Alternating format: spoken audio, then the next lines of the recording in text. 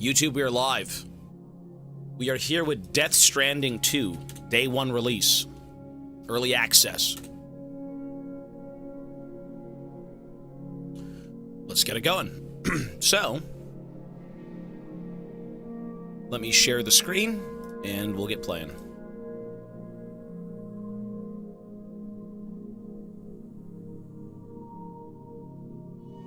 Where? Let me...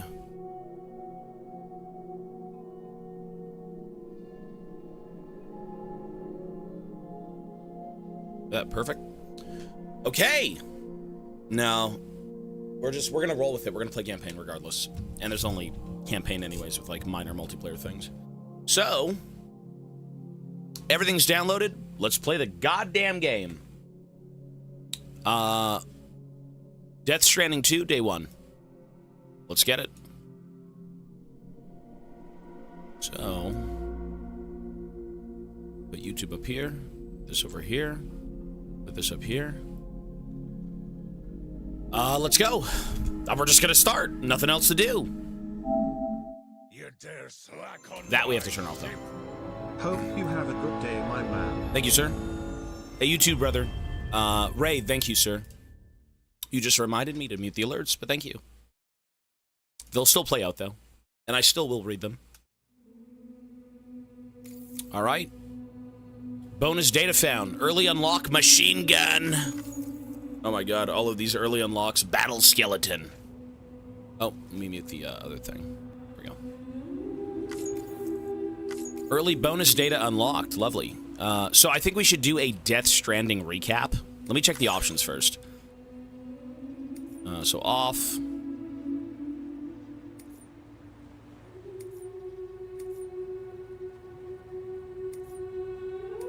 HUD markers. Sure. Is it too loud? Difficulty. Brutal.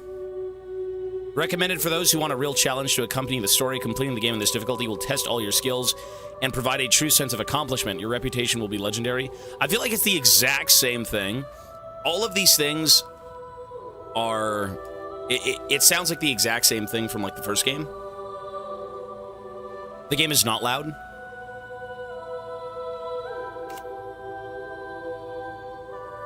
Soothing Lou.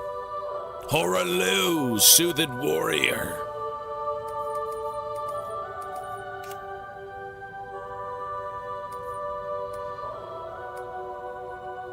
Wait, should I do prioritize quality or... No, we do quality.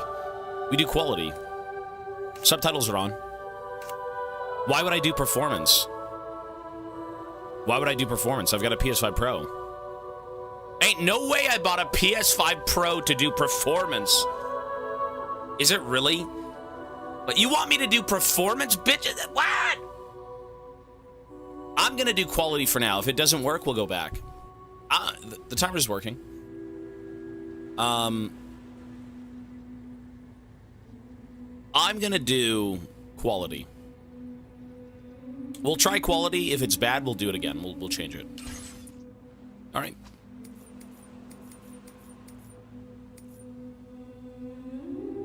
We'll try this for now. So let's do the Death Stranding recap. Let's hear about it. Perhaps you remember me. My god. That's right. It's Dead Man. The world, as you know, It's is in Guillermo awful shape. del Toro. And it's Guillermo. all because of the Death Stranding. What's with the echo?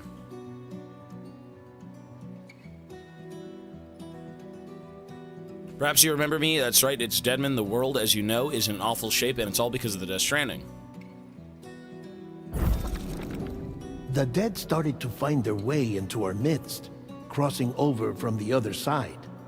We call these entities BTs, Beached Things. When they came into contact with the living, the result was instant annihilation.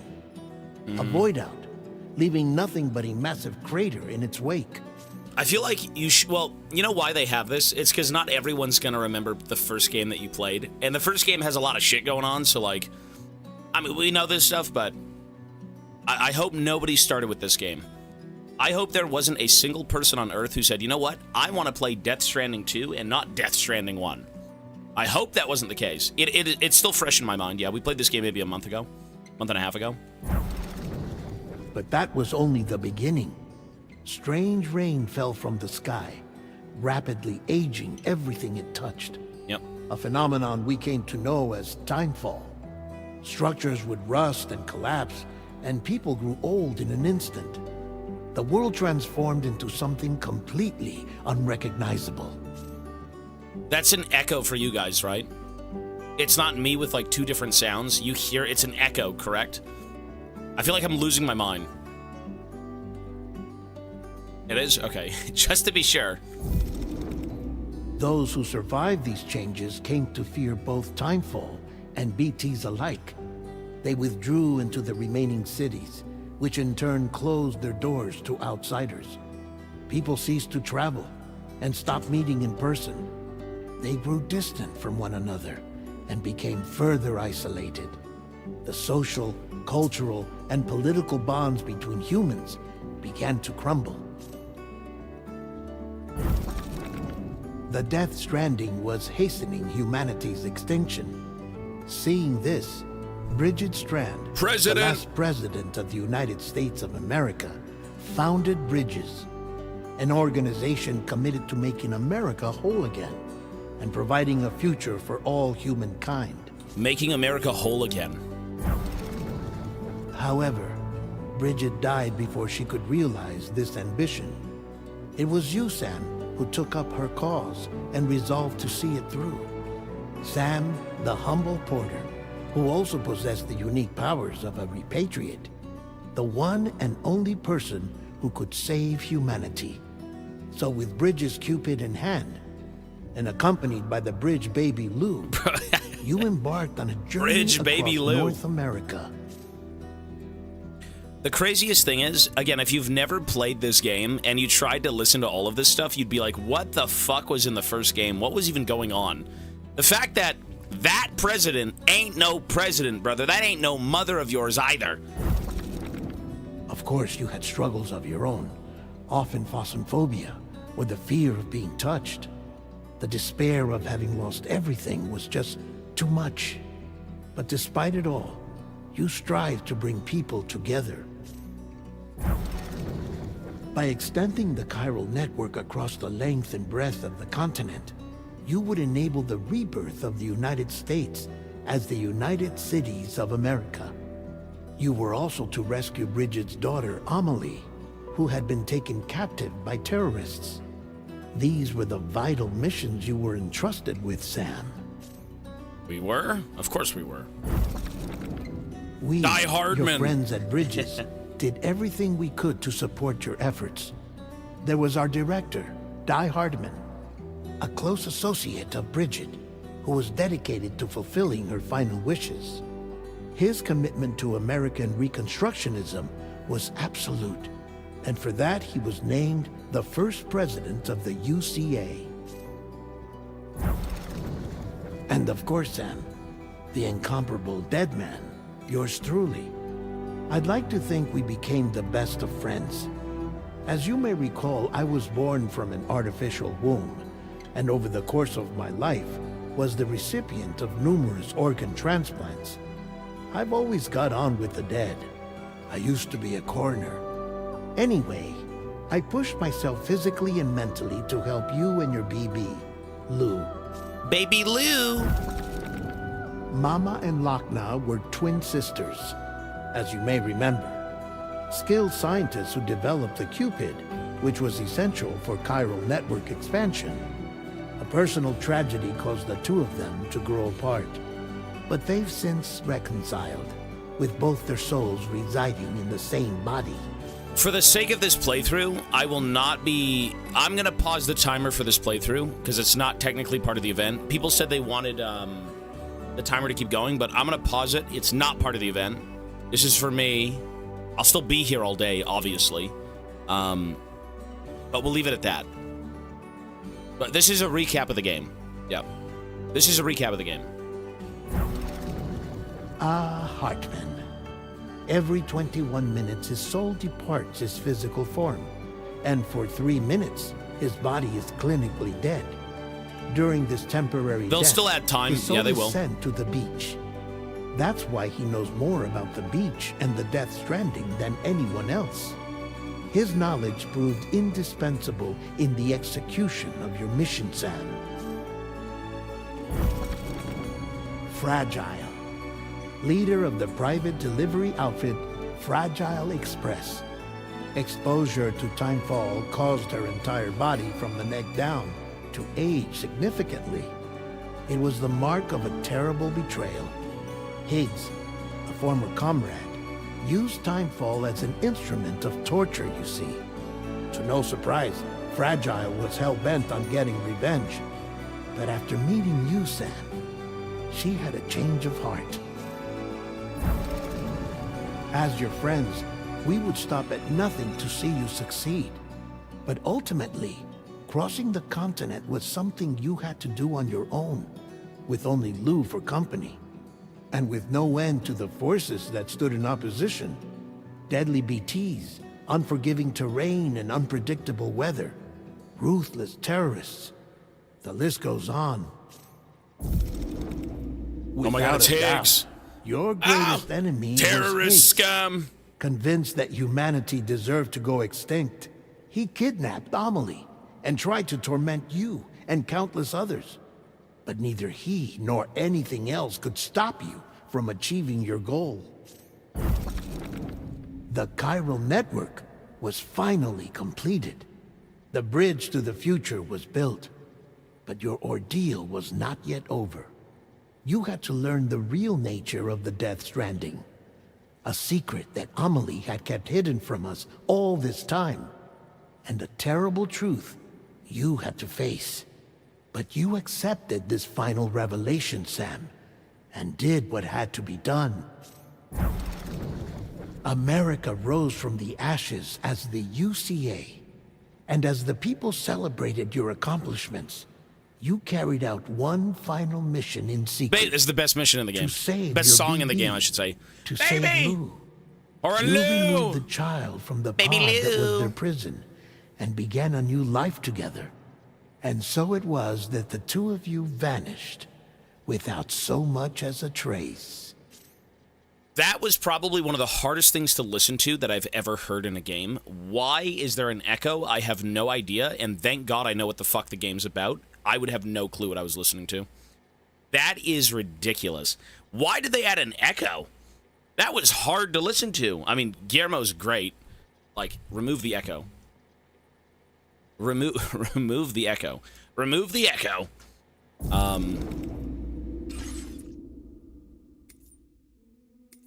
Wait, was there no echo? Oh my God. Oh my God, was there no echo? Wait. There was no echo? I had an echo the entire time. I'm like, how the fuck can you listen to this? Can you guys hear the game now?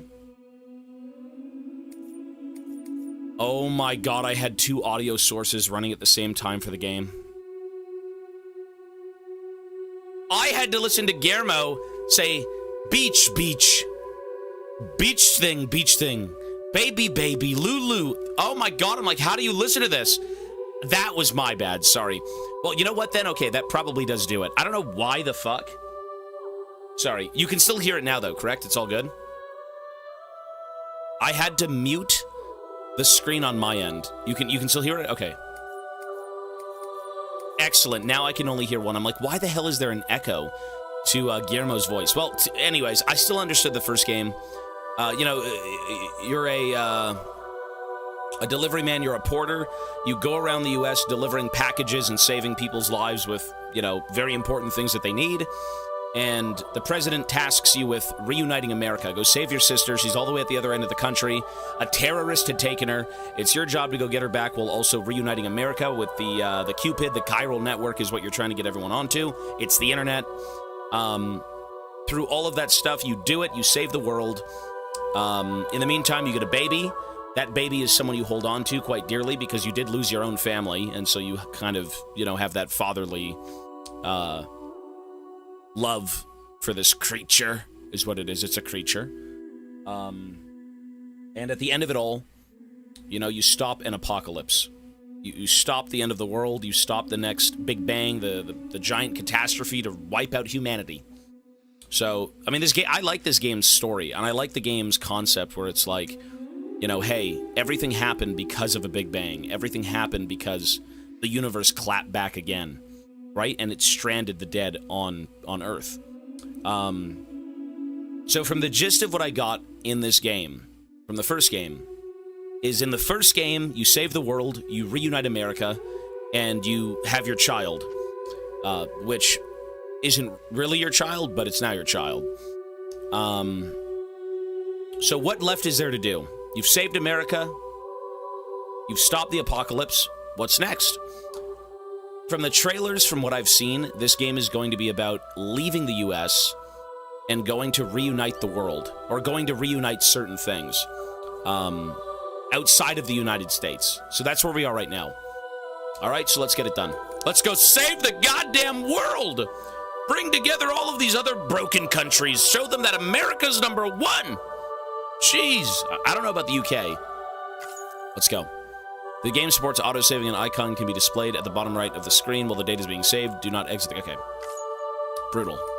So story, AFK, casual, normal, We're gonna go brutal, all right? Twice Fate Bane. That was the name way back when.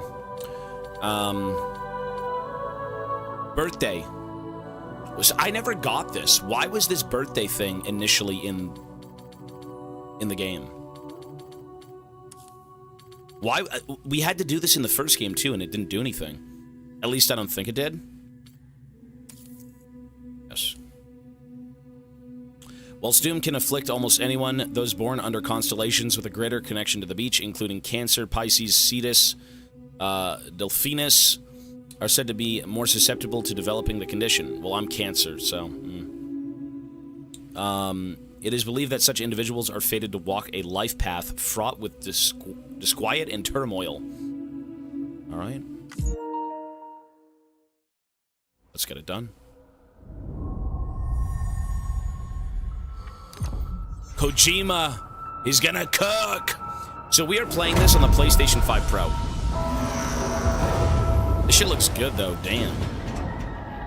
We've only played Bloodborne on the PS5 Pro. This is a brand new game on PS5. This should be peak cinema, brand new game for the PlayStation 5. We've never done that. Once there was an explosion, and the music should be fucking amazing.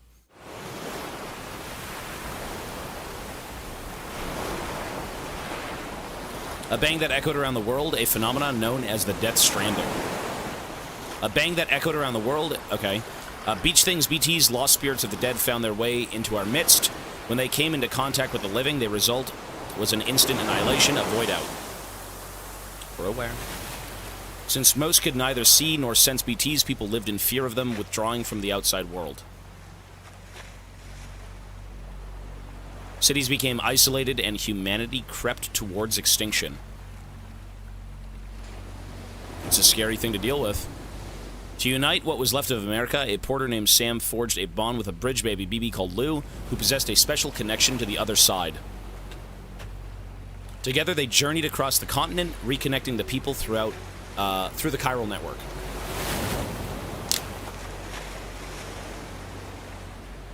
But on that day, the United Cities of America celebrated the nation's rebirth. Sam and Lou vanished without a trace. Though UCA officials attempted to track them down, the pair's whereabouts remain unknown. Ooh, we went off the grid!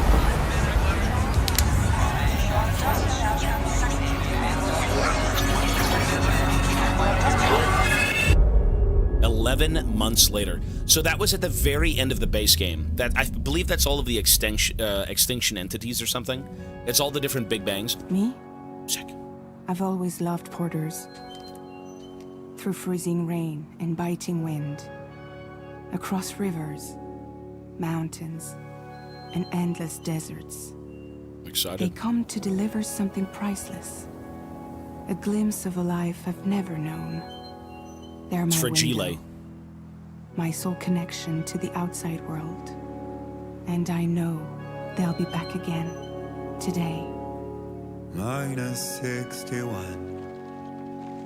Have I ever really loved someone? Do I deserve what I've got? Now the great system stand to traps and the fear is switching. Holy fuck, that looks real. Is that in-game? Is that real footage? Is that the game or is that real? Oh my god. What is it that Holy fuck, that looks real. Is that like actual? -61. That looks fake. Now the Well, it looks real, but it's not real, but it's real. High in my cold paradise. Oh my god. Where men sit in circles. That looks like an and actual, like, quote documentary. Numbers I never really liked. The way they think of life as some kind of gamble and watch the city drown. Where is it that I belong?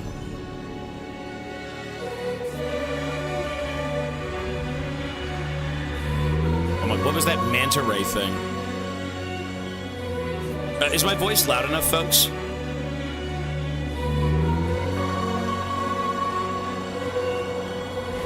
It is? It's good? Okay. I just want to make sure that you can hear me throughout the game. This shit looks good, bro. This is great. Is this what it's like to have a good PC? There he is.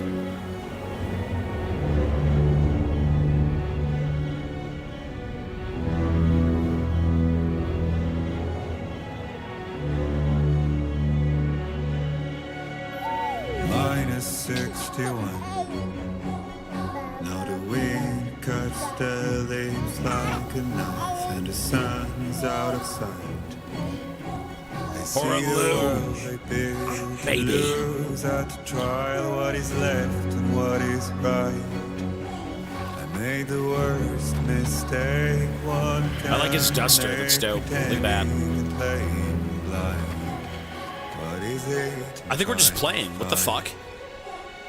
Okay, time to head home. We're already playing. Oh my god, look how good this looks.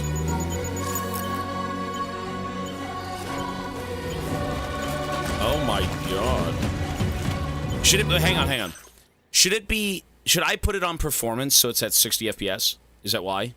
Is that why you said? Put it on performance? Okay. Let's go do that then.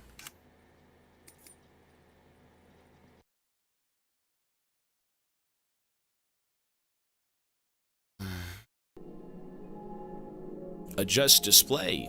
Should work. Hang on. Yep. Now, oh my god, it's at 60. Look at this. Oh, 60. Okay, you're right. It was at 30 FPS on quality. Now it's at 60. Look at that. Holy fucking smooth. Oh, we have to... Right. This shit looks amazing. Oh my god, this looks great. I'm fucking dead, though. Baby Lou, watch out! Hold on, baby. I'm going head first down this cliff. Ah!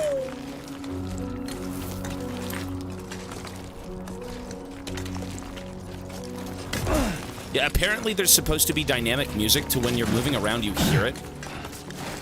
Jesus Christ. Sorry. Sorry, baby.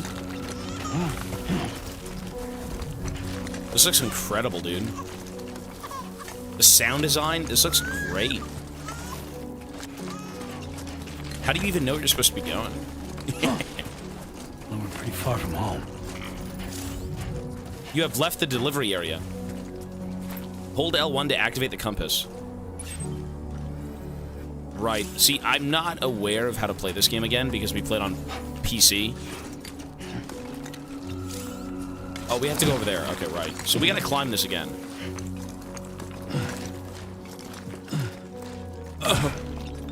Baby Lou! Baby Lou, we've already fucked up. I'm so sorry.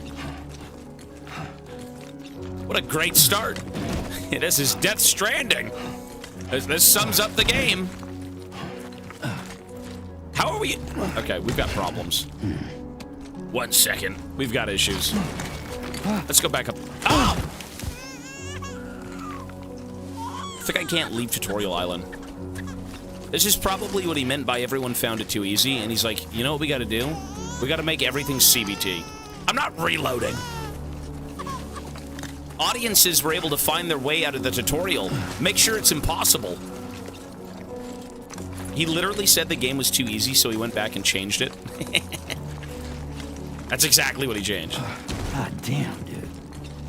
There we go. Nice. Okay, we're good, we're good. So we gotta go that way. Return home with Lou. Ah!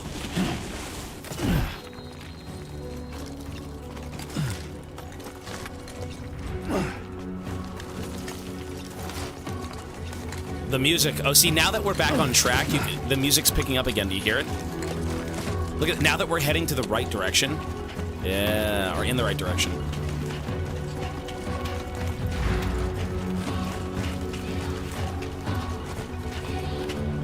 Okay, so triangle to carry, right. Is that Japanese?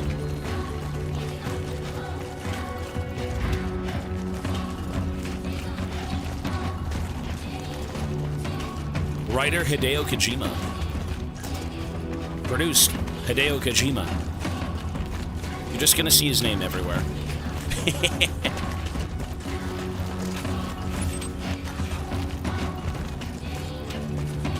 Writer? Oh, there's more writers.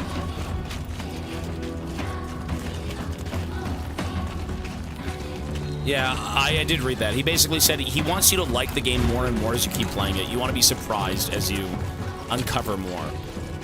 Which, yeah, that makes sense.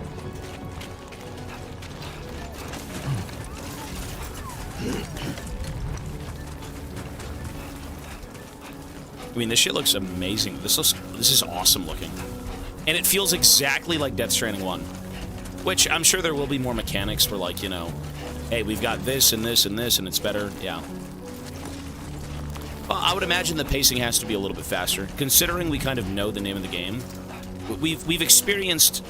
Look at the baby. Horaloo! Potential gatequake. Oh, gatequake. I feel that. Pretty damn shaky. A gatequake measuring 4 on the G scale has occurred. Okay.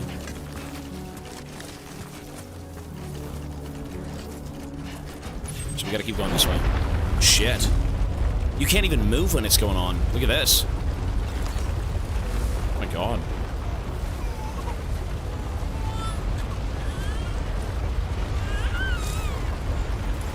L1.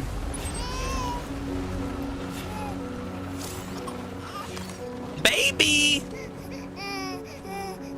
I miss baby Lou. This is like... He's too old now. Now he's a brat. Okay, you're all right. Baby! Let's I go have to home use the and get damn fed. motion control. Baby! You have to use the motion controls of the controller. Can I do it again?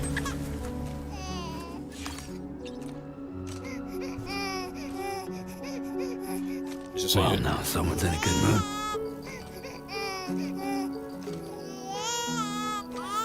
Is this how to... Ah, baby! Feel better! We're good now. Ah, you bastard! Feel better! Fuck you, Kojima! Okay, we're good. Time it. Lovely. He's good.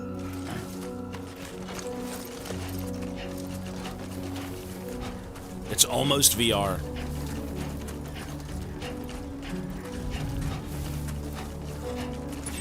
Alright, let's keep going. Return home with Lou. I like how I've already lost a shit ton of my health.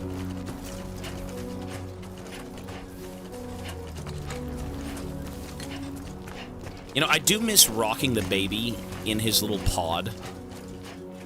They grow up so fast, what can I say?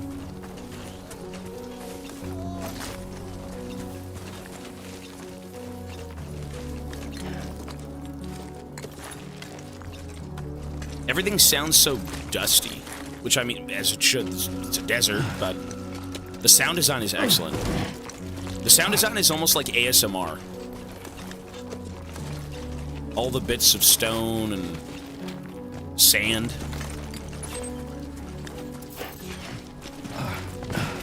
You know what?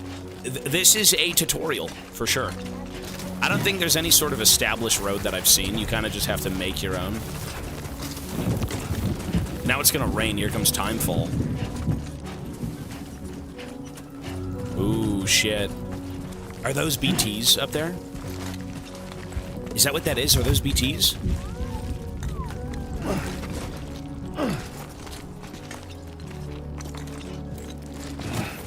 Ah! Fuck. Ow! You will let me up this goddamn hill. You know, once I get my leg upgrades, implying we still have them, we should be way better. Great. Rain. Gotta move. Even the baby has, yeah, even the baby has a hood. Why do I feel like it would be kind of irresponsible to bring your kid around the apocalypse? And I think we're in a completely different country. Like, I think we've left the US. Maybe I'm wrong. Like, currently. Yeah, I was gonna say, I don't think bringing your child around as you deliver goods. Oh, look at the screen. Holy shit, look at that. It's the dry heat. Knock it off, Hudson. There we go. We're gonna see some cinema. Wow, the sound design. Holy shit, man.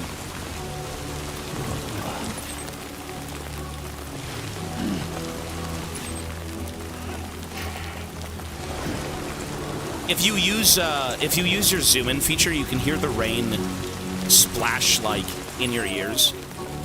Right? It's more personal. Yeah. You can feel the drips in your hands, yeah.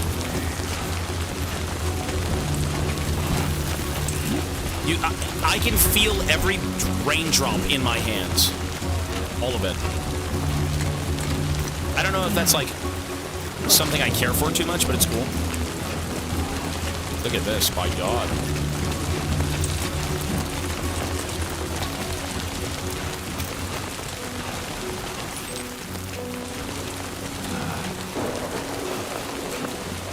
Oh my Lord. What a vibe. No, you can 100% feel like there's rain here with your controller, yeah. You gonna glaze it? I don't know yet. I'm very impressed. This shit looks incredible. It is so cinematic. It's incredible. I mean, the gameplay is gonna be great, I hope. This is awesome.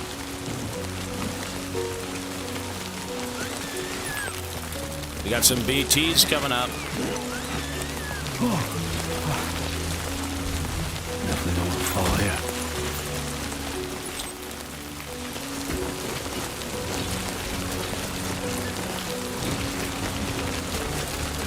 No, we're not rushing anything. No.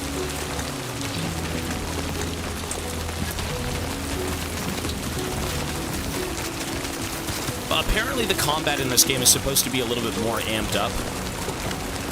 You know, typically when you make a game, like whatever Death Stranding 1 was, there's probably no reason you can't kind of go back and say, hey, more combat, hey, more traversing, hey, more this. You know, typically with sequels, everything has to be better. Everything has to be better. So I wouldn't be surprised. Okay.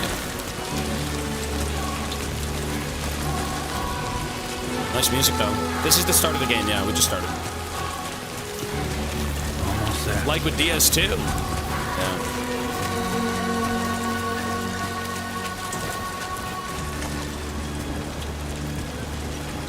Did you actually feel like you're being bogged down by the weather? Using ladders. Weapons tools menu. So we have to relearn this just because I played on an Xbox controller and the layout's different for a PlayStation 1. Use the menu to quickly switch between weapons and tools. Select a category with R and then use the cycle L1, R1 to cycle through your options. Finally, press X to equip or use the chosen tool. Okay, so we need ladders. So ladders are up here. That is not a ladder. That's not a ladder.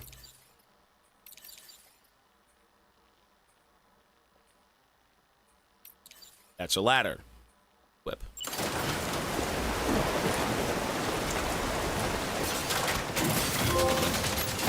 My first structure. Tobias Fate Bane. I would just leave it. Wait, can't I take it with me? Minus 61 wood kit.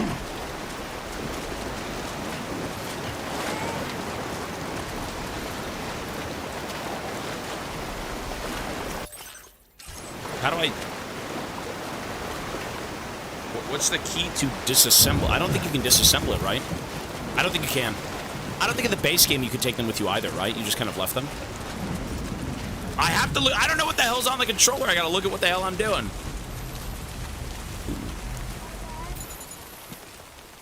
We live in a cave. Norman Reedus, cave warrior. The timer will be oh.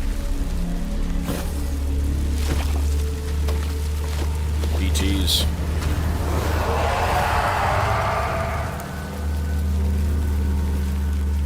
He doesn't give a fuck. Look at him. He lets the baby play with them. What the fuck? Wait, he does... Wait, how?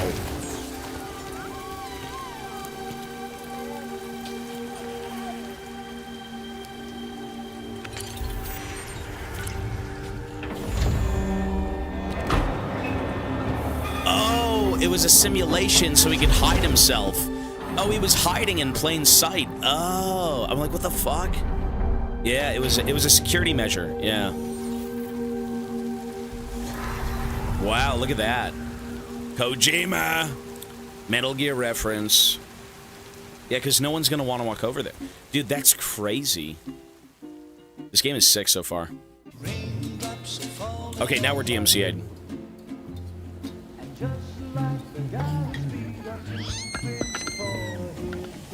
Okay, so whatever, just enjoy the show. You know what? It's an experience that we're all sharing together. Enjoy the fucking music, man. Because I will. Not bad, little porter. You little bastard!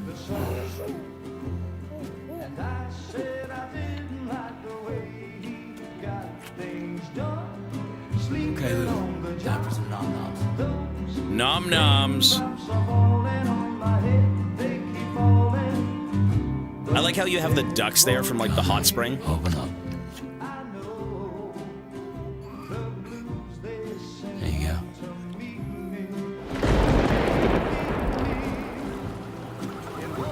Ooh. Is it fragile? What was in the air? It is fragile.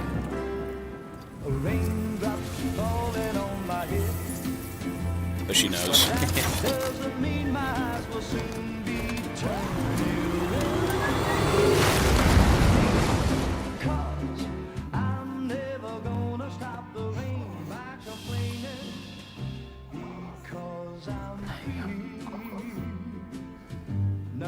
It just started. You've missed nothing.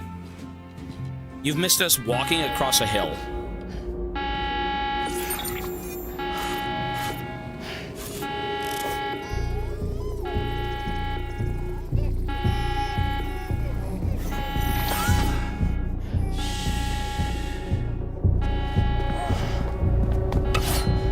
Oh, shit.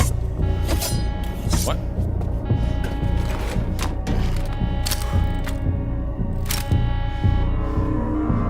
He's not afraid to kill people, though.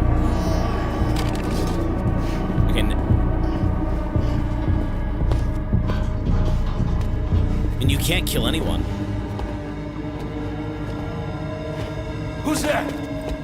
Yeah. You can't kill anyone in this world.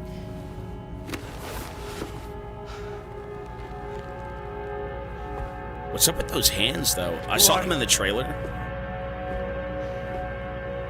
The Gooner hands. Fragile? Were you cooking? What are you doing here? 'cause I'm free. I've been looking for you. She's kinky. She's got the quad grippers. Ooh. Jeez, what are those hands about, though?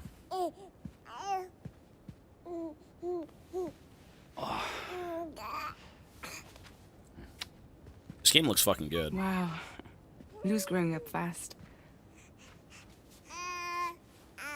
You two look good. Like a happy family. Here's a gift. The finest Carol printed diapers. Chiral printed diapers? That's insane. How'd you track us down? Your neighbor got hooked up to the Carol network. Service now extends to the whole region.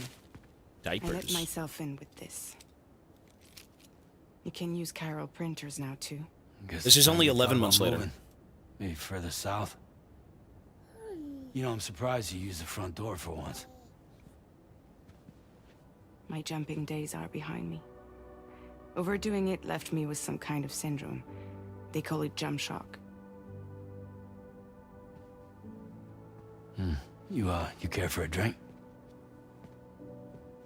Thank you, but no. I should get straight to the point. Business, huh? I mean, for a moment there, I thought maybe you wanted to catch up. I have a job for you. Take it, and that whole mess over how you left Bridges will be wiped from the record. You won't have to live in hiding anymore. What about Lou? That's a little more complicated. We're talking about a Bridges asset. You'll have to work it out. Sam, you brought America together. Helped it be reborn as the UCA.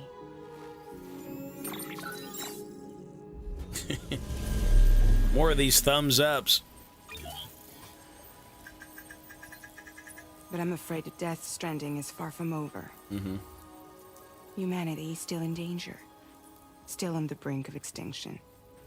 Don't act like you don't see it. He's got a giant... Bro, it's one of the A lot amoeba of plushie changed things. after you went off on your own. Especially within the UCA. Bridges no longer oversees the distribution network. They withdrew once things were up and running. So your friends and co-workers all went their separate ways. And that's not all. Yeah. Diehard Man is not the president of the UCA anymore. In case you're wondering who's handling distribution now, A Pass 4000 has revolutionized the whole process. It utilizes the Carol network to manage and carry out deliveries. Within network coverage, there's no need to rely on human porters anymore. And no need for Fragile Express, of course. So after I closed up shop, I went and started a new group. One that handles work in regions outside the UCA. We decided to call ourselves Drawbridge. And we still require the services of human porters that can work outside the network. Preferably ones with dooms who can sense BTs. Sam, I'm asking you to go to Mexico. To Is this extend Red the Dead Carol Redemption? network to the south. Just like you did when you went out west. You're asking, or is this coming from the UCA? Both. The UCA came to Drawbridge, and now I'm coming to you. So, what do you say? Shit. What the fuck? Why me? Oh. Mexico has no Whoops. shortage of beached things. Spirits of the dead washed up from the other side were stranded there just like everywhere else. So the whole world was fucked. Any human corpse that hasn't been properly disposed of will become a BT. Yeah. And any living human that comes into contact with a BT will get dragged into the depths of the tar. Giant BTs can and will emerge from the tar as well. And if they succeed in consuming a living human being, they'll trigger a void out, destroying everything nearby in a massive explosion. Several Mexican cities were wiped off the map in this way. The survivors have since become divided and isolated. As most people cannot see BTs, they live in fear of them, and that fear has made them too terrified to venture outside. I don't know if I'm a fan of that, to be honest, because we already knew what BTs were, and she knows we know what BTs are. So she's just telling the player, not Sam, even though she's talking to Sam. That's kind of a weird thing, but okay, cool. Are there BTs out there? So there are BTs in Mexico. So this whole Death Stranding thing was beyond the United States. The whole world got fucked up. What's the state of the environment there? Chiralium contamination is severe. Some areas have it worse than anything you experienced back in the UCA. The timefall storms are growing more intense as well. Damn, look at this. And, as you can imagine, everything in their path is subject to temporal acceleration. It is it's mandatory exposition, but it gave us this already before the game started. Rapidly, while animals and humans grow old and frail in the blink of an eye. Timefall often precedes the appearance of BTs there too. So you should do everything you can to stay out of it as much as possible. There are many other dangers, though. The rivers can flood in an instant, and earthquakes happen daily. Okay. So it's more of an unstable place to be, right? The United States was kind of a mess, but now the world at large is even worse.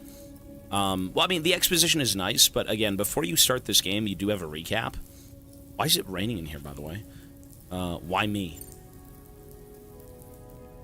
Seriously, why me? There are several reasons I thought of you for this job. Deadman, for one. There he is. He's currently working at a lab in southern Mexico. Really? I don't know the details, but the research they're conducting there is important. Very important. And there are certain things he'd like to tell you in person. The interesting, you know what's so interesting is that when she was talking about America and how America kind of became ran by robots, you could say, we actually brought in a chiral printer to these people to make robots. And then from that, they seem to have kind of gone off the deep end. I don't know if that's exactly connected. She did talk about kind of what went on. But, like, I remember there was a port or a city where you actually have AI start doing things for you. So. Well, that was one reason. You got more? I do. And this one's serious. There is some BT territory near that lab I mentioned. They monitor the chiralium levels, and recently, they've observed unusual activity. The cause is still unclear, but they seem to think there's a good chance a massive BT is headed their way. And if they're right, then I want you there, ready to kill it before it kills them. Don't forget, Sam. You were the first person in the world to ever take out a BT.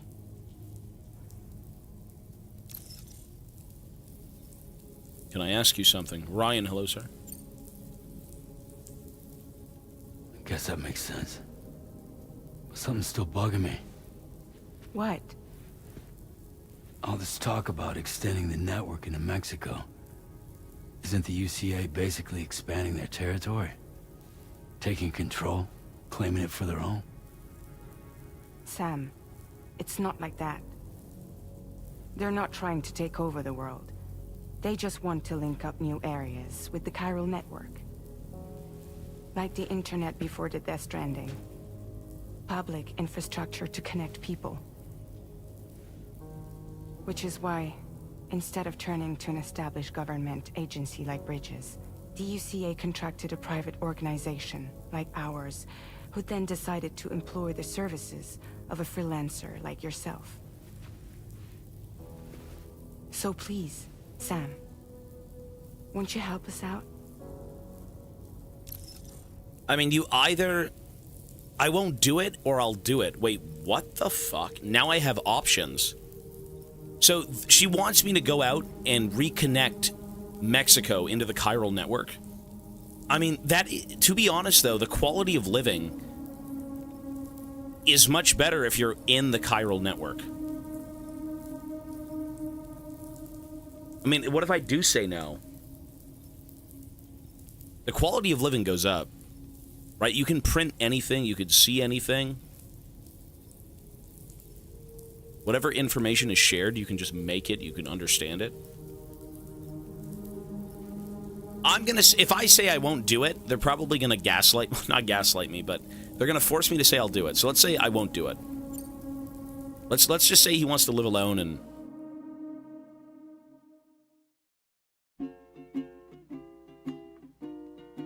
Oh. Are you serious? Oh, wait. Wait, what?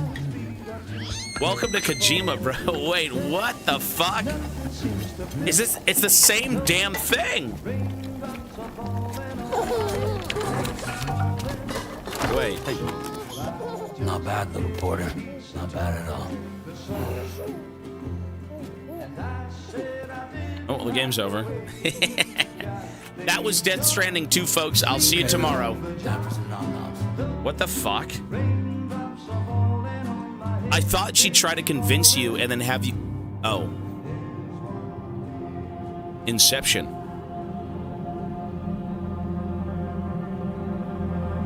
No. What if I just do it again? What if I say I won't do it? Now it says I'll accept the order. What if I say I won't do it? Is it just going to be like Inception within Inception? It's just going to be a picture in a picture? The picture is going to be in the picture?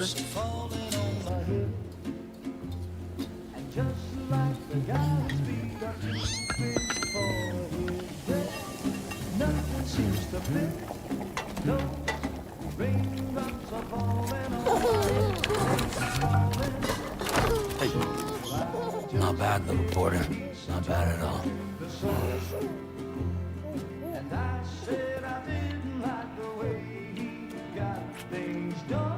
Okay, let's see what it is now. No, it's the same thing. All right. Oh, wait. No fucking way. What? I gotta do it again. No. No. Yeah. 61. What the fuck is this game? Even he said fucking no. No way I'm gonna do that shit again. Okay, well, I think we have to do this now. Bro, Kojima's a freak. Kojima's a freak. You know what's so strange about something like that? Is it almost doesn't even break the immersion. It doesn't... The strange... Remember when in the first game, you're running on the beach with your sister, who's not like your sister, and it's like, oh my god, Princess Beach. You're running with Mario and Princess Beach. It's so fucking stupid, but it's so good, right? Anyways, let's get on with it. Mario and Princess Beach. What the fuck was that? Yeah, all right. So you'll do it? Uh-huh.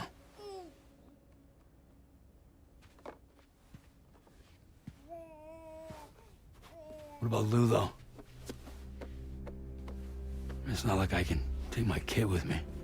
You shouldn't. If I do this, can you hold the fort for me while I'm gone? Play babysitter? We're inside the network. There's a child care app I can use. Child care app? Take care of the damn kid. Yeah, we'll see you in 3 years, Lou. Bye. We're gonna let the robots take care of you. It'll be fine. The lab is only a few days away. I promise he'll be back before you know it. Okay, she's gonna stay there. Good. Link up the region as you head south, and come home safe. We'll be waiting. That's our new family. That's Mama.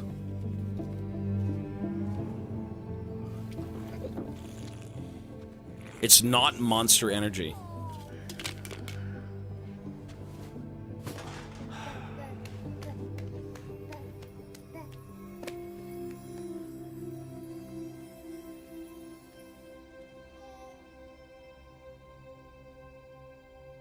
I actually like Norman Reedus' character here. I do like Sam Bridges.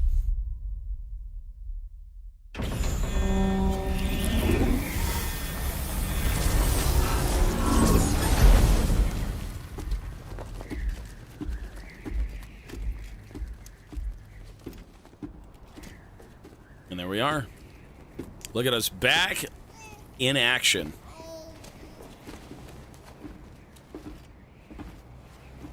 Go on. Slide it on your thumb. Like a ring? We're married. Oh, God.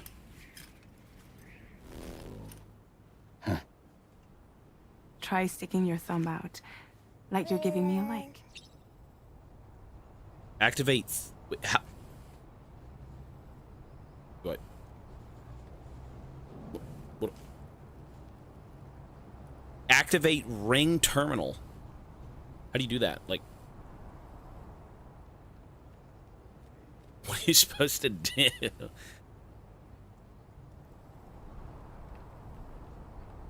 It's the start button. Oh, is it really? Oh, it was the start button. Access your ring terminal to view the map. From here you can check order details as well as the cargo for delivery. Now then, let's review the mission that you'll be undertaking on behalf of Drawbridge. Your destination is a research lab in southern Mexico. When you arrive, you'll need to use the Cupid to connect it to the chiral network. Chiral communication utilizes the beach. Fuck, look at where this time game. barely passes. Using the Cupid in conjunction with a delivery terminal will allow us to initiate a zero-time massive data transmission. That's very But far. because of the distance, it's not feasible to head straight to the lab to establish a connection. Right. You'll need to use the way stations to extend network coverage until you're close enough to get the lab online. Your first stop is C1, Ciudad Nuda del Norte. Bring them a delivery and welcome them into the network. Okay. Improper corpse disposal remains a serious problem in Mexico. With every additional corpse that spawns a BT, the risk of a void out grows even higher. C1 in particular is struggling to handle this issue. But once they're online, we can give them the technology they need to address the situation. Why don't you take a look at the cargo you're carrying by opening the menu? You can access useful information about your deliveries via your ring terminal. To Okay, review the guys, cargo you're currently gonna in be possession, listen. Select cargo management. No, you guys are. Take 10 minutes. None of that stuff here, bro. Take 10 minutes. This is Cargo the cargo management. you need to Okay. deliver. Be sure to get it to its destination in one piece. It's an excellent idea to place the most important cargo in your backpack. Most important cargo. It's all goddamn important. We've given you some additional equipment. It can be carried in pouches or in special hooks, just like cargo. All these weapons can be used to incapacitate humans without killing them. So there is no need to worry about causing a void out. Be sure to weigh your various options as you load up. I like how the first thing they give us are actual weapons. I've got assault rifles and handguns. I mean, we probably don't want to be using those things. We just started the game. Okay, so assault rifle back, handgun waist, blood bag. I mean, sure. Return to the menu when everything looks good to go. We're good. We just have to get used to the controls again, because I don't really know how to use a PlayStation controller. When I first played the first game, we played on an Xbox controller. Okay, cool. Finally, before heading out, make sure to plot your delivery route. Right. Return to the map. See your destination? Mm-hmm. There's a river you'll need to cross to get there. Right. There are bandits in the area too. Armed groups that have attacked borders in the past. Think about what route you might take from your current location. Yeah, see, we don't want to go through bandits, obviously. Hold square to start drawing a route. Try drawing a route all the way to your destination. What's the square key? Okay. So we really don't want to go through the bandit camp, but we're going to have to go across the bridge anyway, so let's, like, do this. When you plot a route on the map, you'll see what hazards you may run The into risk level, along the look at way. that, yeah. You can face these challenges head on, or try to find a way around them. How you get to your destination is up to you, but think it over before getting underway. I think that makes sense. Okay, the risk is damn near 0. We are playing on Brutal, which is the hardest difficulty. So we're going to see how that goes. Now, what's so interesting about this game is we brought together the U.S., and now we're trying to bring together Mexico. So what does that mean for more Death Stranding games? Kojima's just going to say, hey, here's a country, here's a game. Let's get it done. Cool. Canada soon, yeah, it could be.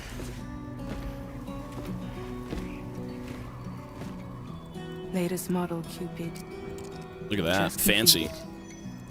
We decided to put a hold on network expansion until it was ready to go. Like last time, you'll be using it to welcome people into a whole new world.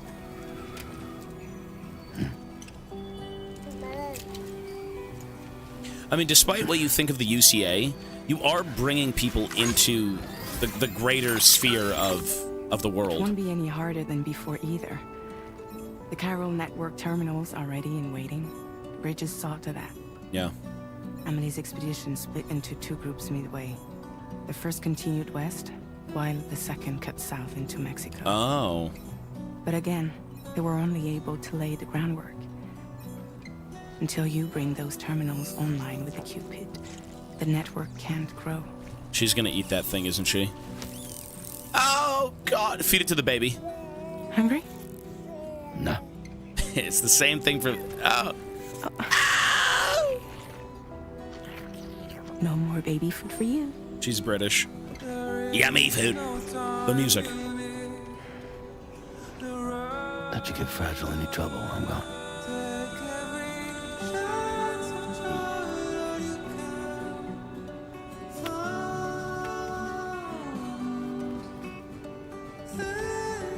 Don't you break my kid.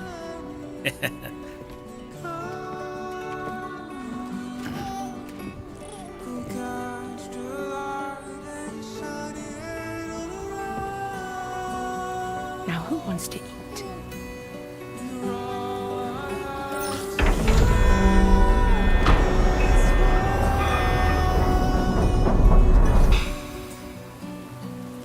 Yeah, Ryan, peace, bro. Good luck, sir. Well, let's get a move on, folks. We are back in the saddle. We're doing the exact same thing we did in the first game, except we're reuniting Mexico for Fragile. All right, let's do it. All right, let's get this done. Checking your destination. We know that. Okay. Right, so whatever we do here, wherever we go, there was also a... it's the corpus. So the corpus is the databank of like all the information. In the corpus, you can review the story so far, examine terminology, check the controls, and browse gameplay tips. The corpus is divided into various tabs. Use L1, R1 to cycle between them. Story, view the story so far, and Sam's orders to date. All right. So this should be a pretty quick read. Let's do it. Having rebuilt the UCA, sorry, this is the story. Here's the databank. If you want to read this again. Yeah, Baby Lou, there's the bridge babies. The tips we don't care to read, obviously. We could read it. Do you guys want me to read this stuff? All of this is stuff that has been established initially in the first game. There will be things that obviously are not established. I think we do know this. Yeah, we know this. Porter suits, Porter bridges, strands. I never used the strand. I never used the strand in the initial playthrough. I should try and use it. Apparently it's a weapon. It's laced with your own blood. It's for, like, DNA verification. Canteen, blood bags for healing, yep. Bridges, first expedition. So the Bridges' first expedition. A team formed to establish the infrastructure for the Carl network. This is Emily, who we go after in the base game. And they said her team split into two sections. One of them hit the south coast of the U.S., where she was then taken hostage by Higgs. The other expedition went down south into Mexico, and they laid the groundwork for what would become the chiral network down the line. So we're still picking up the pieces of what she did in the first game, right? Her whole thing was to kind of bring the people of the country together, and we then had to kind of bring them online. So I don't think... So Drawbridge, a private delivery organization recently established by Fragile. Okay, since Fragile's business was out of work because everyone got replaced with robots, does that sound like something that we're dealing with right now? Since APAS has taken over deliveries within the chiral network, human porters are no longer required. Outside the network, however, they remain as essential as ever, leaving Drawbridge to conduct deliveries beyond the borders of the UCA. Okay, so America, still connected by the UCA. It's the United States of America. Everything is now operated by robots, and then since they don't have their reach outside of the country, our job is to kind of bring them into the UCA. So it begs the question, once we save Mexico, once we bring Mexico together, are they then going to bring in the robots and make everything automated? I guess we'll see. The beach, we know. Chiral Network, the APAS 4000.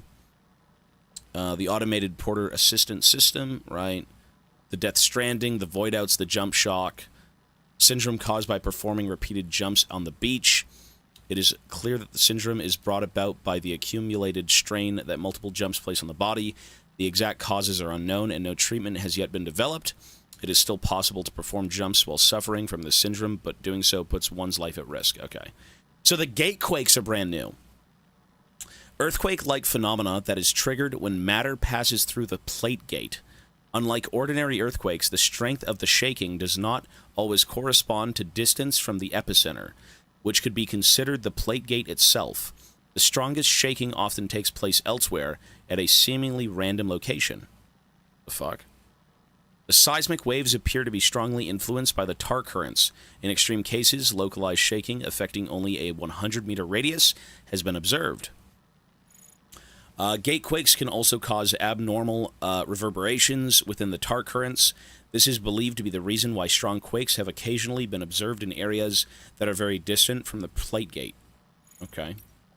That was one thing we did see, the gatequakes initially when we walked into the game. We got a few problems. Okay, everything else is pretty much the same thing. The Odra deck is meant for seeing the things. It's the little Victor arm. Chiral printers are essentially information-based 3D printers. This is what we're kind of bringing people, right? Once they can join the chiral network, they have access to all this stuff. They can print whatever they want. The Cupid is how we connect everyone. The Ring Terminal, a data terminal in the shape of a ring. It records all manner of useful data, including the wearer's vital signs. It has also used as a communications device. A connection to APAS 4000 allows the Ring Terminal to support Sam's activities in a variety of ways, such as providing him with maps as well as information on his orders and cargo. So, when we left at the end of the base game, we got rid of the handcuffs. Right? The handcuffs were the UCA's way of using the map, using your messaging system, all that jazz. So this is the equivalent of that, except it's more liberating, right? Instead of being tackled, or not tackled, but shackled to something, like the government or like America, whatever it may be, now we're more, I guess, free with the ring. That's cool. Look at that. Same deal, but different piece of tech. Awesome. All right, I think we're good. Although we can read about what happened to these people, even though we kind of do now. After establishing the UCA, Sam left Bridges without informing anyone. He is now considered a fugitive, and as such, he and Lou have taken a living to a reclusive life close to the Mexican border. Let's actually read this. Hold on. No, we gotta read this. A porter and Doom's sufferer who was once a member of Bridges. Sam's Doom's abilities allow him to sense the presence of BTs, but it is his ability to repatriate that makes him particularly noteworthy. So repatriates can resurrect. Repatriates, such as Sam, cannot die, even when caught in voidouts, and always return to the world of the living. Sam crossed North America from east to west with his baby Lou for company and connected the entire continent to the chiral network. He also saved Amelie, who has been abducted by terrorists. With help from Fragile and Bridges' colleagues, Sam took on and defeated a number of BTs, as well as his nemesis Higgs. Okay, well, we know that. Okay. He left and went to Mexico. Lovely. That's all done.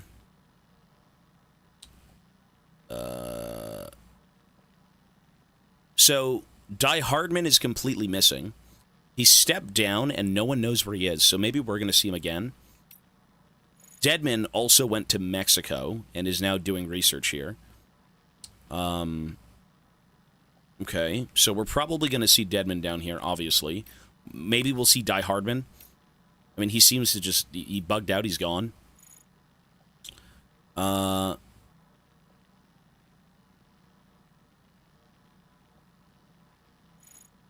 Private delivery organization, yeah. Fragile approached Sam to get revenge, but cooperated in his mission to traverse the continent and establish the UCA. Yeah, and now she's out of a job because that's what we did. We established it, and the robots came in and took her job. And now she's got a new venture, and we're going to go help her. So we're pretty much caught up. Everything here is caught up. This one, though... So this is Lou. So in the first game, this is the Bridge Baby. A Bridge Baby with the serial number BB28. When Sam first encountered BB28, the unit had been deemed surplus to requirements and earmarked for disposal. But the two formed a bond, and Sam took the BB with him as he crossed the North American continent. At some point along the way, he stopped calling the unit by its serial number and started using the name Lou instead. After the UCA was established, Lou was declared non-operational and was once again condemned to incineration. You gotta burn the baby! That's a sad mission. With Deadman's help, however, Sam faked Lou's disposal and removed the Bridge Baby from its pod. And that's now why we're on the run. Ordinary BBs cannot live outside their pods, but by some miracle, Lou survived and started to develop a normal newborn baby. The pair went into hiding in a reclusive bunker on the border of Mexico while the UCA searches for them. Right, so the baby is property. The baby is... America owns the baby. The UCA owns the baby, but now the baby's ours. Right? We were tasked with incinerating it, and since we grew close to the baby, it's now our child. So let us go reunite Mexico! The Odredex scanner, same deal. Yeah. Cool. And before I continue, there's one thing I want to read. Very quickly, just one thing.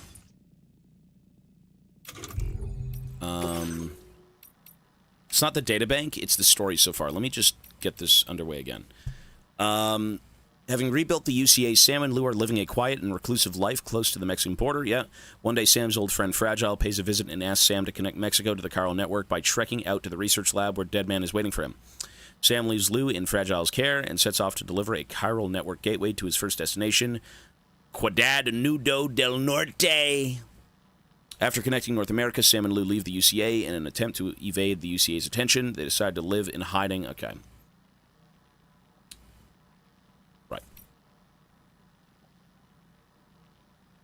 And then here's the first mission. The Death Stranding has destroyed the Mexican state. Voidouts, huge explosions triggered by BTs coming into contact with living humans, have shattered the landscape and broken society. People live in fear, venturing outside, and have grown isolated and distrustful. Right. Fragile has asked Sam to extend the chiral network into a research lab in the southern part of Mexico. To do so, Sam must complete several orders at facilities along the way, expanding the network step by step. Your first destination, yada yada yada, a city where corpse disposal has become an acute problem. So, corpse disposal in this coming city is fucked. If nothing is done, there is a significant risk of void out engulfing the city and its people. The chiral network should provide the technology they need to curb this issue. To get connected, C1 will need a chiral network gateway, a device that can expand the network beyond the borders of the UCA through means of bilateral data validation. Deliver the chiral network gateway to C1 and save the city from a looming void out. All right. Let's go. The timer is going to be paused for this game because it is... This isn't part of the event. People said I shouldn't pause it, but since this is not... This is the birthday thing, essentially, right? This is me playing something for my birthday. So that wasn't really on the list of things, so we're going to pause it for this. But we're still going to be streaming all day, every day for the next few days while we play this game. Yeah. So I'm still going to add time and everything, but this is not part of the event. I shouldn't have it. I shouldn't have it as a thing. It's Death Stranding 2 into Demon Souls. Into some other games. Support you in other ways than watching. Hey, Spartan, thank you, sir. I know I've missed a few subs, but I will go back and get everyone, so thank you, guys. Check the equipment Fragile gave you. Weapons, tools, right. Tool, we know this. Okay, so I should try and use the Strand in this game. I never used it once. Actually, I think I choked out a few people. But whatever you do in this game, you don't shoot people. If you kill people in this game, they will rot, and they will cause BTs to show up, which will then fuck everything up. So, yeah, not a plan, not ideal, but we are playing on Brutal. Oh, the weapons can be non-lethal. If I do have them and are non-lethal, great, but some of them might not be. Okay. Look at this game. This shit looks good. Look at this. Not bad. Not bad. Yeah, this is on the hardest difficulty. Oh, let me read the description. Hang on. Close to mid-range, an automatic rifle suitable for close to mid-range engagements against human targets, fires rubber bullets. Okay, so those are rubber bullets. Electrical charge before firing. It produces no noise when firing, making it well suited to for covert operations where silent takedowns are a necessity. Can be stored in the handgun holster. Okay, so non-lethal. That's a lethal weapon. That's okay. That is lethal. This is non-lethal. This is non-lethal. The golden gun, which I think was like a pre-order bonus, is that lethal? Armed with MP bullets. Effective against any target. I don't know. Either way, I mean, typically when you play these games, well, these games, it's only one game we've played. There's only one Death Stranding outside of this one. I really didn't want to kill anyone.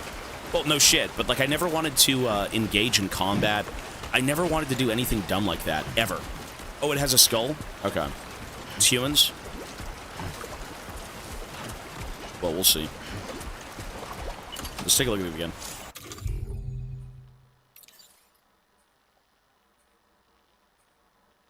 No, the skull means humans. The ghost means BTs, and the truck means vehicles. Yeah, okay. No. Been a while since I held a gun. Look at that. I mean, this is smooth, man.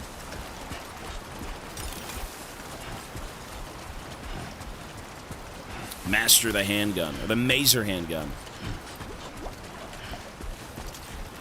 This game looks great. Thank you, sir. No, this game is awesome. This is like an incredible looking game.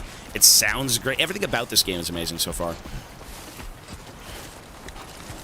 The first game was awesome as well. I really liked the first one. This game just started, yeah. Is it? It just started. Yeah, but you can sense that it's a great game already. Sorry that I like Kojima. Jeez. Yeah, he's great. He knows what he's doing.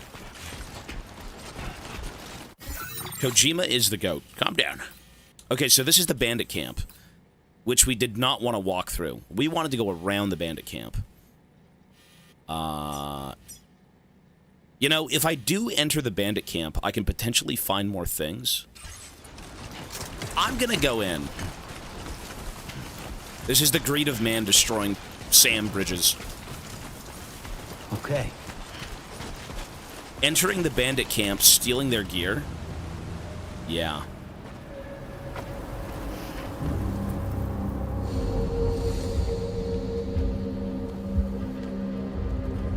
There, look at that. There's the goods. Give me the goods.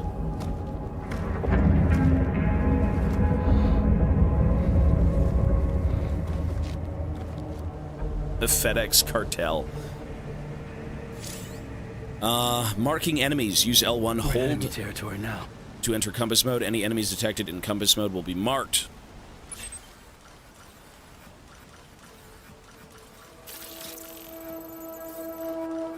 You know? Man. See, here's the risk of, like... If this is anything like DS1, if you die to these bandits, they steal all of your shit. And you have to go get your shit back.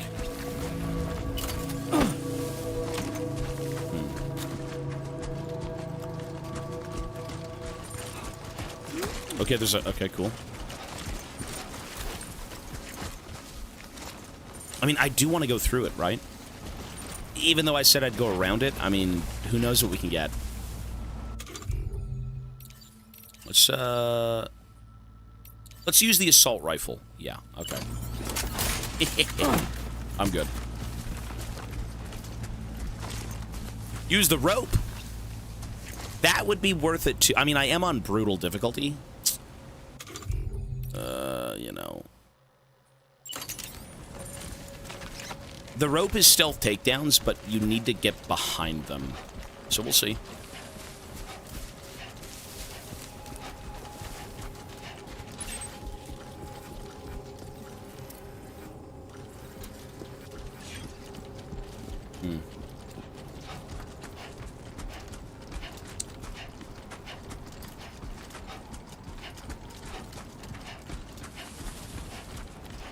Man. Okay. I really wonder how CBT this is on Brutal. I guess we're about to find out. We're really gonna find out how hard this game is on the hardest difficulty. If I get spotted and they surround me and beat me to death, yeah.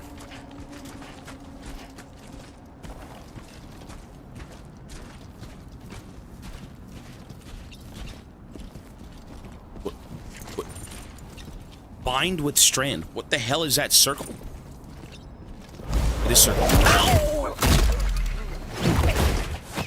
Nice. Wait, can I club him over the head?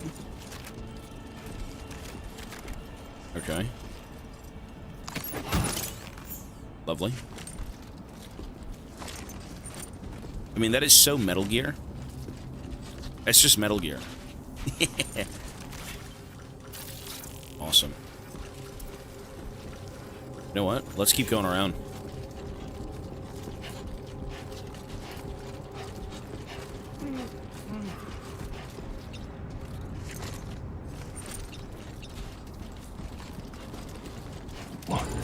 Ow!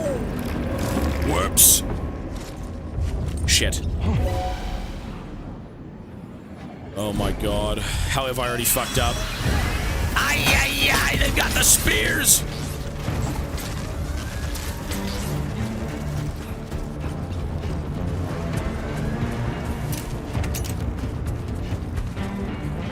So, okay. We just gotta remember what the controls were from the first game.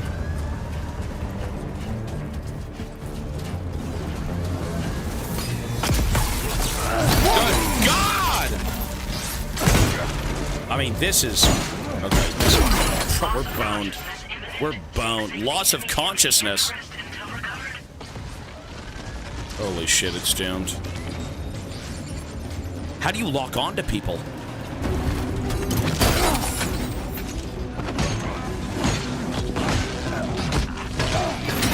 Damn!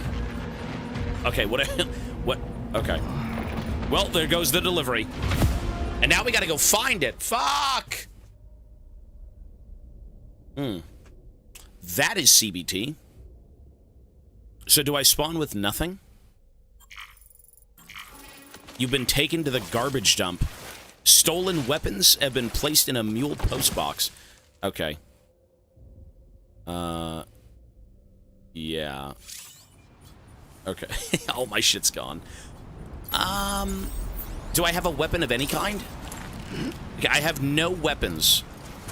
Well, good start to the game. We gotta go get our shit back. Do I have anything? I have literally nothing. Okay.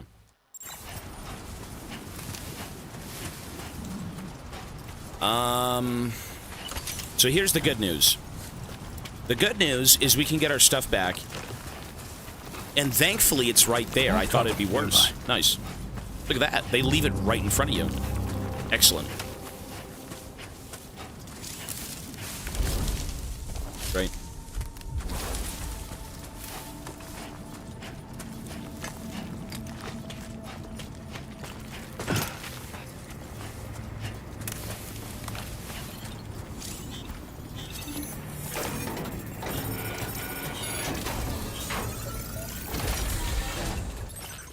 And we take everything, right?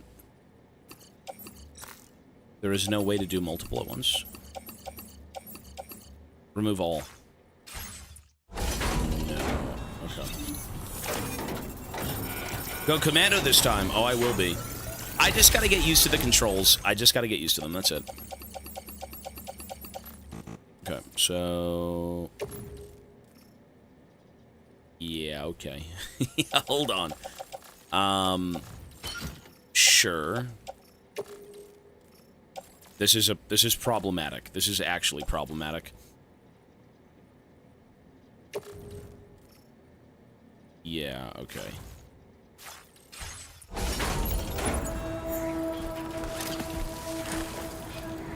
How much kg? 84 kg of 120? I mean, you know, technically we don't have to fight people. Technically, I can just avoid them and then come back later, which I think I might anyways.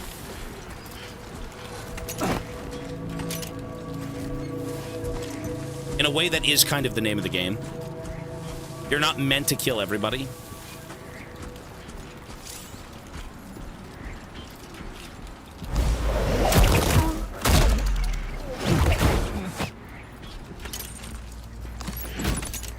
Thank you. I will be loot goblining, don't worry.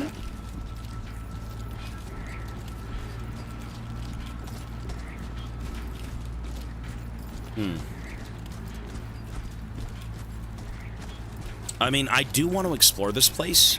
Is there a way to... Can't I just drop all my fucking cargo? Hold on. Is there a way to drop my cargo? Can't I just, like, lay it on the floor? I think that was with the start button.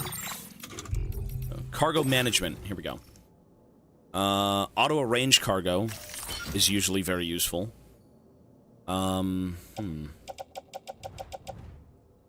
In terms of... I don't think we could drop it. Unless it's individual. Offload. Here we go. Air purifier. Offload. Let's offload a few things. Staff card.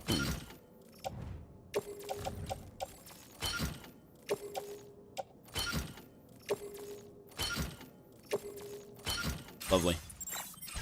All right.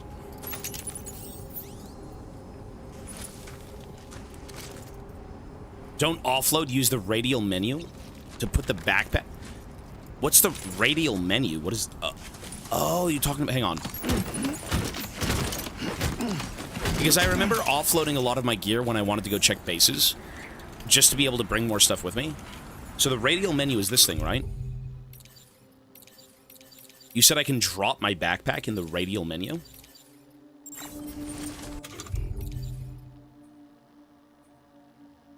That's probably a new feature. But how do we do that? Hold up, not right. Oh, cargo management. Some cargo-related actions can be performed quickly from this menu. Okay. Offload materials / deliver cargo, auto-arrange cargo, cargo management. Offload backpack. Really? That's fucking cool.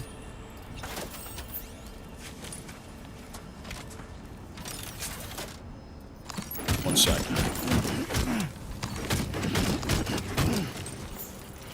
So now we can offload backpack. So it offloads the entire thing. So instead of individually offloading each package, you offload 100% of your backpack. Okay, cool. So let's now go around. Let me take a gun first of all. Let's try and use a weapon here. Oh my god. Assault rifle. Here we go. Let's do it. Non-lethal neutralization of human targets. Okay. So what we want to do here is explore. Typically when you've got... What? What's that? Wait, what? What?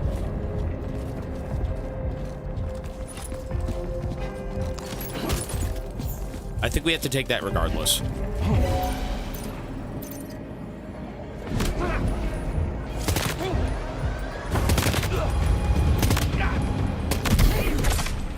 Okay. Bastard! Nice. Yeah, we just gotta remember... Shit. I don't know if melee in this game is really worth the effort anymore. Like, it is tough. Nice.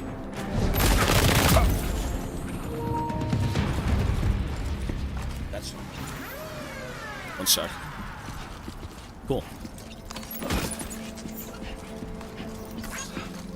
So I think the headshots actually knock them out faster, which I guess would make sense, right? Cool. If it's anything like Metal Gear, they're going to adapt to your weapon. I guess we'll see. You know, I wouldn't be surprised if something like that was in this game. I mean, knowing Kojima, right? The guy who does a lot of weird stuff. What is this? So here is another locker. Let's see what's inside. Jesus. Actually, sorry. That's not that much. I thought it was everything. Yeah, we could take it all. Sure.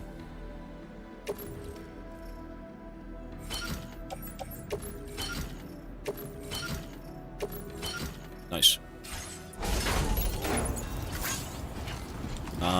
So what we want to do now... I'm going to say this is fine. I can't really explore for anything anymore right now, just because I don't have enough load capacity. So I got to take this crap to the base and then potentially come back here if I think there's anything around. But, yeah. We're not going to be able to make it. I've got way too much stuff. Let's go!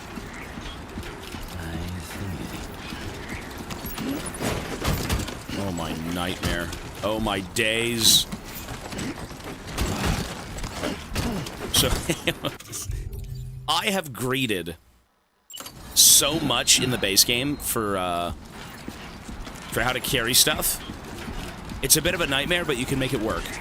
Once you get a vehicle, implying there are vehicles in this game, which I'm sure there are, it's even worse. You can get so greedy. Cool. Let's go. Got a sandstorm coming in.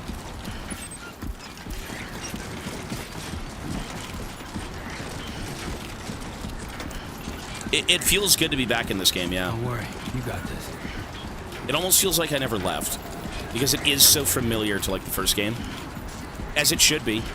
I mean, the main thing that's probably changing is the story, is the environment. You know, the core mechanics will be better, but you still are going to deliver packages. That's the gameplay.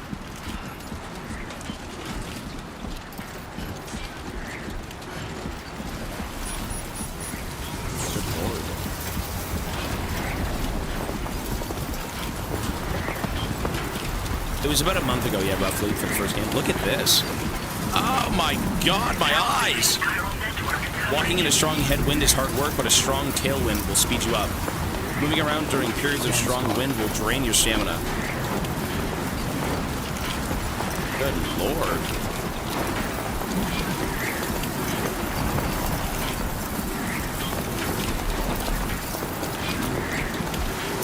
What a nightmare.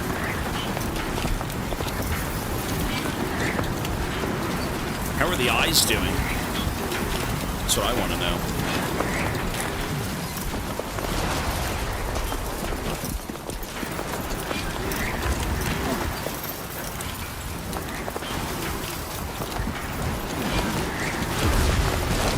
Oh, no!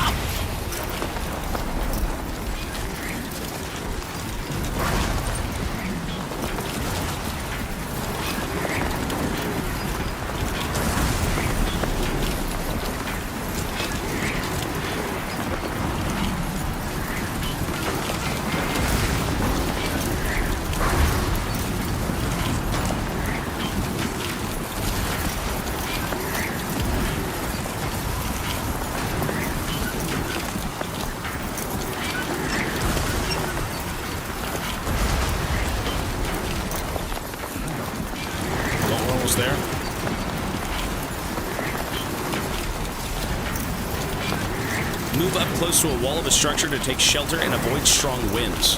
Wall of a structure? I mean, all right, if I can find one. Good lord. Let me in! Look at that. That's cool.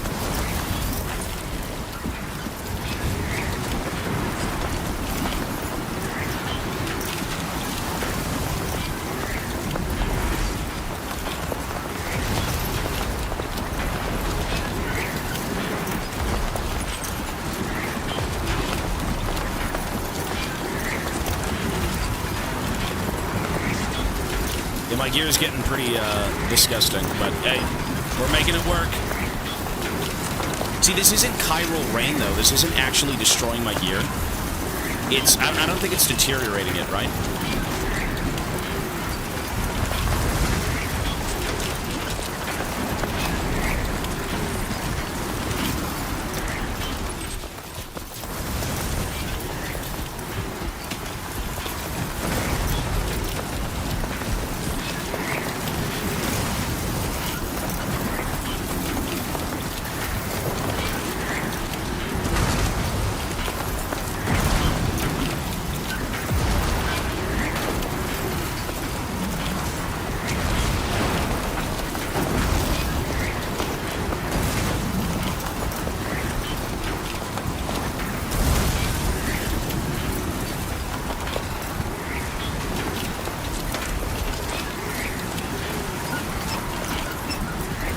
Mexico right now. This is Mexico.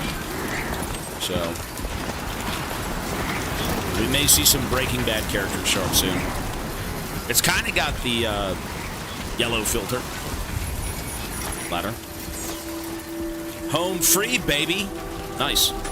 And now the music's going to kick in. Well, it was going to kick in.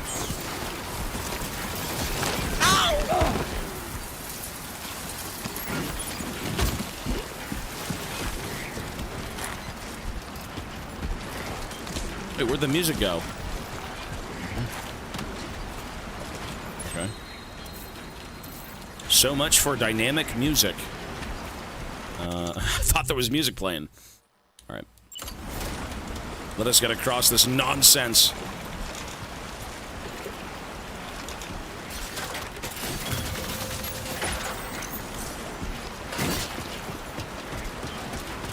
Once a ladder is used, it cannot be recovered. Right, so there's no point in dismantling it.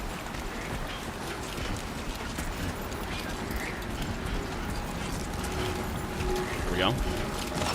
And there we have it, our first terminal. Our first city with people in it. Even though we can't see them, but, you know, they'll be here. There we go.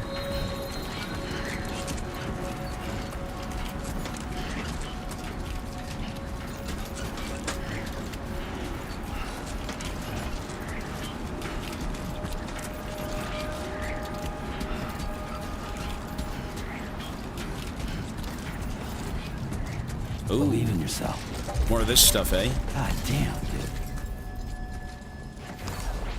This is the chiral crystal energy to make things with. Yeah. Mysterious substance that becomes buoyant when assembled in bulk. Every 1,000 CG of chiral crystals Sam carries Welcome, Sam. Security measures lifted. Weapons will reduce his load by 1 kg. Usage is restricted inside facility. Shit, okay. Access the delivery terminal to process your orders and requests.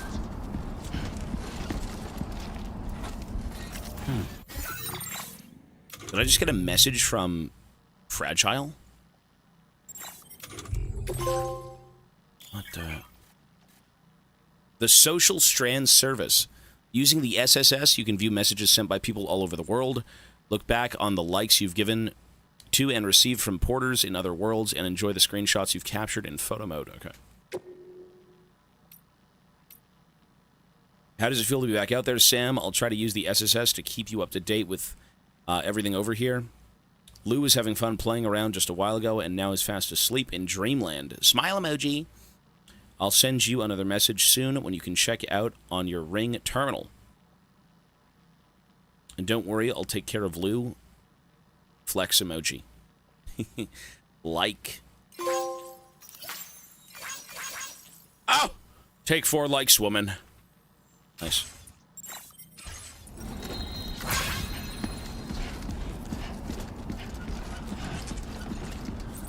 And here we are. Our first city in Mexico. Simp. I feel like he's gonna get with her in this game. It seems pretty obvious.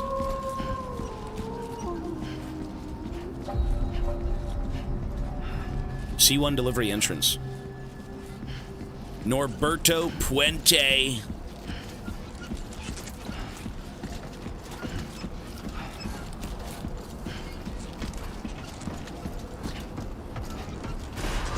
What is that backpack? Oh, it's gonna get goofier, don't worry. Chiral decontamination in progress. No anomalies detected. You carry a lot in this game. All we have to do is get reacquainted with the mechanics of this game and we're golden. It's gonna take about a day for that to happen, but once we know what we're doing again, it's fine.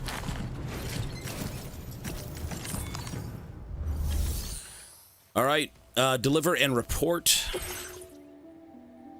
Chiral Network Gateway, Staff Card, Sports Belt, Air Purifier. I've got one of those. Alright, confirm. Deliver. DS2 is out right now on early access if you get the special edition for $10 more.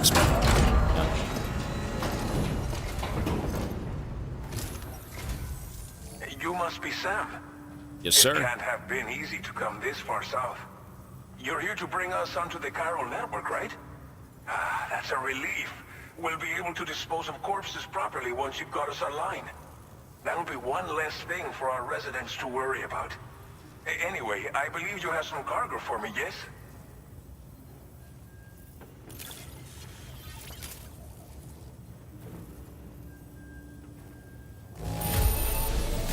Guessing you ran into some trouble on the way? Everything's in decent enough condition, so it's all good. Deliver the Chiral Network Gateway to C1. Likes earned 189. Average contents damage target. Okay. Good to go. Figured we would never see this cargo. But here it is. Thank you so much for the delivery. So, see all of this stuff? All of these likes, all of these pages, you don't really have to look at them. Even in the first game, you maybe looked at them, like, for a day, and then after that, it was just kind of just numbers. You know, it just shows how many people appreciate what you've done, which is cool, right? Because you are bringing back hope to the world. It's just like everyone says. You're a man that people can rely on. If you do manage to get 5 stars with whatever city you're delivering to, you actually get bonuses. So the number one thing we'll probably be doing in this game is doing deliveries to every city to get 5 stars. Which, in the base game, it's not hard. Once you get a car, once you get a vehicle, it's so much easier. You can load the thing up with 500 packages, deliver 5 stars, you're done. But we're going to see how treacherous this game is, because apparently the combat's more amped up. But yeah, we'll see. Okay, use your Cupid to bring us online. The Chiral Gateway you brought us should allow us to establish a connection between Mexico and the UCA. And with state-of-the-art tech at our disposal, we can finally solve a lot of our problems. This game looks really good, yeah. It feels exactly like the first game, which is nice.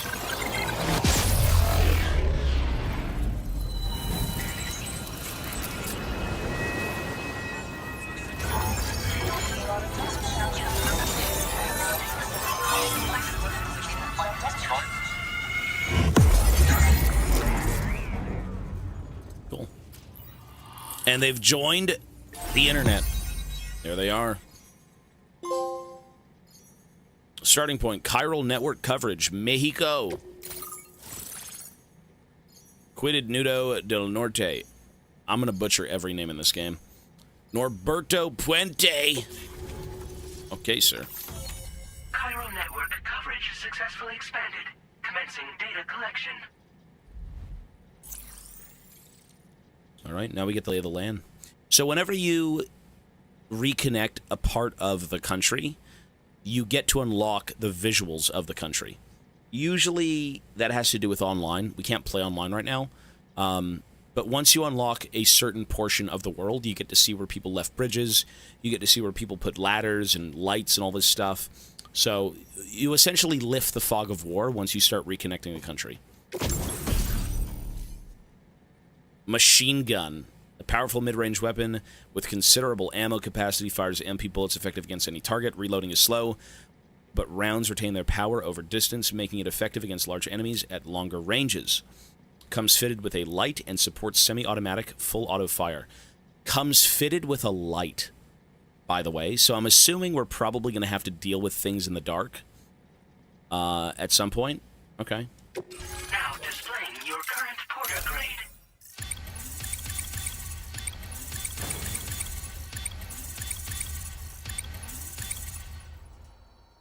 Order grade issue. Tobias Fate Bane. I haven't played on PlayStation since Injustice. That's why that name is Tobias Fate Bane. Handler. That's what Bane does. He handles you. Every evaluation you receive as a porter will contribute to the overall porter grade calculated by a pass. This provides a snapshot of your experiences as a porter as well as your delivery style. It is calculated from the number of likes Sam receives during his course of an order. Right, yeah. The more the merrier. Bane. Okay. Just a bunch of numbers again. They don't matter much. Chiral network connection confirmed. And now we can begin fabricating the latest corpse disposal equipment. Yep. Until recently, we've been dealing with our dead by burying them in tar, but that solution was growing untenable. We should be okay moving forward. I really can't thank you enough. You must be exhausted after your long journey. We've prepared a private room for your exclusive use. Let's see what the room looks like. There are countless dangers in these parts. You should rest until you're fully recovered. Don't push on until you're ready. Please, stay here before you set out again. So, the number one thing about bringing this chiral network to different countries that don't have it is you're essentially giving them the ultimate power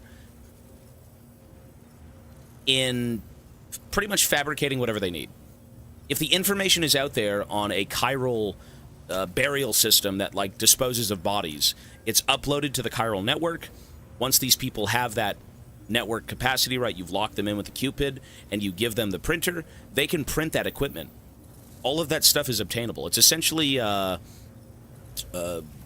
infinite data bank of like 3D printed goods that benefit everyone. So that's what we're doing right now. How are things in the region? Well, our corpse disposal problem is no longer an issue thanks to you. But there's nothing we can do to get rid of the BT area we created. Fear of BTs and damage from timefall and chiralium exposure will continue to be a concern. And let's not forget about the bandits willing to attack travelers and facilities.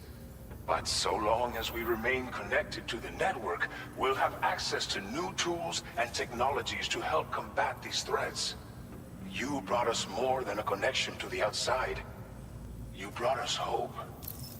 Yes, sir. That's what I do best. When I yap for 3 hours a day. 10 times a day. What was untenable about corpse disposal? As I mentioned before, we've been taking them to a nearby tar pit and dropping them in. Unfortunately, we took it too far. And it wasn't long before the whole pit turned into a BT area. In trying to prevent the emergence of BTs, we ended up facilitating their creation. And with the constant timefall in the vicinity, chiral contamination has only grown worse. All of these problems have contributed to an increased suicide rate, which in turn has resulted in even more bodies that we've had no way to dispose of properly. But thanks to the chiral network, we can now fabricate the corpse disposal facilities that we lack. Everything's going to be all right. I hope so, sir. I'm gonna go get some sleep. Thank you again for everything. Okay. Now get started right away on preparing your next order for you. By the time you wake up, it should be good to go. You'll just need to access the delivery terminal here. I hope I can count on you. DS2 haters are going to be like, oh my god, all you did was watch a movie, walk around and go to sleep. This game is so shit. I mean, that is what we just did. Yeah. We watched a movie, walked around, and went to sleep. It's great, though. All right, let's see what this room looks like. Ooh, fancy. It does look different. And enjoy your covered in grandma's ashes. Oh, God.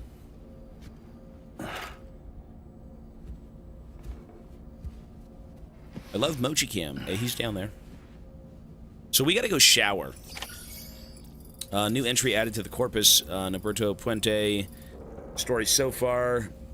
We should be reading these, though, for sure, before we go out.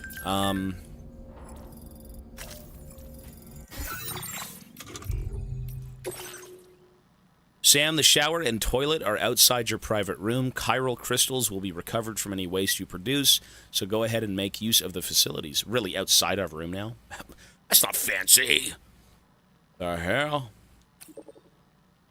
There's also a sink in your room where you can freshen up and check your look in the mirror. It's a good place for you to try out new hats and sunglasses.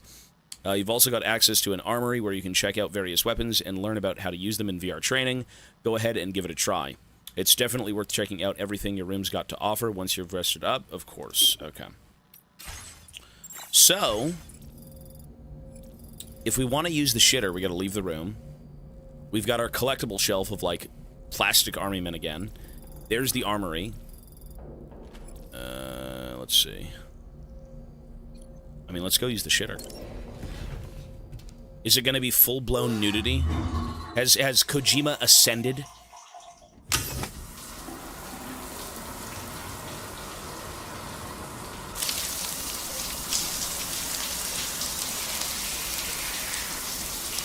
Kind of the same thing.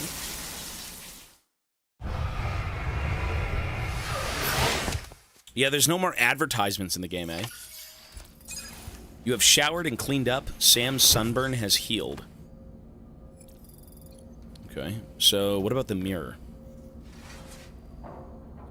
Good evening.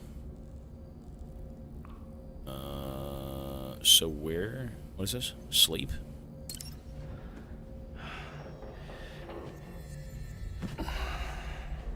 That does not look comfortable. Oh, God.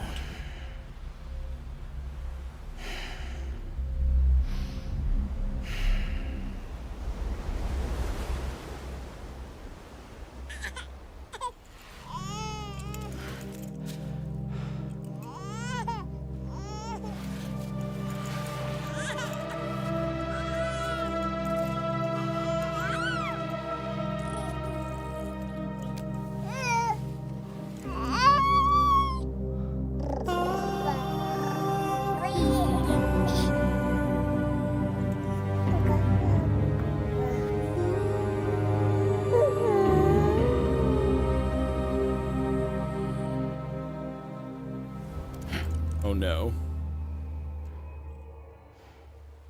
He's oil.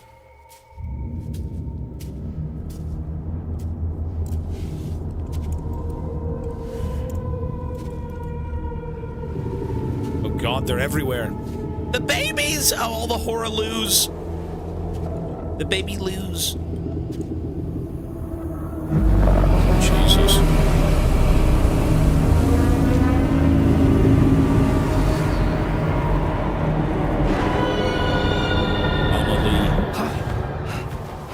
She's looming.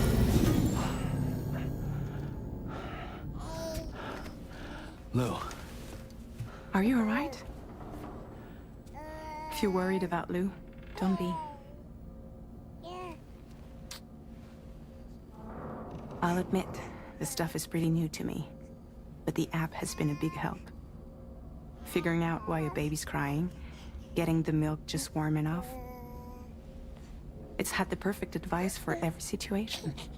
Hi. Using ChatGPT. How to take care of my baby. So, how does it feel to be back in the saddle? Work's same as it ever was. It's the first time I've been away from Lou. We're fine. Trust me. Just focus on the road, okay? Yeah.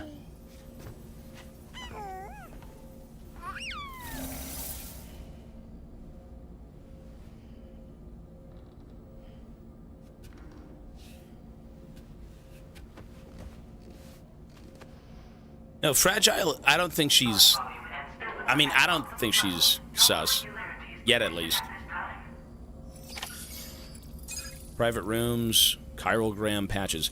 So, customized backpack? Oh, we can drink again. Examine table. So it's no... Chiral tea, really? Eat a cryptobite, drink.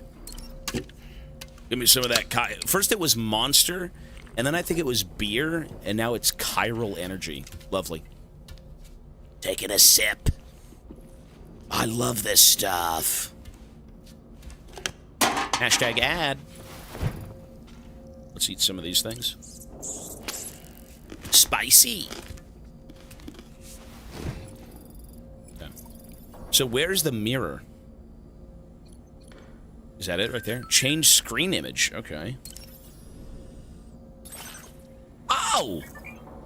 Customizing your private room. You can customize the screen in your private room. Choose from a list of presets or use a screenshot captured in photo mode. Oh, that's awesome. Look at this. Okay, if you're... Listen, I'm a father. I've got Mochi. I mean, you gotta go with this. You gotta go with the baby pictures. You gotta go with baby Lou here. Look at that. Memories of Lou. Oh, I can move it around. Look at this. I can move it. It's like a projection. Holy shit, technology. Look at this thing. That's baby Lou. I love it. That's Mochi. Hi, Mochi. Fuck, that thing's big.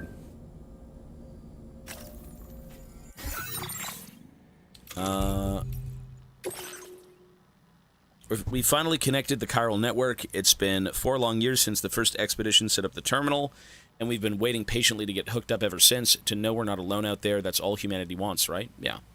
Sure. And not only are we connected to the other locations, but we can also fabricate new equipment using chiral printers, living the dream. Yeah, these guys, you can literally do anything now. Once you've joined up, you are free to do what you want. A mod with Mu and Lucci. Wait, what? Mu and Lucci, by the way. Whoa. No, I actually thought when I first saw this 2 seconds ago, is what if you could actually take photos and just upload them in-game? Right, so if I had a picture of Mochi, I could just put Mochi here, but that's fine. You don't need that. Anyways.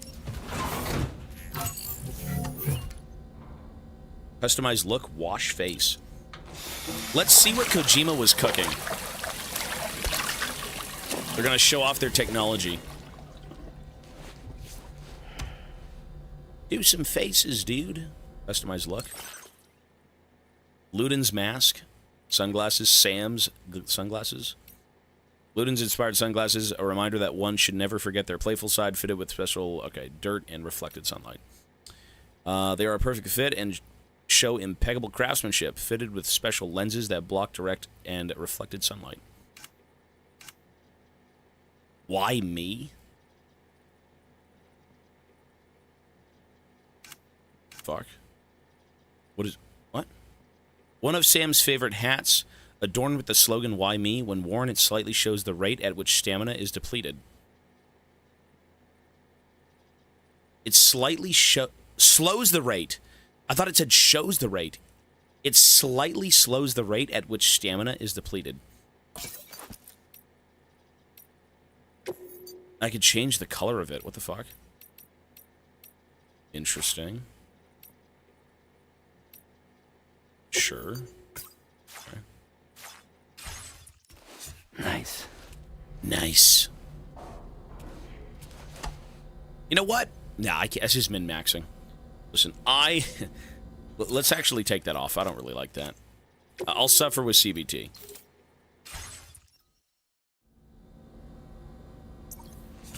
So, I think we're good to go here, right? Go to the surface, test weapons. We can test weapons. We gotta enter the VR simulation. Actually, what the fuck? It literally is a VR headset. Really? Okay. Porter Fundamentals Program. Weapons and combat training. I'll do weapons and combat training, sure.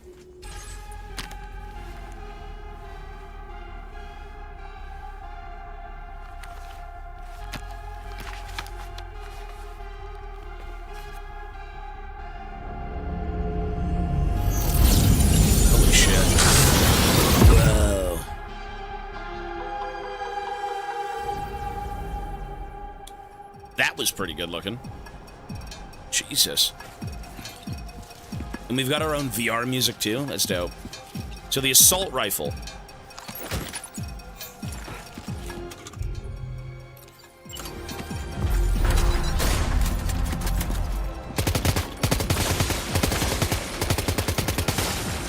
You know, it's a little bit weird when you do try and use a controller.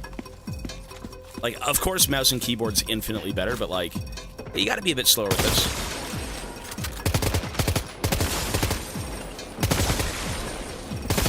Kind of begs the question, how the fuck do COD players even play on console? Cool.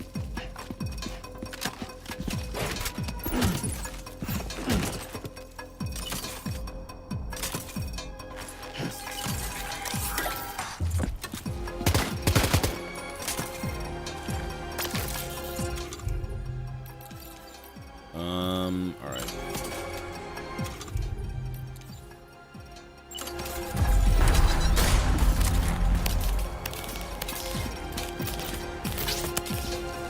Oh, do you have to charge this thing up completely? Wow.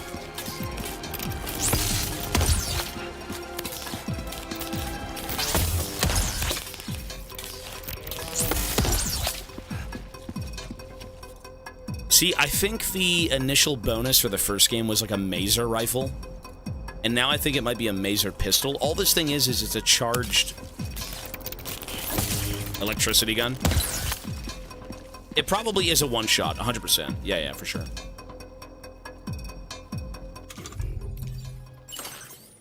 So if I want to put, say, attach a suit, attach to... Like, if I want shortcuts with weapons, how the fuck does that even work again? Sorry.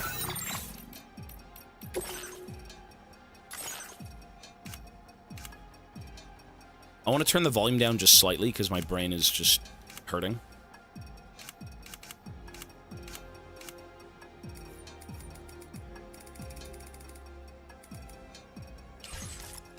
Okay.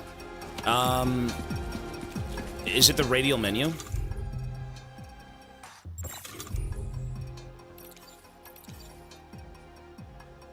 I mean, it seems to be you can only use one weapon at a time. Well, you can't obviously dual wield, but like, if you want to equip a different weapon, say it's on your holster, you can't just pull it out and use it. You can only have one equipped at a time.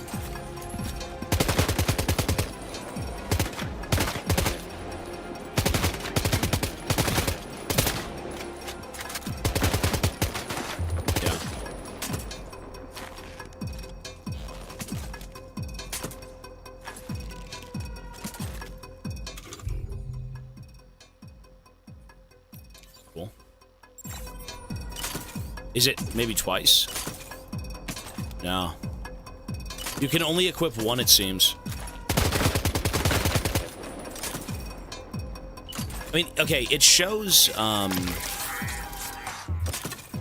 so, if you take a look at the bottom left, it shows my Strand, and it shows my assault rifle, right? Yeah, you can only have one equipped at a time.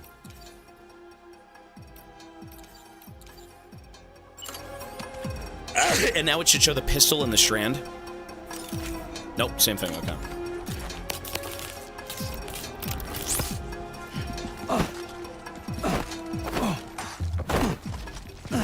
Cool. I think we're good, thank you. So you can only equip one weapon at a time, you can't shuffle through them, and the Strand is always accessible, if I am not mistaken. Maybe that's false. Maybe you actually have to equip the Strands separately. I think that's also the case.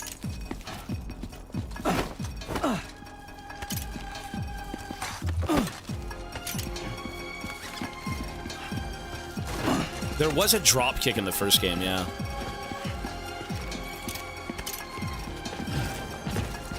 No. Okay, okay, there is a running drop kick, right? Because you drop kick the shit out of pigs at, like, the end of the first game.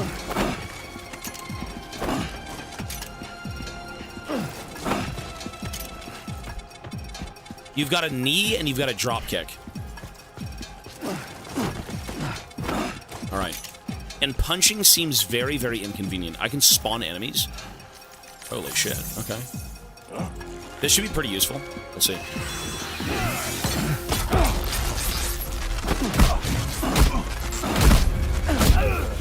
Okay.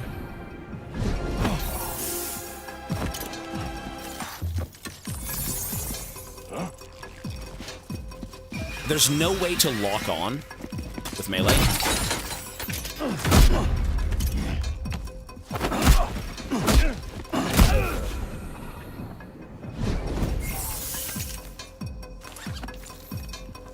Try it again.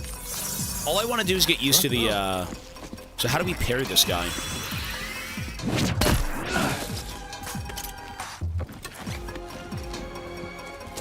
Oh, there we go. Okay. Right. So if I use an attack, the second I get struck like this, I flip him around and I can bind him. Yeah. Easy enough. Lovely.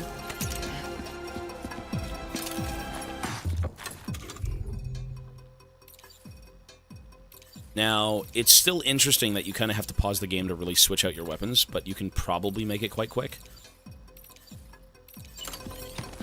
But let me try a few things here. So let's swap this. The maser gun is so trash. Specifically, it's just too slow.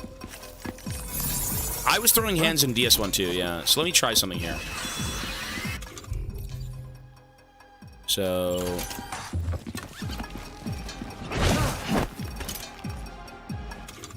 Okay.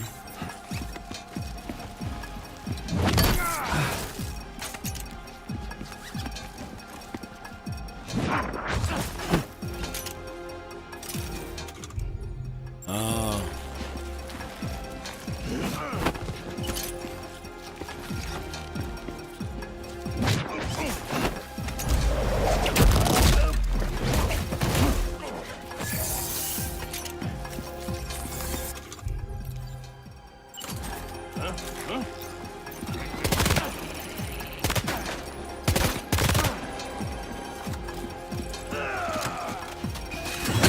I'm trying to,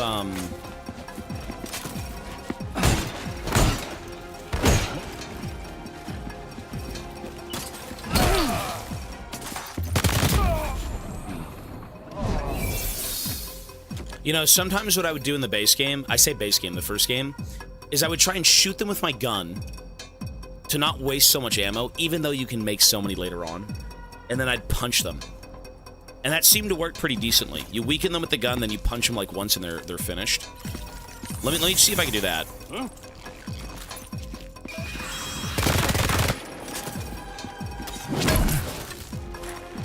It's very slow though. Okay.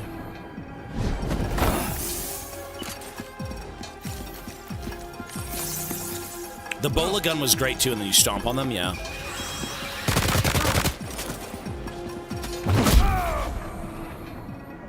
Okay. The bola gun should be in this game. The bola gun was amazing. You don't even need to do anything crazy with these people. You just gotta bola them and then stomp on their head. Or shoot them in the head.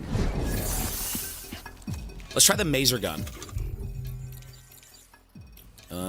Let's try the maser gun.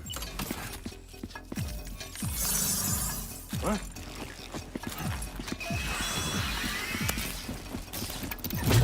You gotta really charge this thing up. Oh my lord. There we go.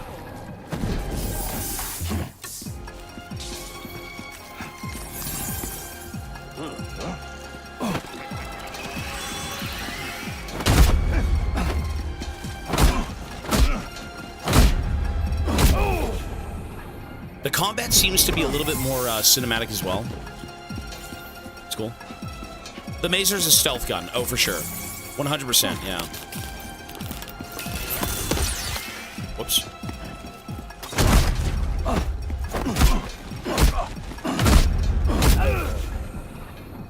Okay. So there is no lock-on system. And it's a little bit janky, but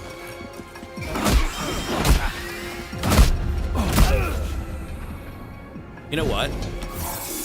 I mean, if you really want to go to town on people in this game, use the Strand.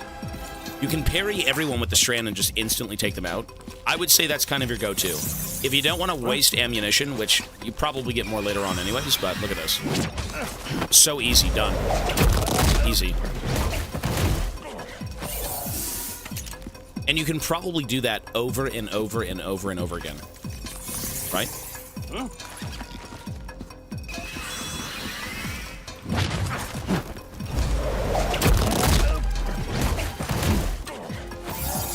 Cool. Yeah.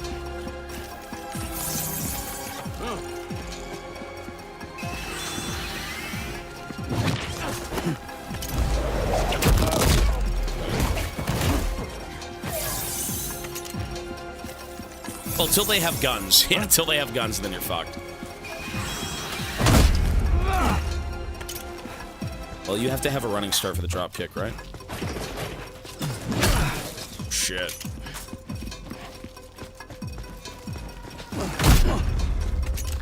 Flying knee! Right in the spine, bitch! We could try a different gun.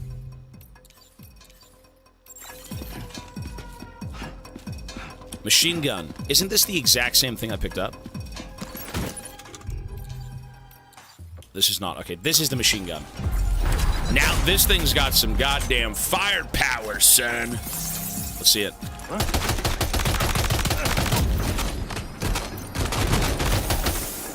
Okay.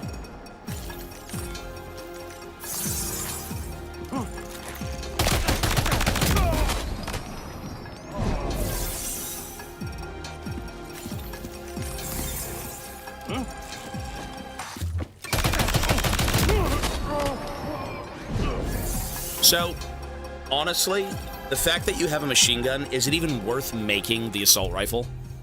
The assault rifle really is kind of just the shittier version of the machine gun. It just is. Like, it's got a little bit more range, I suppose, but I mean, I guess it's going to boil down to just how much you can make, right? Because sometimes you don't have the funds. You may want to go with the assault rifle. If you're more combat-oriented, why not get the machine gun? Right, and it can also factor into how much you're carrying. I'm not sure if these two take up the same space, but the machine gun seems to be just the better of the two. Yeah, it's going to be less weight. It's going to be... yeah, I mean, even if you want to go out with, like, the Maser gun and not have a big arsenal of weapons. When I beat the first game, I had almost no combat in that game. I avoided people. When I had to fight them, I did, but, like, I wasn't necessarily going after them when I had to, or when they allowed me to. Every gun, though, for sure, you know, you got to think about, once you use a weapon in this game, it's trash. All you do is make another one. You don't reload it. You don't do anything like that. I believe this gun comes with, you know, whatever X amount for the clip, and then you've got, like, 160 that you can keep reloading it with. Once it's out of ammo, I'm sure it's completely gone, and you have to build another one. So that was kind of the issue with the Maser gun initially, is even though you have 9 downed enemies, the ammo count is so low. But again, you know, I guess if you can kind of bring this thing around and get stealth kills, that's great. Stealth knockouts. You could do Maser Strand. If you want to be, like, very efficient in bringing shit around, probably Maser Strand, depending on what it takes to make those two. Yeah. Okay, cool. So we know what we're doing now.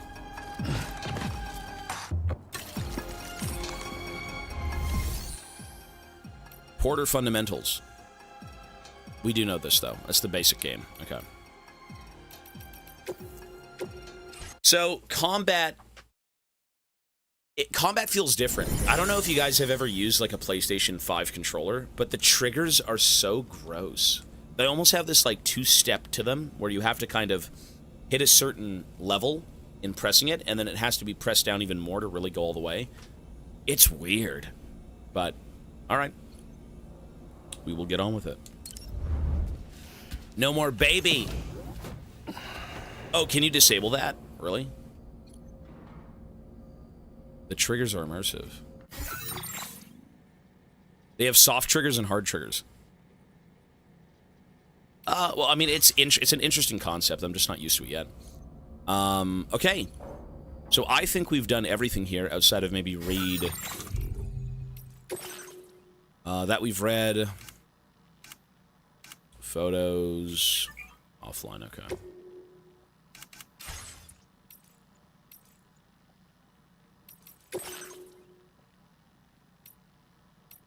The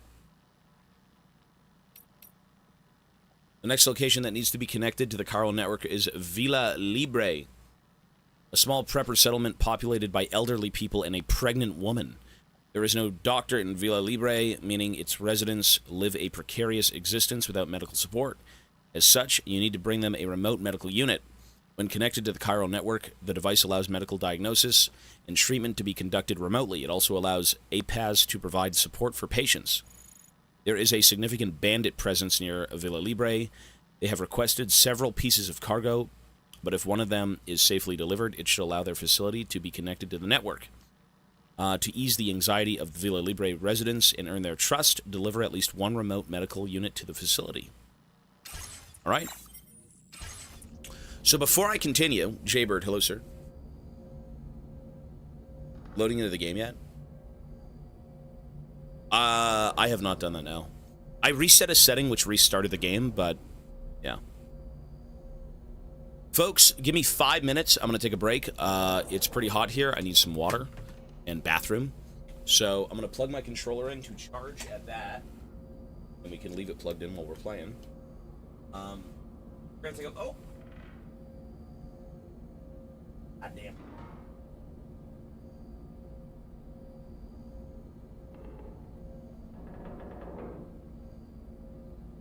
All right, folks, 5-minute break. When I come back, we are leaving and going out into the world and doing some stuff.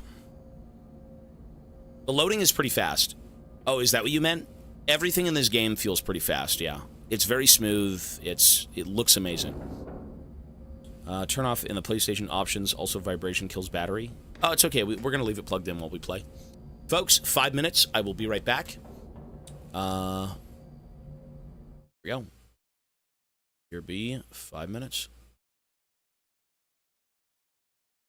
On my way out, I will run some ads just because we are not here. And we've got Death Stranding all day. So BRB, folks.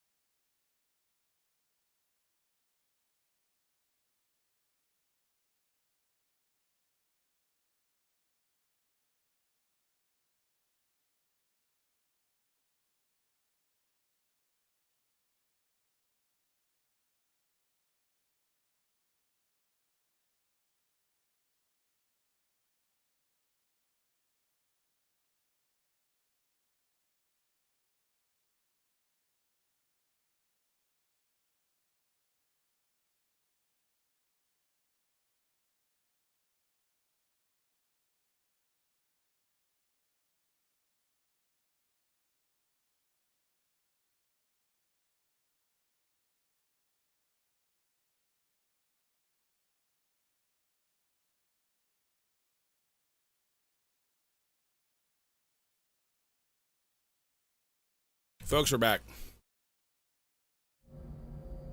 Alrighty, we're here. Mochi. What are you doing? No, these are my nuts. This is... Mochi thinks that's his food. It's pumpkin seeds. Alright.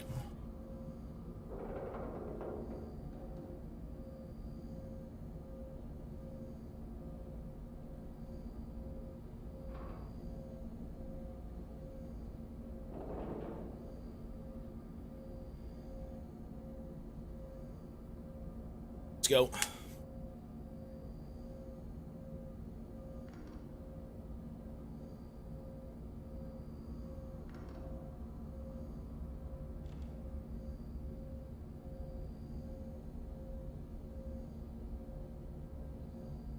So, let's go explore Mexico, folks. Baby Lou.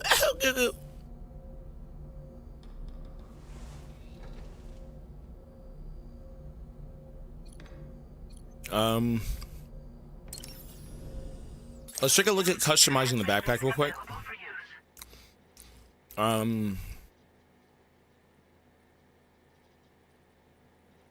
You can now fabricate custom attachments and fit them to your backpack. Select fabricate to see which components are currently available for you to use. Weigh your options. Patches, really, that's it. Happy. The Quokka. Why me? Why me? All right. Let's get a move on.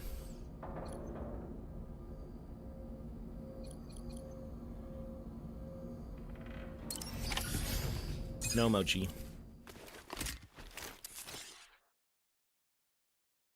Don't be weird, dude. Don't be weird. Don't be weird. Departing facility.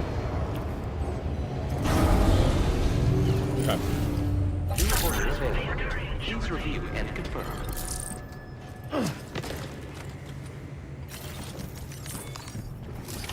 So.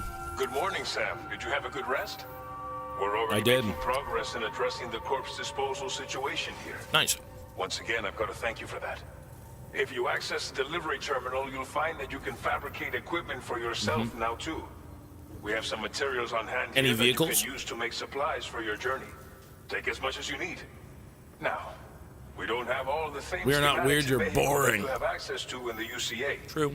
But as you link up more facilities to increase chiral network bandwidth and improve your connection level with the locals, we should be able to share all kinds of new data with you, expanding your fabrication options further. I heard that you're planning to extend chiral network coverage to the south, down as far as that research facility. So go ahead and pick up the order I posted for you. I'll explain the finer details of the mission while you look at the map provided by ABAS. Okay.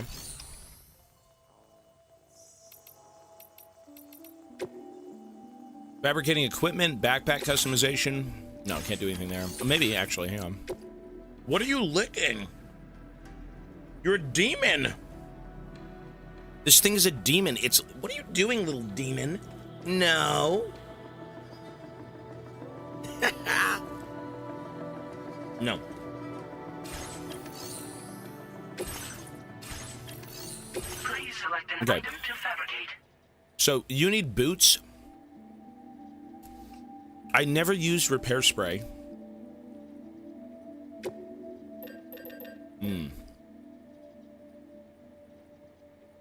Material required.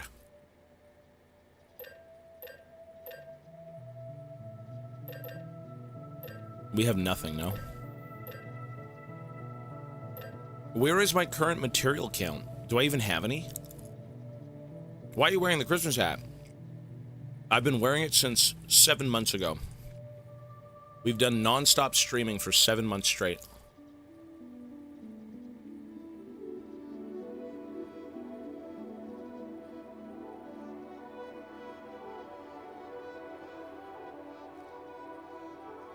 For this event. And right now the timer's even paused because this game isn't even part of the event. So...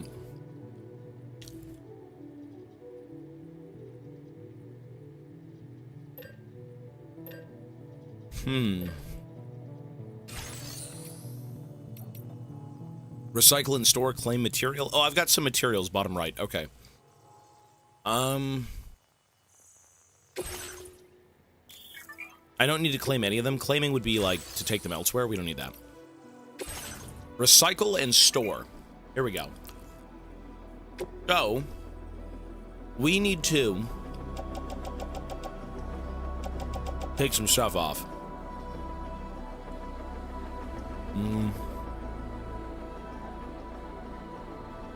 A melee weapon that extends telescopically when swung, delivering electric shock that can stun enemies. Can also be used to block melee attacks or thrown like a spear to administer an electric shock to a distant target. Note, however, once it's thrown, you cannot be recovered. Okay. You know, all of the enemies had these in the base game, but you were never able to use them. Surprisingly enough. Let's hold on to one of them.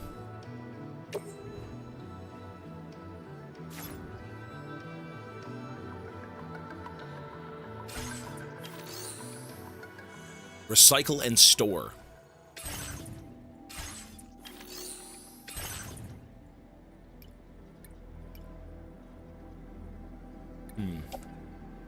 How do I store this weapon?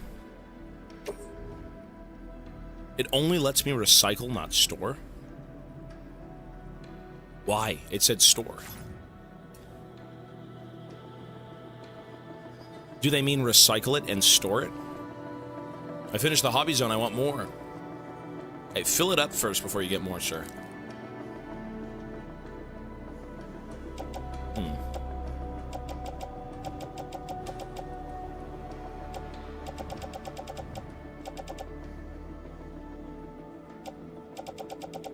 So where is the store option? Every single place you go to. Here it is. Facility storage. Okay. So breakdown and store means store the resources. Right.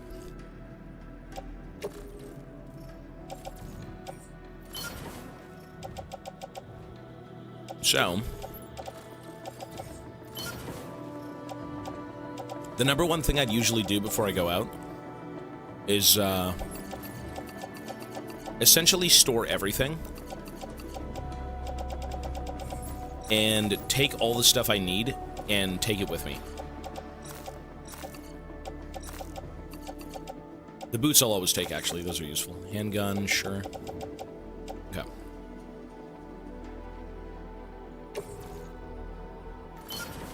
So now what we have on us is boots, blood bags, boots, and we should probably take, let's say, one ladder.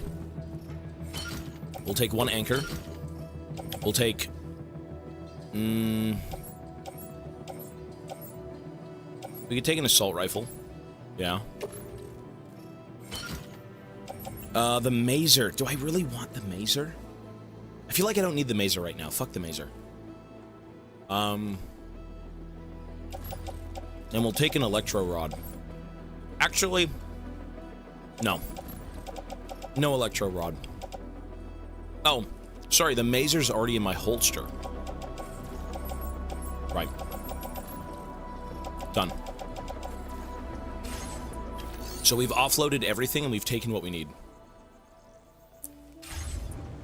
Daryl Dixon. Let's go get some missions, sorry. I'm still not used to the controls. What a weird controller. Alright. Deliver one or more remote medical units to Villa Libre. Right, so we have to bring these people some medical 3D printers, chiral printers, and they said there were bandits around, so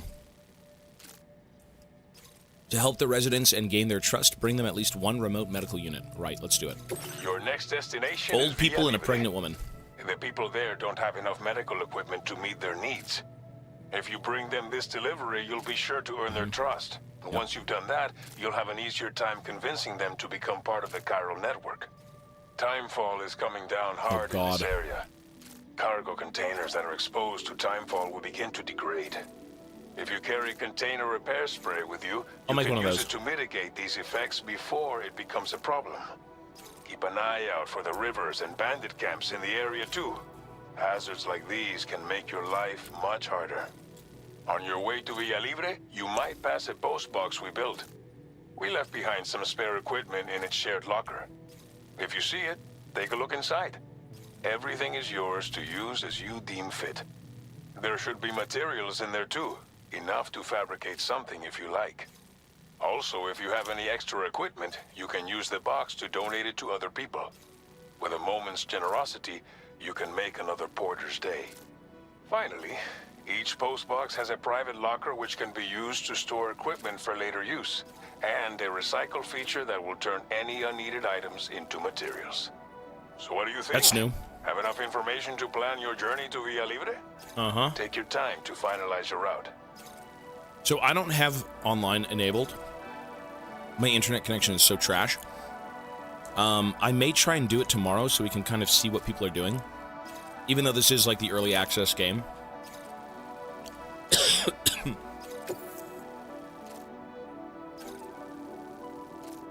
This order calls for some pretty hefty cargo, to be sure. We're not that far in. Don't forget to take into account all the Very other early. extras you'll need to carry to get the job done. Every piece of equipment you take also adds to your overall weight.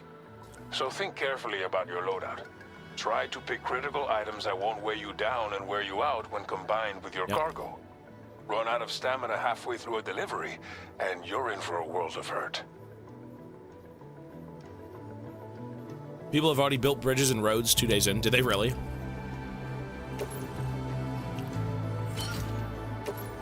Make all necessary preparations for your delivery. Fabricate equipment screen, yep. Make sure you're ready to go. We are go. We are go ahead in 2 seconds. Let's take this. Fabricate. All right.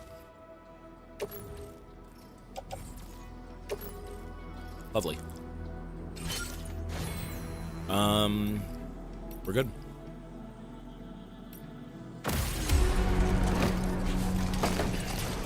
But yeah, we just started. Order accepted. Thank you. We just started. We had a cinematic. We walked around. We've been told we have to go reunite Mexico. And that's where we're at. Cinnamon, hello, ma'am. Music's kicking in. It will be. All right, let's go. Let's do this, though. Here we go. So we have been given... Let me just open up my assault rifle just in case. Cool. All right, we've been given new packages. Let's go reunite Mexico, folks. Here comes the rain. Here comes a... Ooh. Cutscene.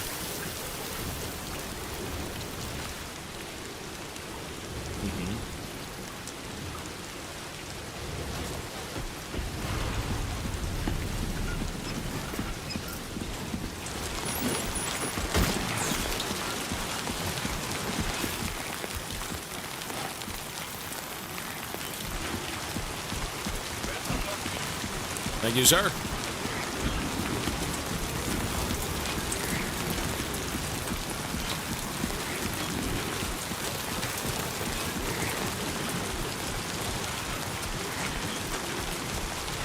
Disengaging weapons restrictions. You know, I can use my spray.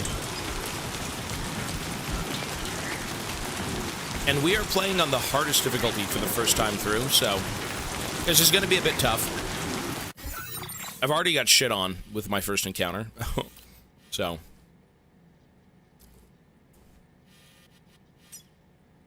All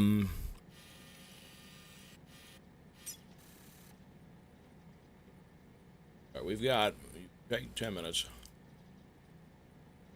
There you go.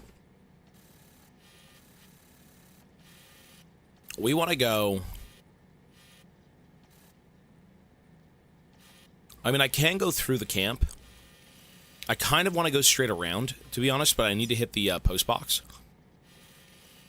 Fuck, this is going to be a while. Okay. Commencing route creation. Let's do... I mean, I could just do this. I could go up the river. Delivery route finalized. Hit the post box. Commencing route creation. Oh. Delivery route finalized. Commencing route creation. Okay. How do I remove this? Delivery route finalized. Want B3 gone. There we go. So B1 to B2 or D2. Commencing route creation. And do this. And then from that we go up. Nice. That's it, done. Delivery route finalized. Excellent. Okay. Let's go try that.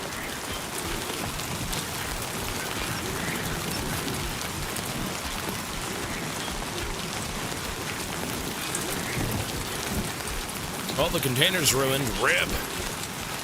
Technically, it was already fucked.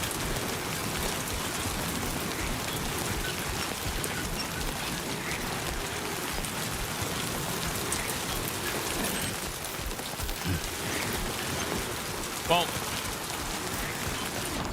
it's good to know that, you know, if you can plan things early, you won't get screwed in the long run. And it will be a long run.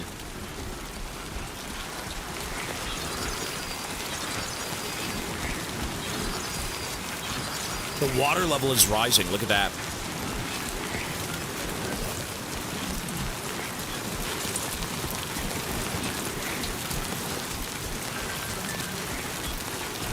$9.5. 9 to 9.5. In that area. It's at minimum of 9, in my opinion. I gave it a 9.5, but it's like a 9 to 9.5 for sure.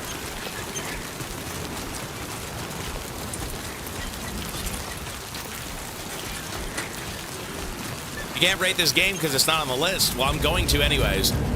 Try to stop me, bitch.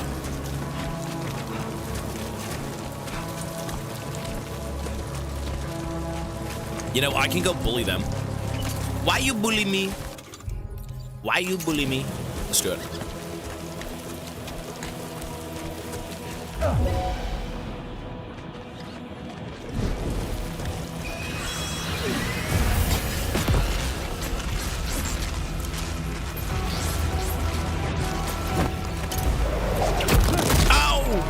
Bastard.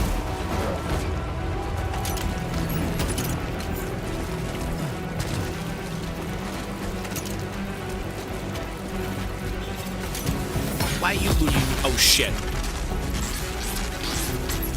Where is he? He's still here? Where are... Oh, there he is, the scum.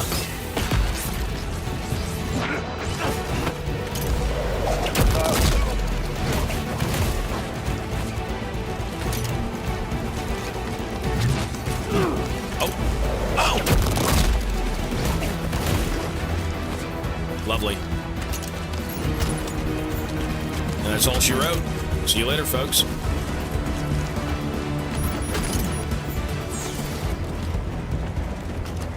You know, even I was hoping this game would be on PC, so... I was really hoping it would be, but... Shit! My God.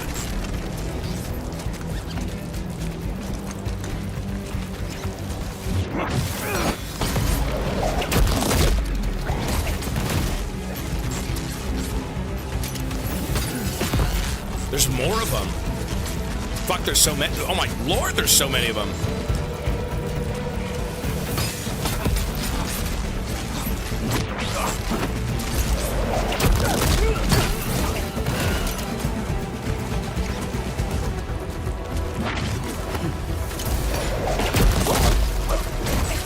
I mean, this is just OP.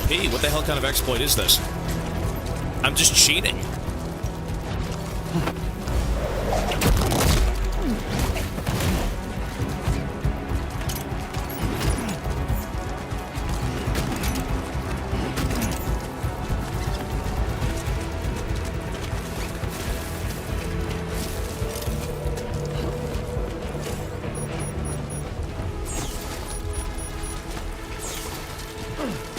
Let me say this.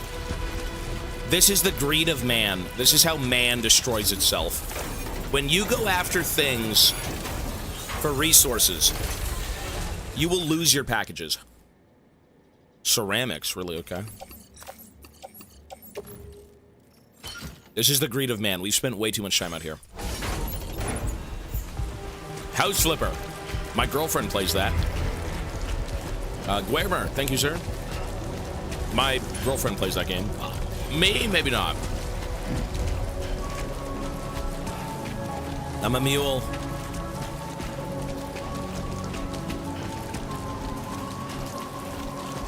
The music's pretty funky, eh? Now this is, look at this thing. This is the least of your worries. It gets worse. You're gonna carry so much of this shit. Your back is gonna be full and your truck is gonna be even fuller.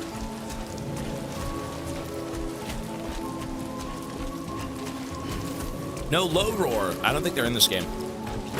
Fuck! Right. Bastards. Oh, are they?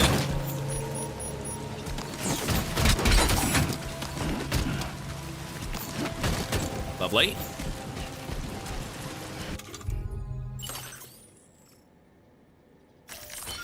we go. We're in Mexico. Yo-ho, Mexico. Reuniting people with presents, though. I hope I don't get shocked by a mule. Mexico. Yeah, we really gotta go. Container ruined, bandit boots. You know, the one thing I was never really able to deal with was my containers getting destroyed. Ever. I've got one spray. Can I spray my whole inventory? Is that how that works? So how do I use my spray? Let's see. How do I spray? Oh, nice. Here we go. Awesome. I never really used the spray initially. One sec. One sec, folks. I have to put something back in.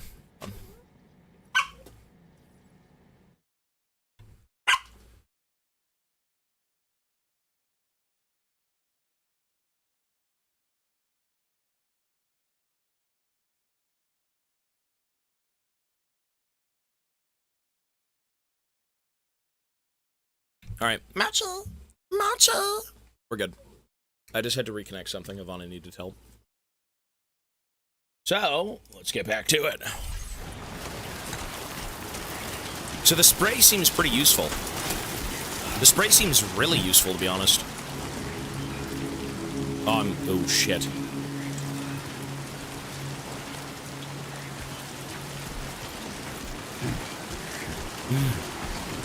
Keep going, sir. We're gonna get there one day. On the road again we are. Ow! Shit!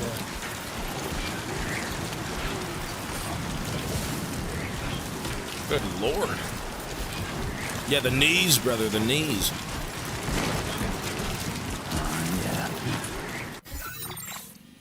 So I'm actually right in front. I'm right. Oh, fuck. I'm right in front of the cargo. Here we go.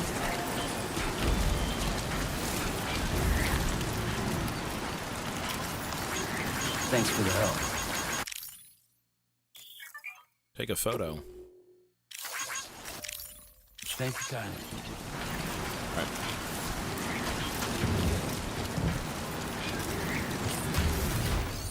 So what's in here? Fabrication and management. Post boxes are now more of like a little facility than something that you kind of keep shit in. Stock of materials, storage facility, upgrade structures. Okay.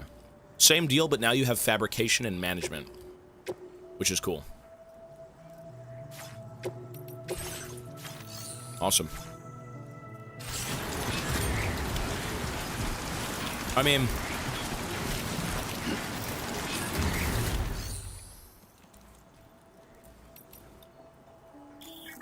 Upgrading the structure gives you more features and it withstands longer with timefall. Yep, okay. Facility storage. So there's nothing in this thing. Attached to suit. Private locker. Fabricate equipment. Okay, so we can make these on the fly. I mean, repair spray seems really damn good.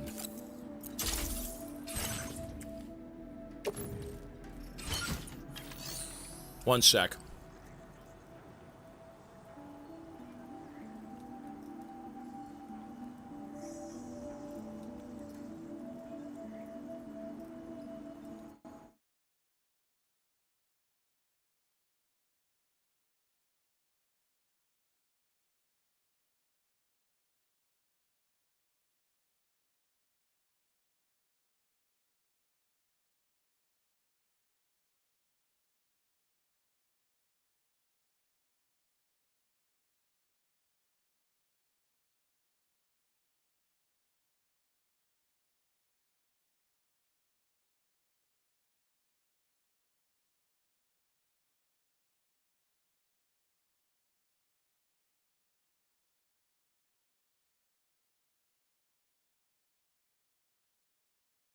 All right, we're back. We are back in Bizzo. Recycle and store, claim materials. We're going to leave everything in there. We may need to use it later. Let's go.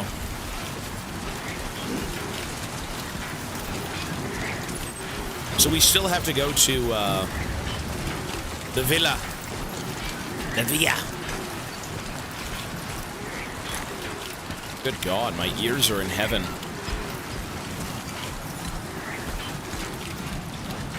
My ears are cursed and they're in heaven. Holy shit, you won slots. Wow. Oh my God. You actually won 3 the grave slots. Nice, sir. Sam. And we are out of the time fall. Lovely.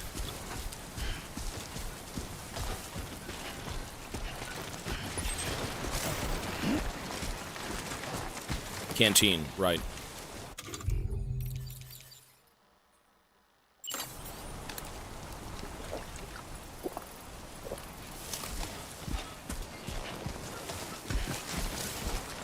Now we are back to the scorching heat of the desert.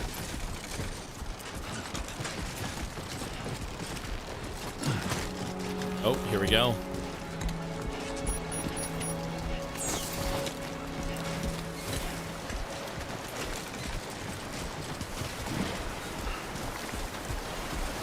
It's not so bad.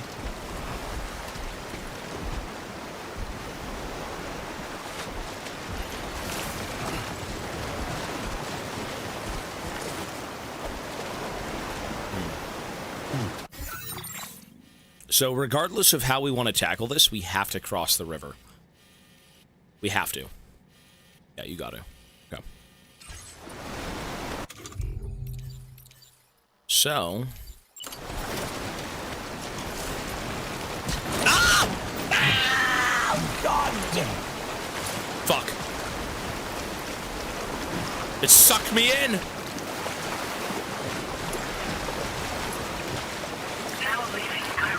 This is so bad. Okay, this is so good. Lovely. Oh, shit! Lovely. I thought we got swept away with the river. Holy shit, misery if that was the case. Here we go. The game is great, yeah. It's the same thing as 1 so far, but it's a new journey.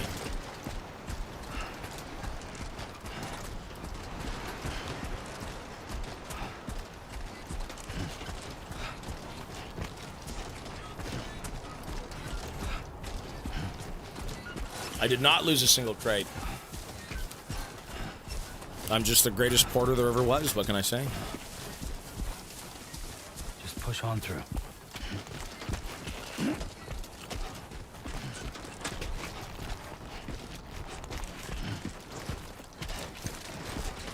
One. We just completed the main delivery of, like, the tutorial island. Just 1. No, they're from DS1. We're in Mexico right now, so like we're gonna meet new people at each center, but we've met the same people from DS1.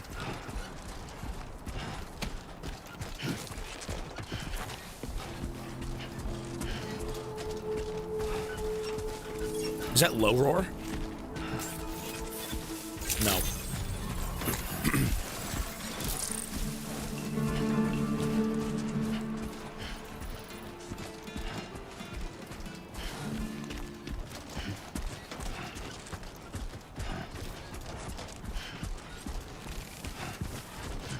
Now, Bear Commander said Little Nightmares 3 is coming out in October. Is it really? I don't know if it's by the same dev team, though, right? That's a good time to release a game like that, yeah?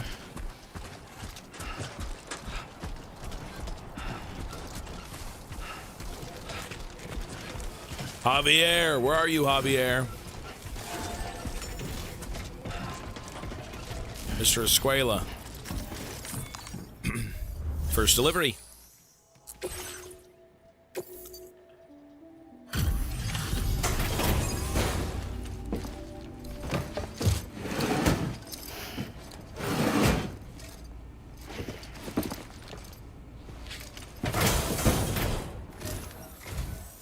You're Sam, right?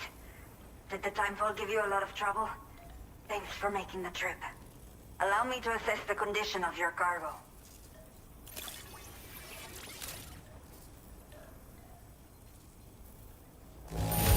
Lovely. I don't know what happened to this on the way here, but I'm honestly just glad that we got it at all. Average content damage, 5% or less. 75%. Okay. I have to say, time to connect the Cupid. Shit. Once we're part of the chiral network, we'll be able to use these remote medical units you brought. Yes, ma'am. I can get myself checked out as well. Good. We've all been looking forward to this. So go ahead and link us up.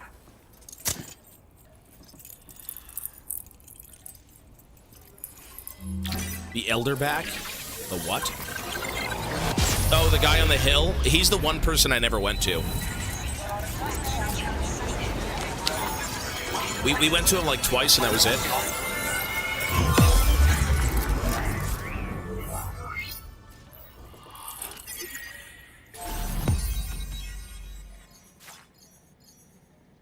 Lovely. Villa Libre La Madre. La Madre. Hi, Mochi. Are you licking my arm? You're not getting my food, dude.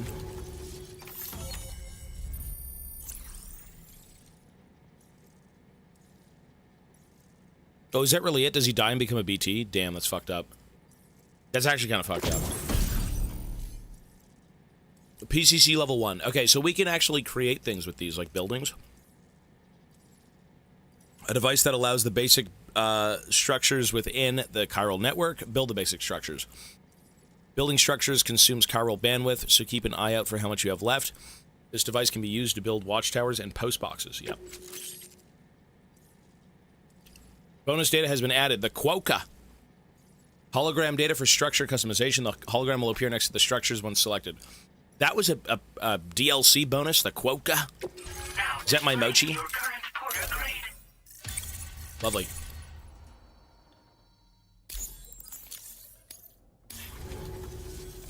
Chiral communications have been established. Now I can finally use one of these medical units to assess the condition of the child I'm carrying. I just pray they're strong and healthy. The elderly residents here will also be happy to receive proper medical care. Oh, seems like you should be capable of fabricating PCCs now as well. Probably thanks to the chiral network expansion and the resulting increase in total bandwidth. Of course, every additional structure will eat into that bandwidth, but there should be more than enough to support anything you build. Within reason, that is. There's one other problem we've been dealing with lately, though. It's not a critical issue, so I've posted an aid request with further details. Okay. If you're interested, you can check it out via your Ring terminal. Is something the matter with your baby? I'm not sure. I should have given birth to my child ages ago. But for some reason, the fetus seems to have stopped growing at 7 months. What? If something's wrong with my body, I can't tell what it is. and not knowing is driving me insane. But with one of our new medical units, I might finally be able to get answers.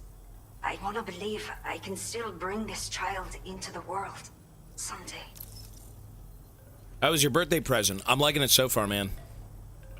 Why do I still have 100 bits? Here you go. Hey, boys who do, thank you, sir. Old people, what issues are you dealing with? Some of the cargo we had stored here was washed away during a massive flood. The water carried it into bandit territory, so oh, God. we're in no position to reclaim it ourselves. I can. I know this isn't the sort of thing a porter like you normally does, but if you're willing and able, please, check the aid request. All of the relevant details should be available for review on that ring terminal you're wearing. You can use it to confirm the cargo's location. So, if your travels happen to take you out that way, we'd really appreciate the help. Old people. That's a topic for... The only people that still live here other than myself are elderly. The last of the younger residents decided to risk it all and leave for Ciudad Nudo del Norte a while back. Too many bandits in these parts. Like the one I used to be. We took what we wanted and didn't care about anyone but ourselves. But after I got pregnant, I realized I could not keep living like that. I had to clean up my act. Start living for someone else. My friends didn't understand at all. So they ditched me. Left me to wander on my own. Until the people here agreed to take me in. Even though the poor souls are struggling with all kinds of health issues. That's why we put in the order for these remote medical units. Mm-hmm. You have any new orders for me? A new order has just come through for you. Looks like the residents of the C1 South Distribution Center need you to recover some cargo from a bandit encampment and bring it to them. You can review the specifics of the order when you get around to accepting it. So once you're good to go, access the delivery terminal here to get underway. Yes, ma'am. I'll share additional info with you as soon as you do so. Okay. Well, here's the issue. We need to make it to another big location to really drop off stuff. I would have to go back. So I picked up a few things along the way that I don't technically need. Or we could drop them off at a post box. Usually hoarding material, though, is good. Yeah,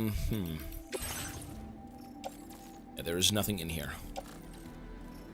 Anchors, yeah, all this stuff. Do we even need this, right?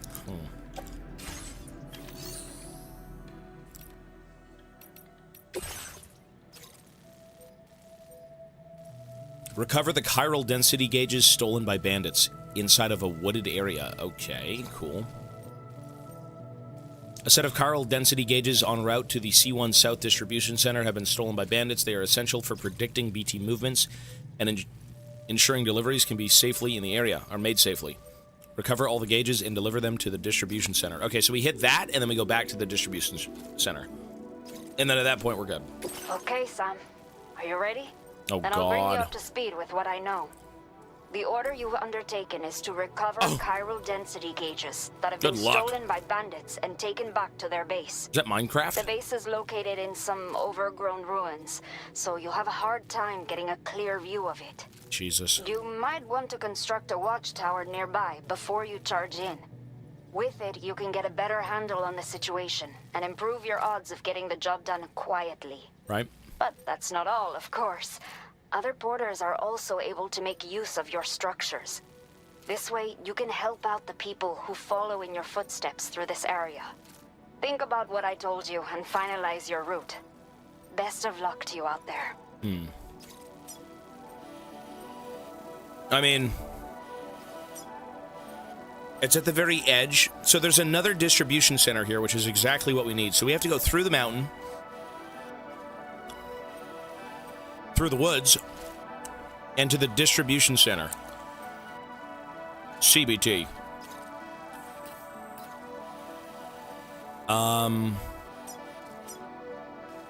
Spider Hill, a steep hill with dense vegetation located between Villa Libre and C1 South Distribution Center. The hill takes its name from the mysterious spider-like creatures that many have reported seeing in the area. I gotta go see that. What the fuck? Okay, let's go. I'm assuming we go up this hill, we head up here, and then we're through.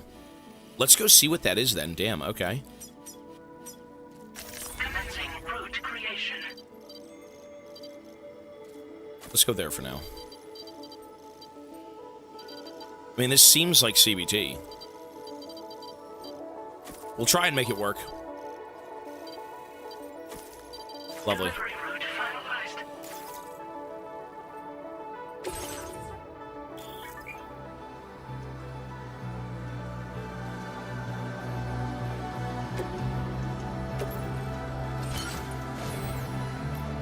Let's go.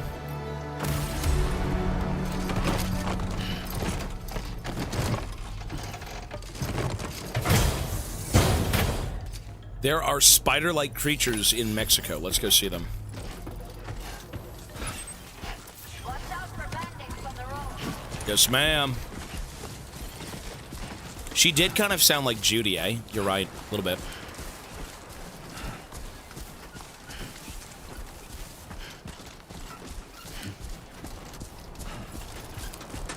So let's go through. Weapons restrictions. Take care, Sam.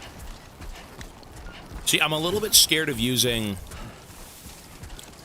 my strand here. If these are spiders, enemy spiders, I mean, yeah, we're going to see how that goes. That's all I can say. So the water is also down. There is no river. When it rains, the river is ghoulish. When it doesn't, it's fine. So look at this. We were able to get right on through just fine. Lovely. And I have my pumpkin seed. Pumpkin seed.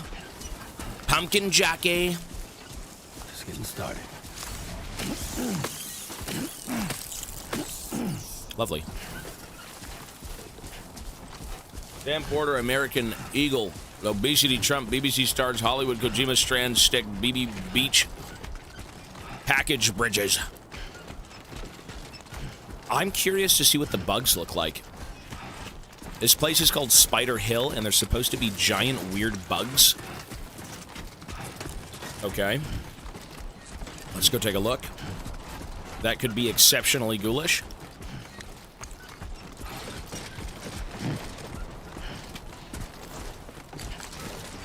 Spider jockey.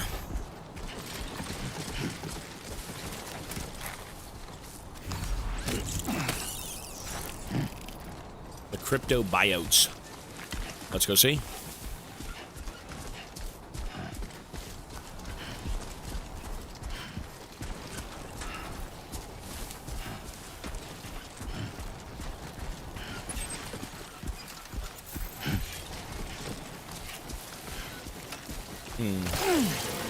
Oh!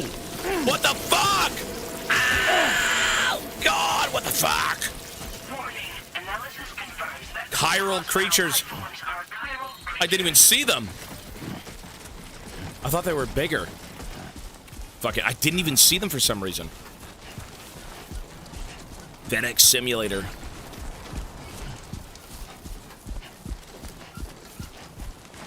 This is on Brutal, yeah.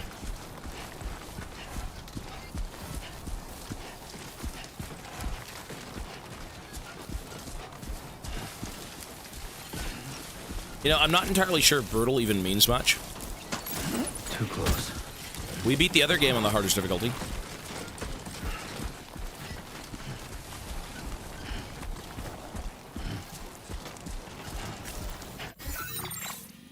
Wow, it's just a long fucking trek. Look at this. Jeez, okay.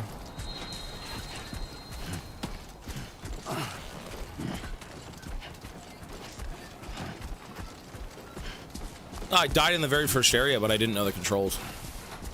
It's been about a month plus since we played the first game.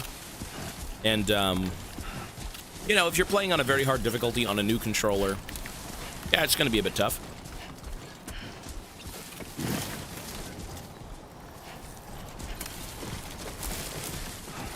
I am not going to cope. So what's up there on the right? They want us to go... Oh, how we go is on the right. Okay, not left.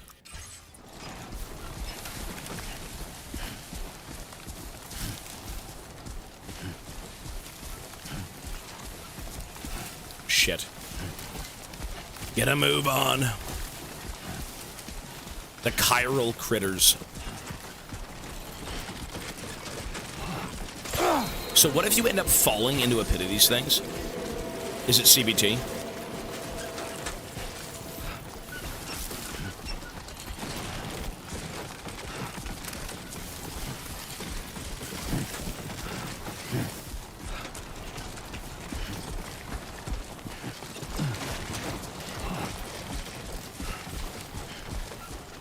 I mean, look at them all. Ah, you little bastards. Whoops. Good lord.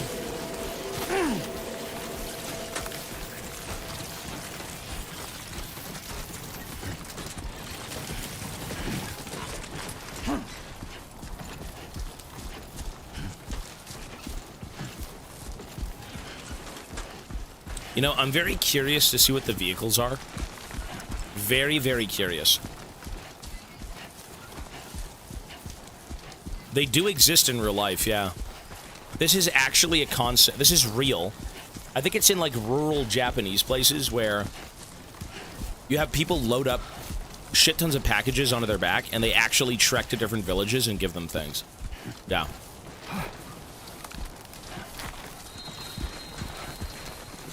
Except now it's Americanized.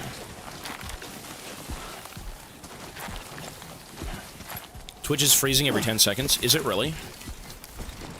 It might be your connection, though. It may just be Twitch. Is anyone else's Twitch freezing, folks? It may be your connection, yeah. You still got some in the tank? Sure you do. You know, I've had that happen a few times, though, where Twitch is kind of shit, and then YouTube sometimes works, and it's vice versa. It's really weird. It's fine? Okay. I would maybe just restart it. Someone in chat said that too. There's a few things that do happen sometimes. There's nothing I can really do about that. I don't really know what I would change.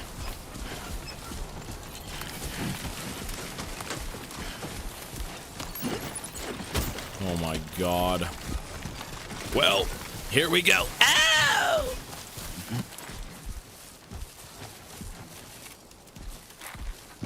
Holy fucking steep.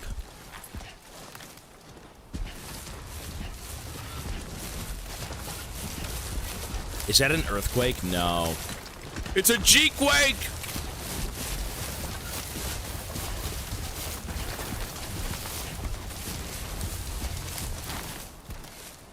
Maybe it's just me. We go left.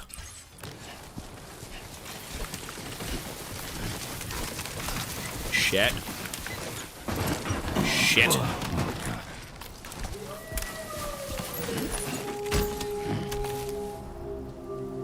The sun has begun to set. Or begun to set. God damn.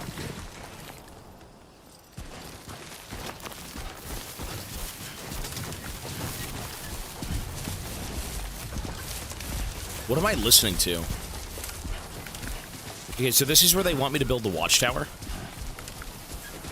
The signal tower. The scanner. Lay of the land. Let's do it. It's a weapon. There we go. PCC. Is it weapon? Lookout post. That's what it was called. Okay. Give me the lay of the land. Looking good.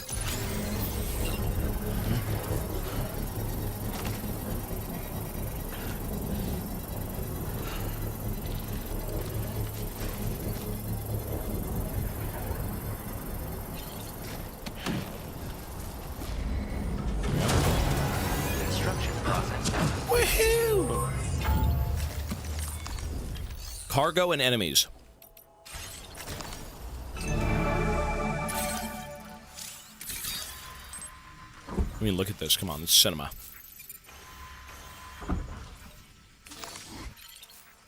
Electro rods. So that right there is where we need to be.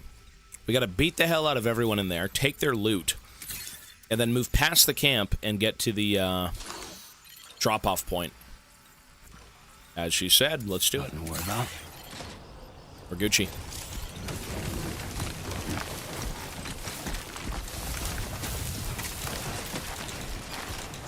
I could mark them. I mean, we'll get there. Fuck!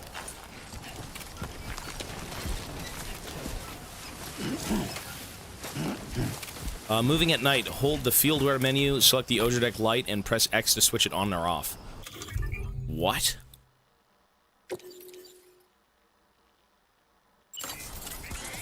Oh my god, look at this. That's a new feature. That's cool.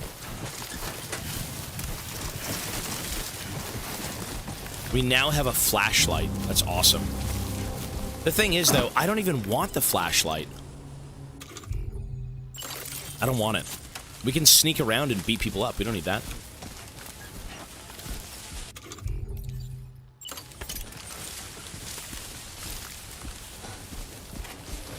Making use of tall grass. All right, let's get it done.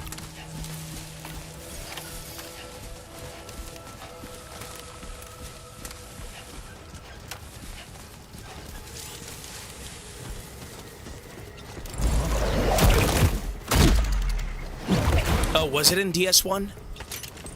Yeah, maybe the feature itself was kind of jank, so I never used it. Maybe that was it. It just wasn't needed enough. Maybe.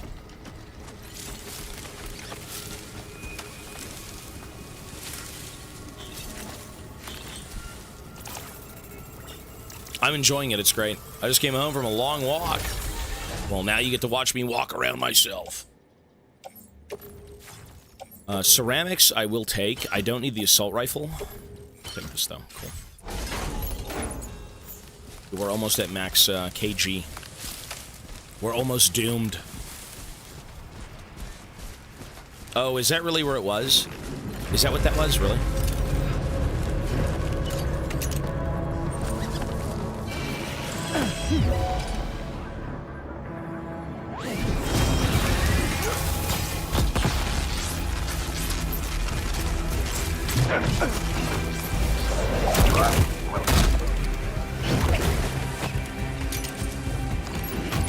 Bro, why is the Strand so broken?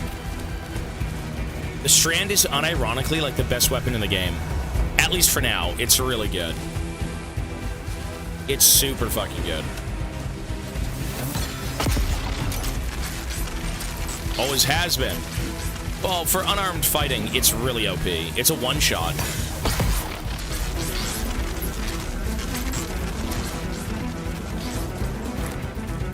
He's stuck in the water, he can't get across. Shit.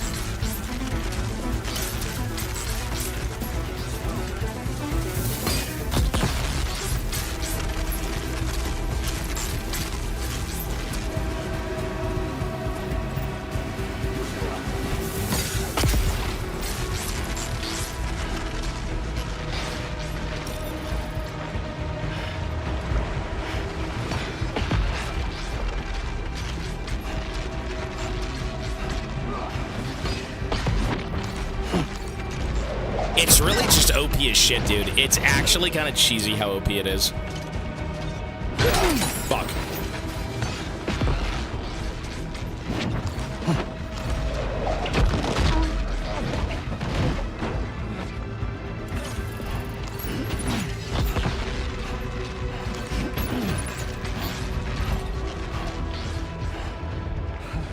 You know what? Let's go guns blazing.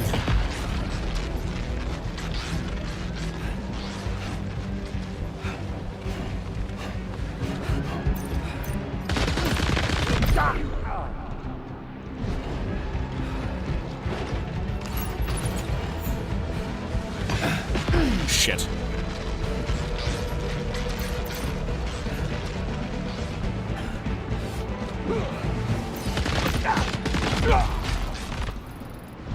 There we go.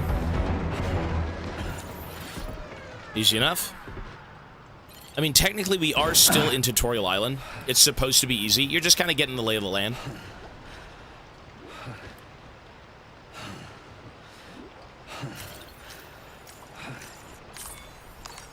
Got my new fishing rod. That's awesome, dude. Hey, post it in the Discord.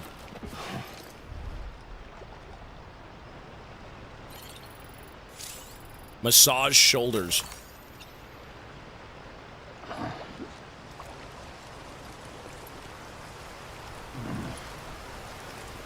I need some water.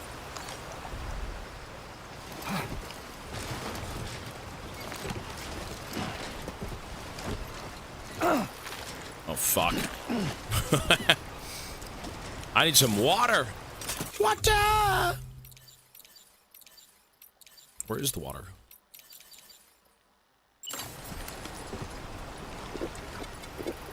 That's what I need right now. Look at that. Some Cairo water. Ah, refreshing.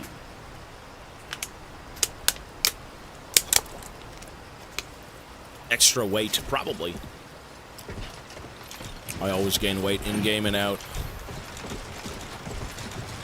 Fuck, man. Let me pick this up. I can't. Shit. Now, maybe? No. Okay, we are completely CBT'd on cargo. So what do we not need? This. Yeah.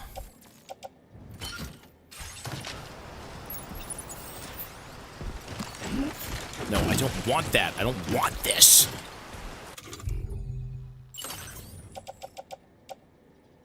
Here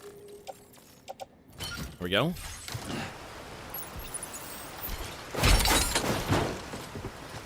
Oh my god! Baby won't get their medicine. No baby will. There we go.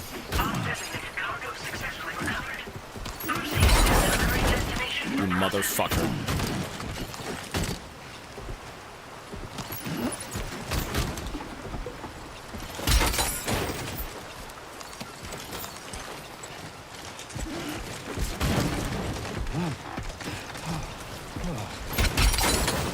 It's a disaster. It's a fucking disaster! Ah!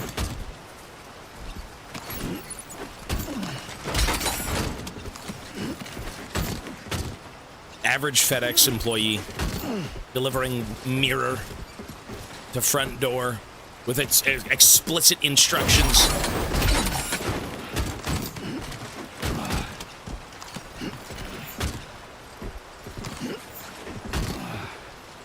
Okay.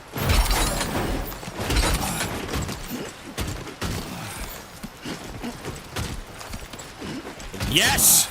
There we go, sir. Lovely.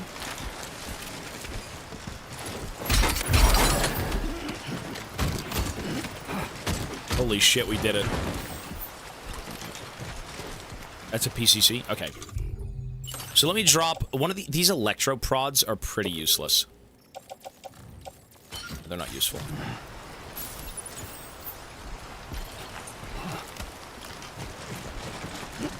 God damn. Alright, we're done here. I can't do it. I have to go back. Ooh, what is that? Where is that? That's not where we have to go right now, is it? That's a different area. So we need to go up here. The distribution center. So let's get the fuck out of here. Let's go here. Delivery route finalized. Lovely. Alright, let's go. Holy nightmare.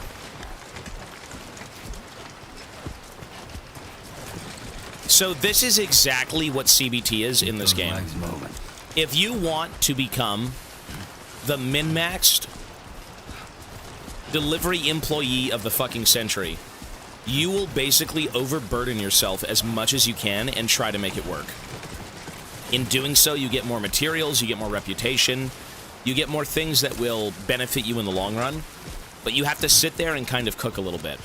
You know, once you get your leg upgrades, which there's a few of them in the first game, one of them is like sprint faster, one of them is more stability, which is always useful. The game does open up. Like right now, this is like square one, we have nothing. You know, I'm assuming once we get somewhere, it's going to get much better. So that's how these games work.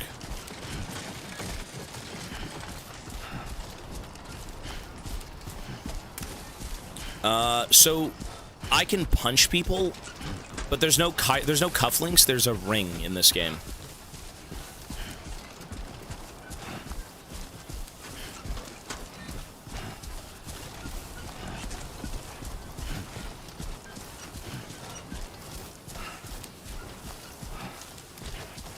Okay.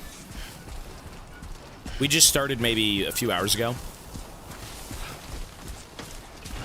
To sum up what we've done in this game so far, we've watched a cutscene, walked around, and slept, and delivered a package. So, I'm gonna say not much has happened just yet, but, like, it's excellent. A new song.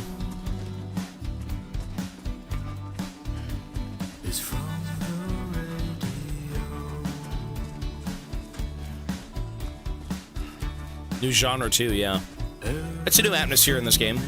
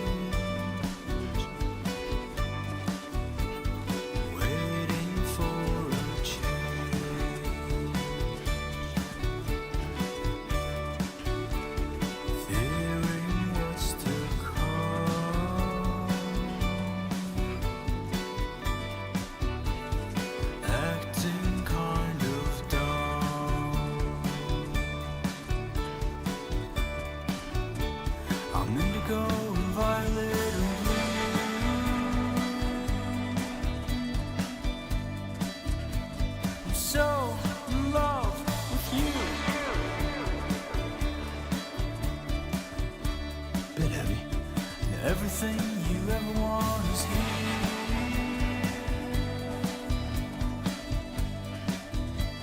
You're giving up another one too dear.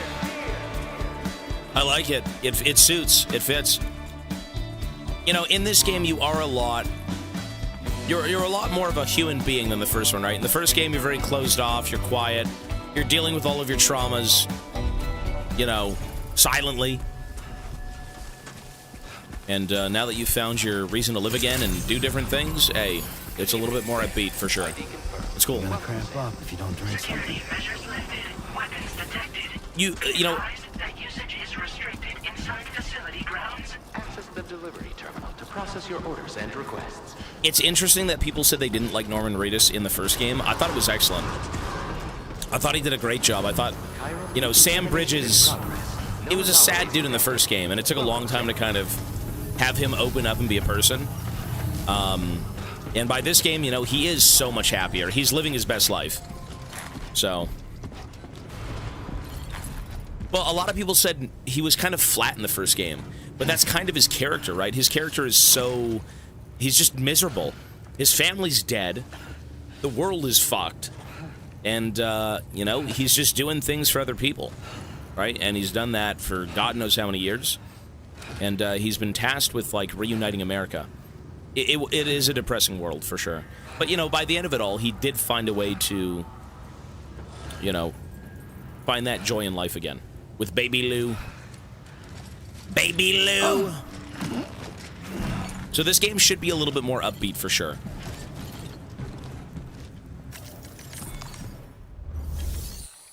Deliver and report. Yes, sir. Take all of these goods. There you go. Now we can drop everything off again, thank God.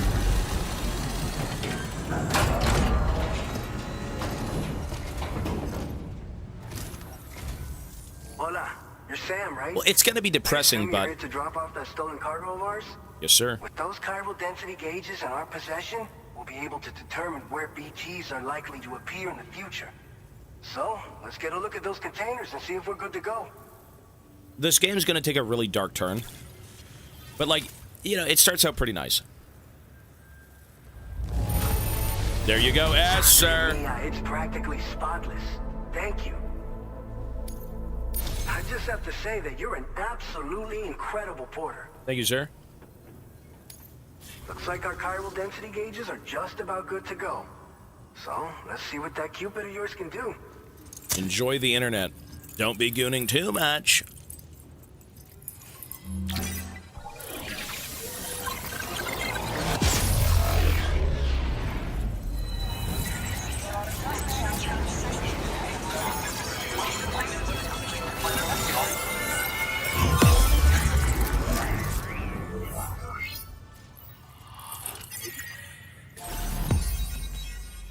Oh, did we miss a zone? Look behind us.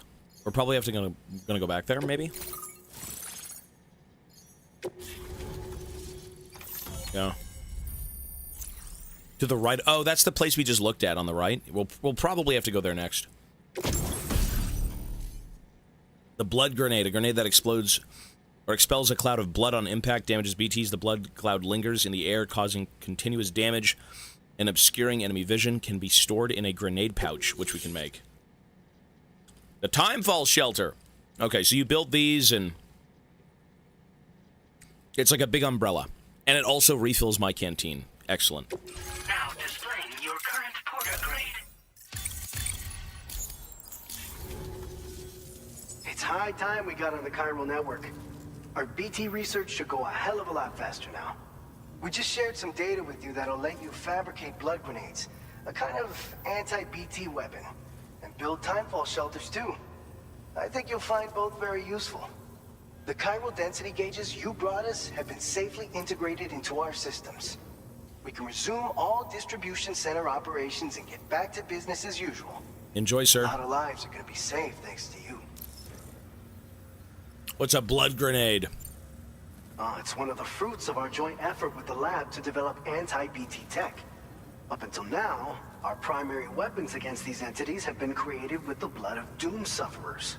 Like me. And so, production is wholly reliant upon regular donations from rare individuals like yourself. Securing a stable supply has been difficult. Though you'd know all about that, given your experiences with the UCA. But this weapon utilizes synthetic blood with all the same anti-BT properties.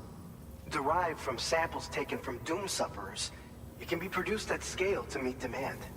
And despite its artificial nature, it's actually proven to be more potent than the genuine article. Really? So you can think of our new weapon as a more full-blooded version of the hematic grenade it replaces. In any case, we won't need to ask you for your blood ever again, so rest easy. If you want to test it out, we have some training facilities here at the distribution center. Feel free to access the delivery terminal and give them a try. Powder keg, thank you, sir, for the 39. Appreciate it.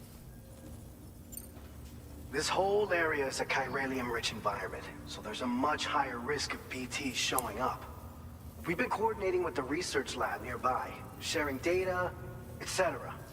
All to help develop BT avoidance and elimination solutions.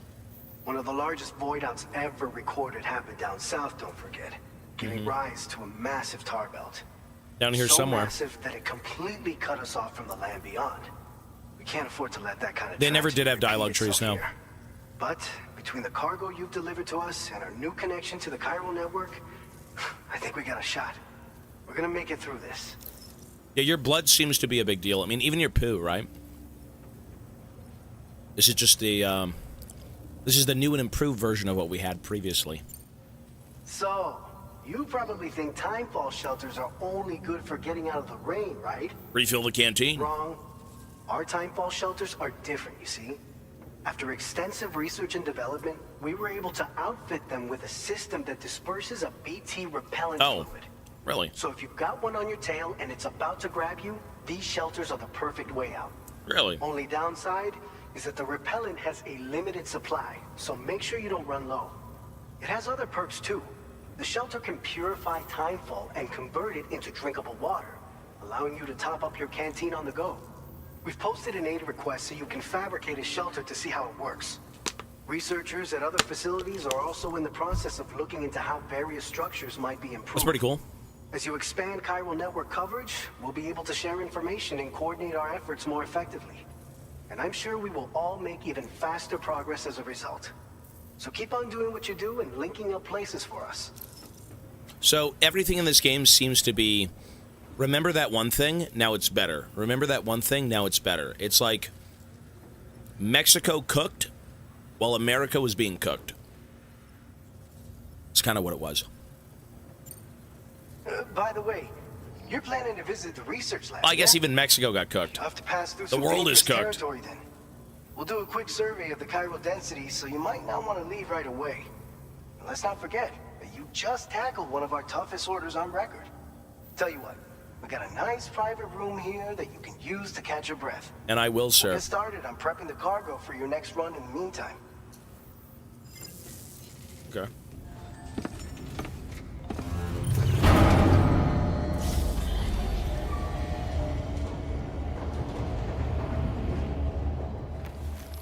The number one thing about this game is efficiency in inventory.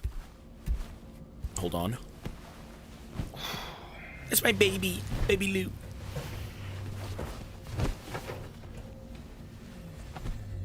Apply. Hello, sir. 50 months. Thank you, man.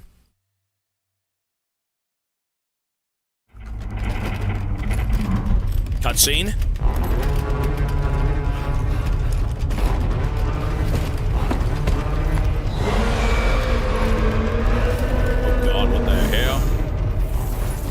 Gate quake detected.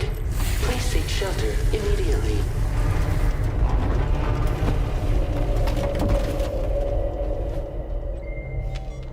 Sam, are you okay? I'm fine. You guys? The facility's intact, but the research lab might have taken a hit. The local chiralium levels appear to be rising. The BTs are Better coming. hurry over there, Sam. Head to the delivery terminal upstairs and check their order. Okay. Benjamin Rivera, story so far. That's my baby, baby Lou. You okay, Sam? Aid requests. Okay. Aid requests are issued by the inhabitants of facilities and do not need to be accepted like orders. A request will be deemed complete once you've done what's required. Okay. So we have to go check on the facility and then that aid request. Oh no, the aid request is build a timefall shelter and recover 4 beloved walking sticks washed away by the floods. Walking sticks? Get a life. Our new timefall shelters are fitted with anti-BT deterrents, meaning they can be a refuge for more than just rain. Please build one and give it a try. Sure.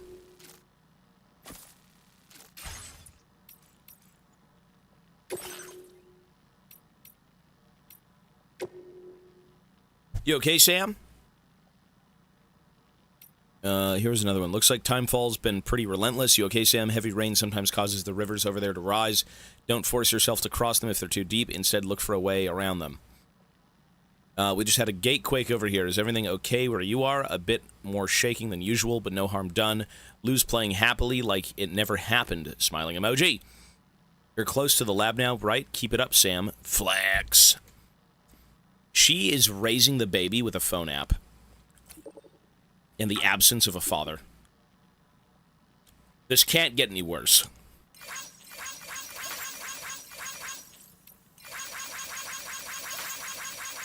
There we go. A phone app? Alright. Okay. Let's go shower. Toilet. You know, I kind of don't like that the bathrooms are out of my room. I feel like I'm in a public place doing this, instead of in my private chamber. They could see me, and there's no advertisements.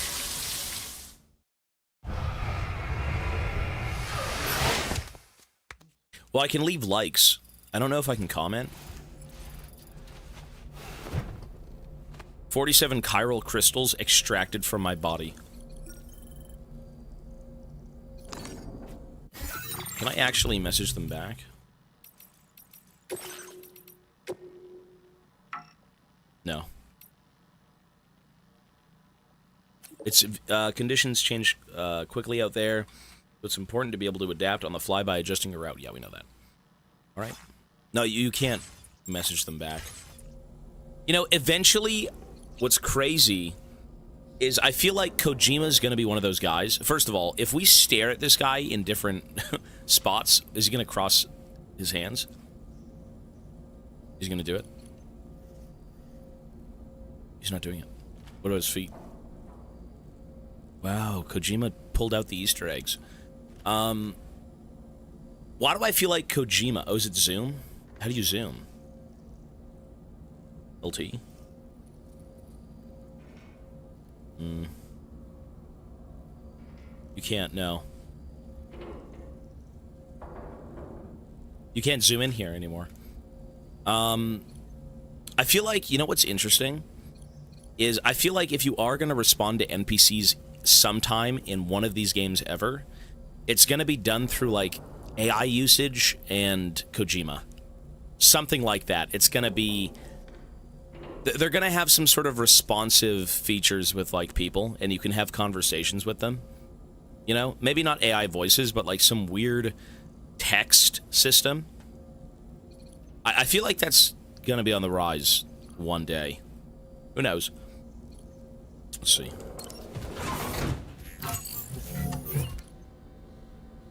Customized look. Wash face.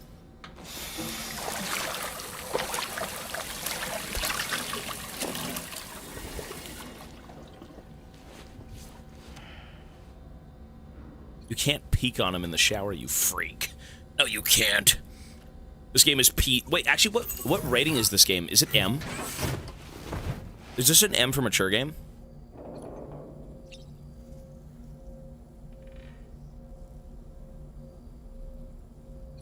Yeah, probably is. Change screen. Okay, so we can change the left and right screen. What if I'm just surrounded by the baby? Baby! I look behind me, there's baby Lou. I look in front of me, there's baby Lou. I can't escape parenthood! Jesus. He looms over me. Hora Lou! Baby warrior. Let's sip. Chiral tea. What a weird thing that Kojima was sponsored by fucking Monster. And in the first game, when it first came out, all of these drinks were Monster branded, so he was literally just having, like, energy drinks over and over. What a strange thing. Oh, that crunch. 17, 18 in EU. Okay.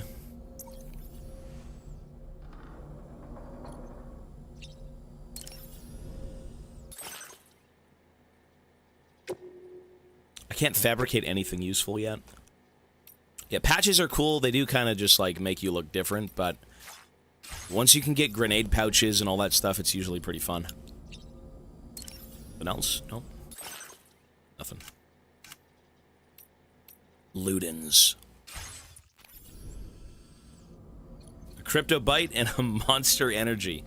You ate bugs and drank energy drinks. That was your diet in this game. Folks, I need to take a break for dinner. It is dinner time. Alright, so we're going to take our up to an hour break. Maybe a bit less. So, we don't even need to pause the timer. It's going to be paused while we play this game. Reason being is it's not on the list. And so, I don't feel right kind of taking time away. But we are still going to add time. Regardless of what we get during the gameplay, so we will resume the timer once we're done with this game. This is my birthday gift.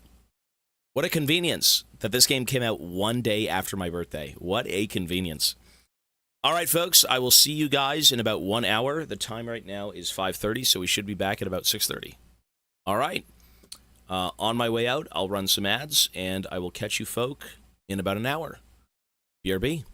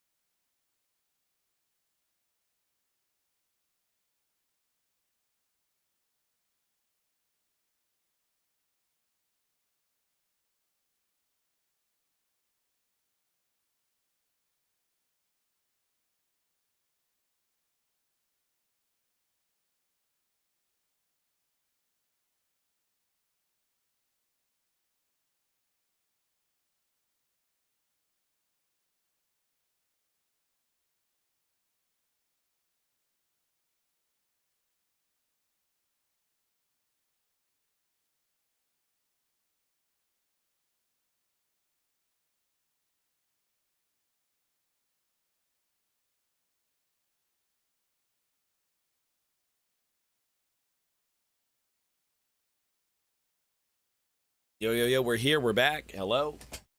Time to...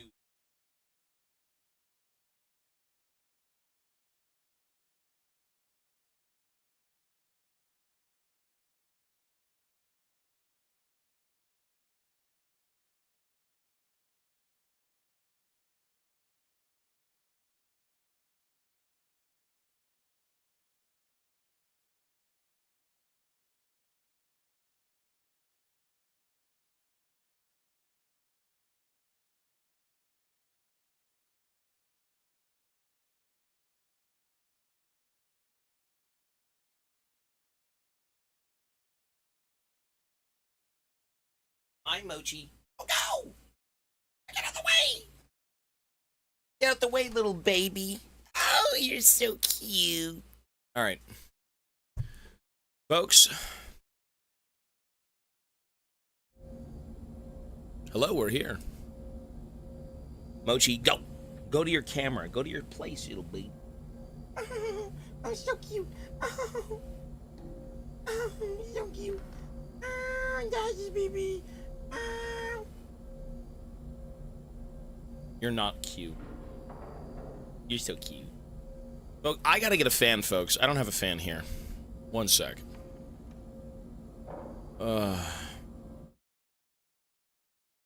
We are completely out of a fan.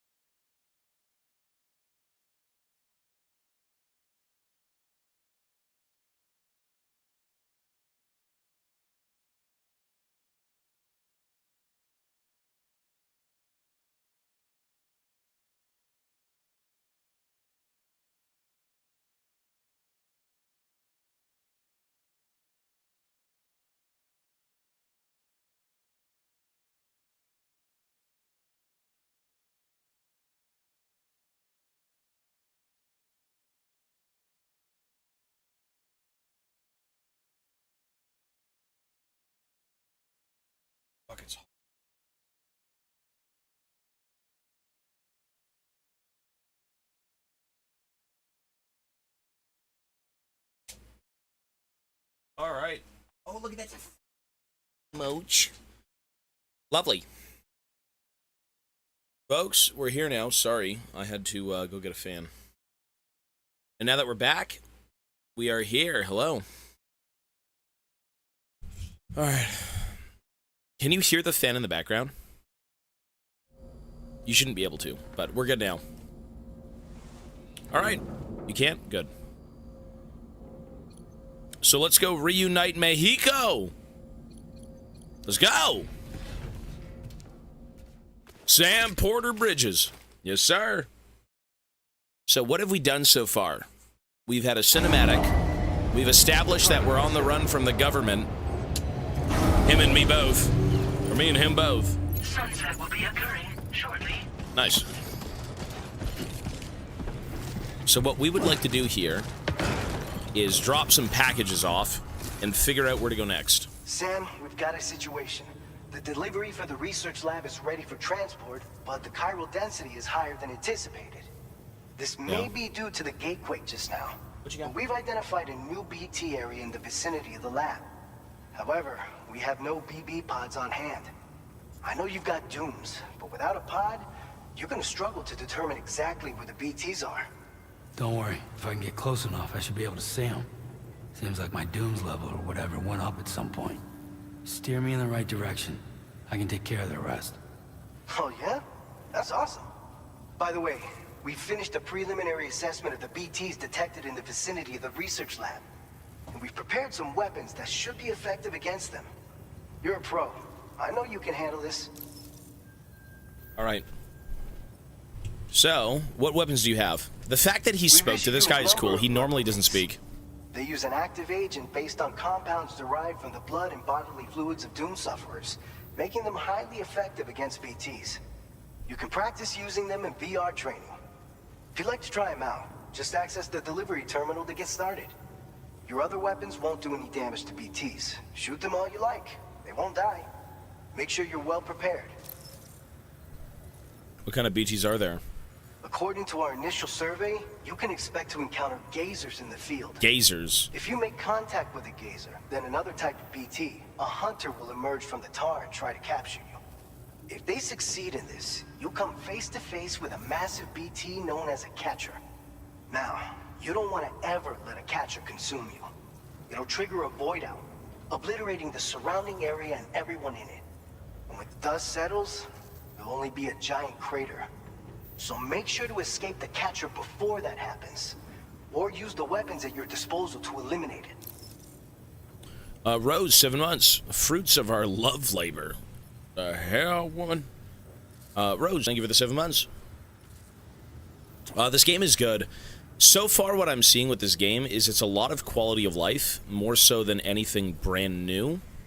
So far, the aesthetic of the game, the visual fidelity of the game, a lot of things are very ironed out, and they are better. It's a step up from the last game so far, for sure. All right, go ahead and pick up your next main order. I'll brief you on the details while you check your map. All right, let's do it. New orders. Defeat the BTs near the former Geophysics Research Lab and deliver the prototype MP bullets. The prototype MP bullets developed by the C1 South Distribution Center will be tested at the former Geophysics Lab Research Lab. There are BTs in the ruins near the lab, however, making delivery risky. Eliminate the BTs in the ruins and deliver the prototype MP bullets to the lab. Okay, so we have to use these new... All right, Sam. You good to go? The new BT area we've identified is located in these ruins. If we don't do anything about it, eventually someone's gonna trigger a void out. Yes, sir. So to prevent that, we need to neutralize all the BTs in this area. There's no shortage of collapsed buildings and hiding spots there, and the timefall isn't letting up anytime soon either. Since you'll also have cargo for the research lab with you, take care not to let it get damaged by the timefall or in any fights with BTs. An aid request for a timefall shelter was registered in that vicinity. If you build one near that spot, you can use it to escape any BTs that may be pursuing you. And if you stash your backpack in a timefall shelter, You can rest easy knowing your cargo's safe from the rain and devote your full attention to dealing with That's any good threats. stuff. That I do like. So if you got room to carry a little extra, consider requisitioning a PCC and taking it along with you so you can fabricate a shelter for added peace of mind. That is useful as fuck. You're the only one we can count on. Don't let us down. Okay, so here's the big thing with this game. You are able to establish minor bases of operations. You could still do that in the base game, but now that you can actually settle... you can put down your pack and kind of leave it in one spot and then go off and do more things and then bring back more shit. Like, you had that with the lockers, but this seems a little bit more free-flowing. You know, you get to put it down, pick it up, put it down, pick it up, put it down, pick it up, and just go. I like it quite a bit. It keeps the flow of the game a bit faster, not to mention this is more combat-oriented, so... alright. Let's get it done. So there's the new blood grenades we have to use to destroy the BTs. Lovely.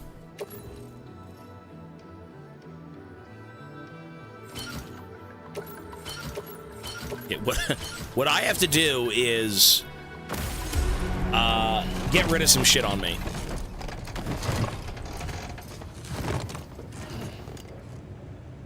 Okay, so let's drop a few things. Order accepted. Thank you. Sam Porter Bridges. So what do we want to do? Facility storage. Look at all of this shit so we can actually store material. Bandit boots, climbing anchors. Okay, so usually what I do here is I drop everything off. And then I go through my pack. And I pull out everything I actually want to use. It is so much easier than just doing that, like, one by one. Okay. Okay, so now everything is back in... I think maybe you can automatically store everything with one button. I'm not sure yet. We'll take container spray. Oops. What do we have on us? Tool rack. Assault rifle we don't really need. Can't even hit... You can't even... can't even shoot BTs with it. Blood bags, boots, carried on back, prototype bullets, repair spray, okay, blood grenades, good, good, good. Ceramics are fine. Take a PCC. Bandit boots, we can do... Just wear them. Take one ladder and one anchor. I don't even feel like you need the ladder or the anchor, to be honest, and it's just taking up 2 more spots. I'm gonna say, fuck those 2.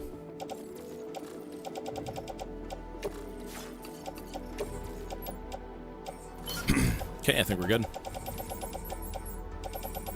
I think we are good. Yeah, let's go. And now we can replace a few things. Auto arrange. I should be using the boots, these ones. And then I'll break down those boots. There's a little bit of prep in this game before you do head out. It's not so bad, though. How's the game so far? It's a little bit... It's basically the first game, but better. That's the best way to put it so far. It's very faithful to the first game. I don't think the formula's changed. But the formula has been enhanced. I think is the best way to, so far, put it. Mochi, you okay? Here, you want the fan on? I'm gonna give my son the fan. Big fan. Mochi, here. Get the solo fan. You like it? And now he walks away from it. I wonder if he's gonna go lay down. Don't you want to come lay down? I want him to lay down so I can just put the fan on him. Oh, lay down! Where is he? What are you? Go, little buddy. Okay, so fabrication management, sorry, we have to deal with my inventory, so Customized look, storage. Where the fuck was it again?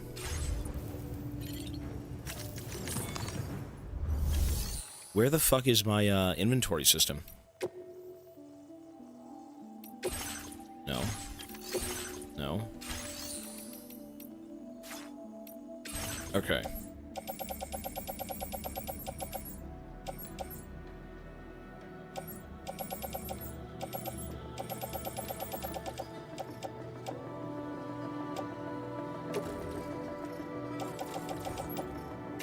There we go. Done. All right, now we can leave. Good to go.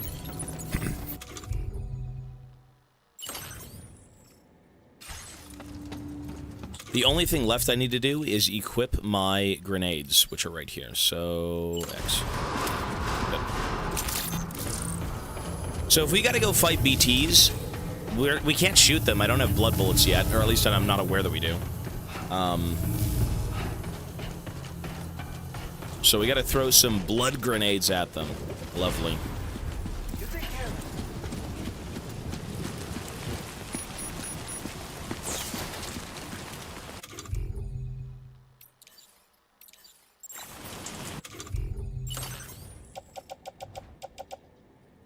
Container spray. Okay. Black light. Oh my god, what the fuck is on my map? Commencing route creation. Okay. Delivery route. Disengaging weapons restriction. This is the wrong one. Take care, Sam. So what do I want to do here? Do I have my PCC? I do. Good. The music is... No. The music in this game is great. The music in DS1 and DS2 will be good. It's not generic. Story so far. We're trying to reunite Mexico. We ran away from the government.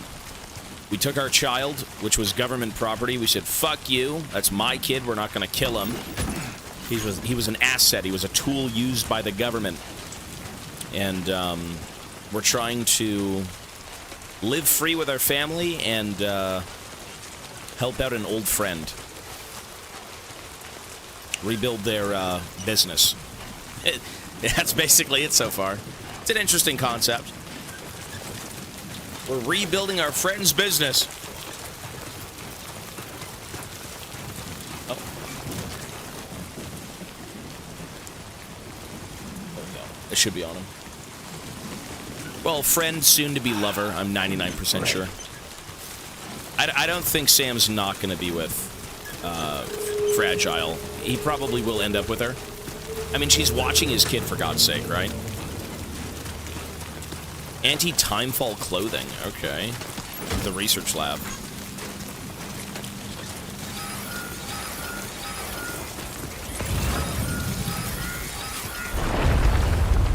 Shit.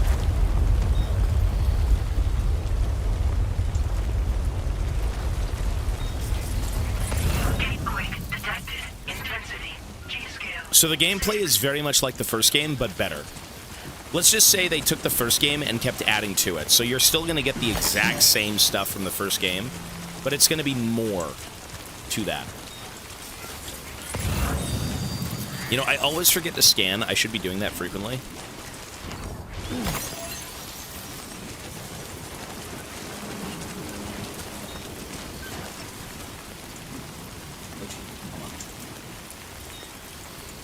Any tips for a stiff neck? Probably posture. I think that's number one. You kind of have to, like, force yourself into a certain posture, I suppose. Maybe stretching, stuff like that. What's the goal of this game? Okay, so the first game's concept was really, really good. I really liked how the first game kind of... we're almost there. One about having you kind of reunite a country as someone who has nothing. You're kind of a guy who's just giving back to, like, the world. It's your own way of dealing with things. You know, people have to deliver packages, and that's just what you're going to be doing. You know, you don't have your happiness, but you can deliver it to others. And in the end, you found your happiness, and you found a baby who reminded you of your kid and your family and all that stuff, and that's kind of where we are now. So, in the first game, you reunite America. You bring everyone basically the internet, and,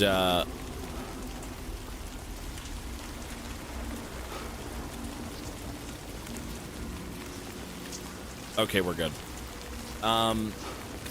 The first game basically has you reunite the country. You uncover a few mysteries. You stop a terrorist planning to blow up the fucking world. And at the very end of it all, you find your happiness, which is number one. I guess also saving the world's cool. But in this game, you kind of... There's the Timefall Shelter. Okay. So in this game, you pick up where you left off. You end up leaving the United States after reuniting everyone. You're no longer part of the I think it was the UAC, United American Cities. It's the big government. It's the U.S. You say, fuck this, I'm not interested. You take your kids, you leave. You're now wanted because the kid you have is government property. They would use these children to, pretty sure it was power their bases or some shit. They were used as, like, batteries. They were also used in the field to detect ghosts because they were... It's so weird. It's so hard to fucking explain this game, but, like, without getting into too much detail, you're a guy who saved the world and reunited America and found his happiness again. After all of that, the government is after you because you took that happiness, you saved a child, and you're now trying to live your life peacefully elsewhere. The past catches up with you, and it's your friend who helped you out in the main game, the first one.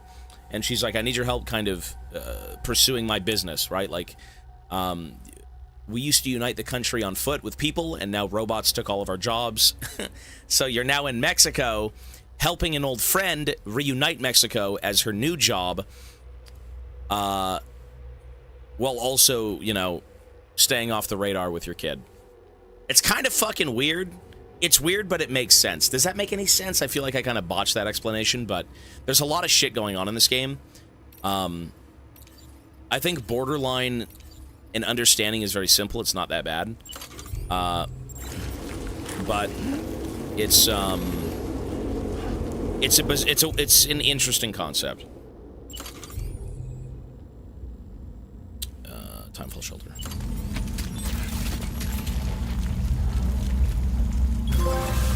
I didn't look at any stream sharing today, no. We were really late to get on stream. It's a Kojima game for sure. You know what, though? Construction process There we go. complete. There is a very good story in this game.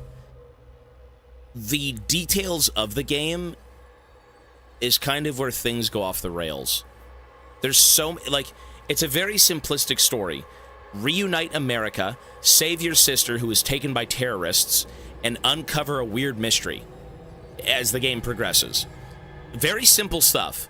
And as you progress through it, you've got all these different things happening. Little thing here, little thing there, little thing here, character there. And all of that is the weird part, right? So, like, this game, again, it's just a direct sequel. I think it takes place 11 months after the first game finishes. You leave America, you're now in Mexico, and what you did in the U.S. was now taken over by robots. So the country's saved, but now we don't need human beings delivering packages, blah, blah, blah. Anyways.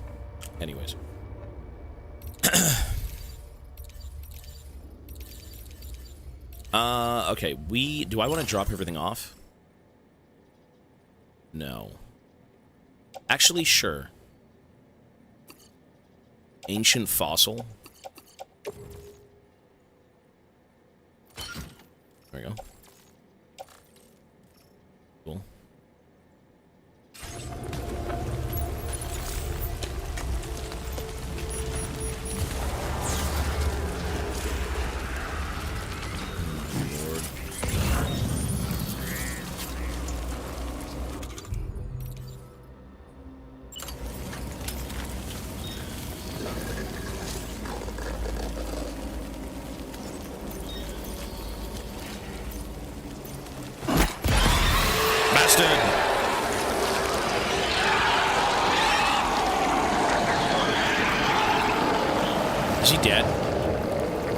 Back to hell, demon. Lovely. You know, I want to drop everything off. Fuck that. There's just too much shit here. So, this I don't even need. So, this I don't need. Blood grenades we need. Boots can't be worn down. Blood's fine. Are these the grenade boxes? No. What the hell is on my character? Oh, it's a pack of blood grenades. Oh. We'll drop it, sure.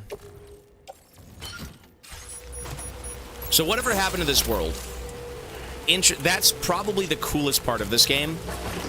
You know how the Big Bang happened, where out of nowhere we just supposedly started to exist? A cataclysmic event like the Big Bang happened, and it ended up stopping people from leaving as they die. The dead essentially became stranded.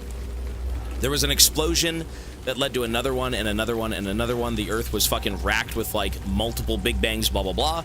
But one of them ended up stranding the dead on Earth. They can no longer pass on. And that kind of led to a big event where everyone took shelter underground, essentially interacting with these BTs. They're called beach things.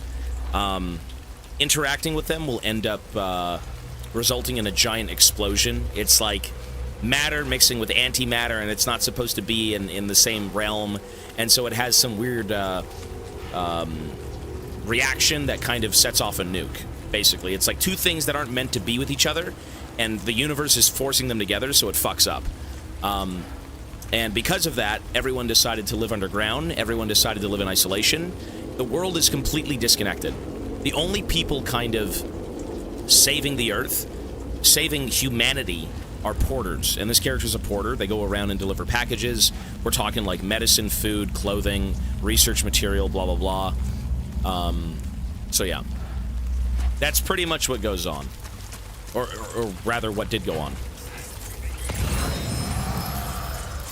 The world is run on manpower, or woman power as well, whatever it may be. Bring shit around!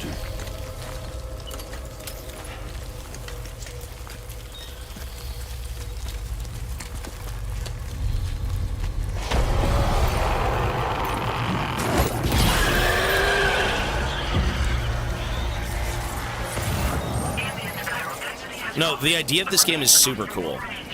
I actually think it's really dope. Even if you don't like the gameplay, it is a very interesting and well-realized, like, thing.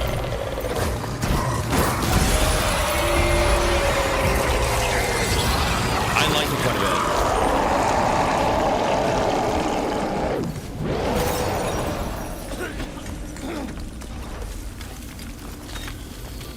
bit. They covered in blood? Oh, it's the blood grenade. Right.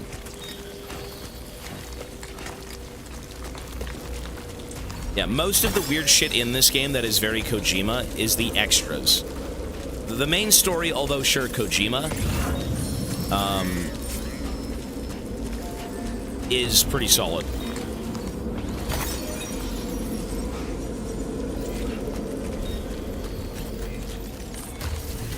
No, I'm playing on a PS5 Pro.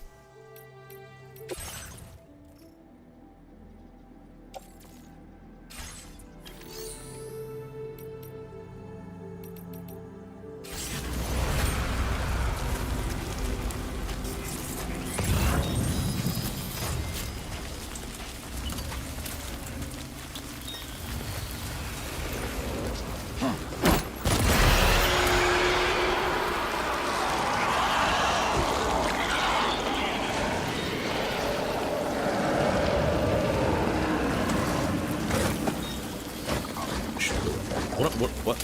Oh.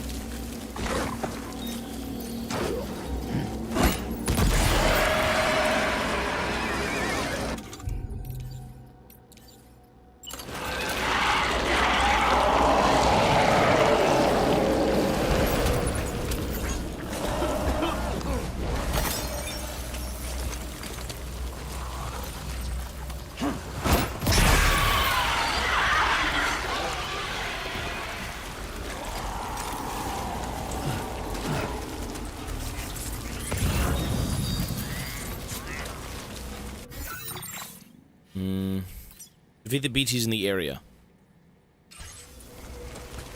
This game's not scary. It's... I mean, there's a few instances of it being a little bit unsettling, sure, but it's not scary.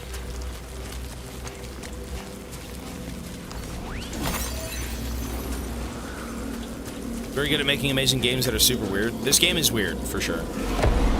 Shit. But where...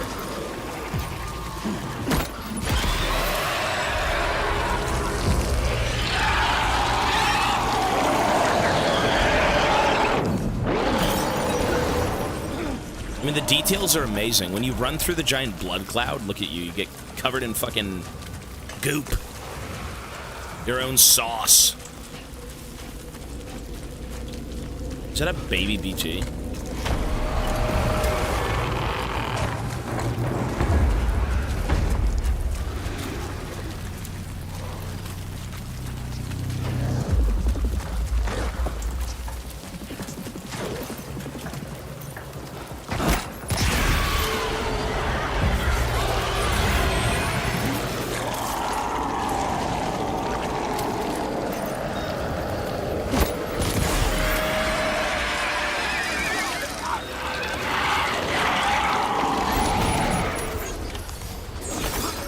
BT is a beach thing.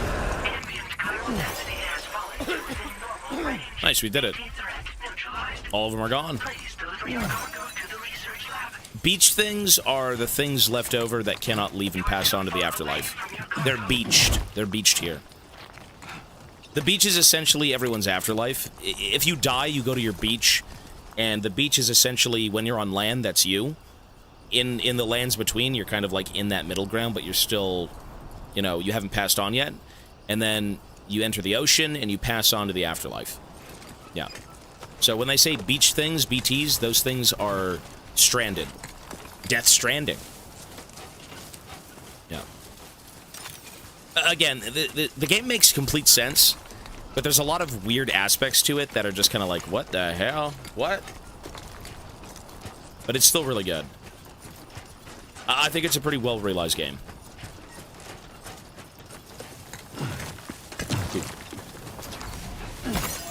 So since we are playing on the hardest difficulty, even though I don't think it's going to be that bad, I'm going to try and do as much as I can here to make sure that we have all of the resources.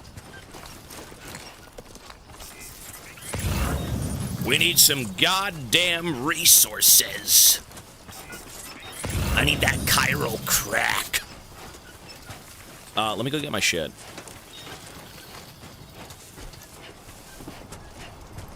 BB. I do miss the baby in the pod. Yeah. I do. I think it was cuter, personally. I don't think it's going to be 2 weeks.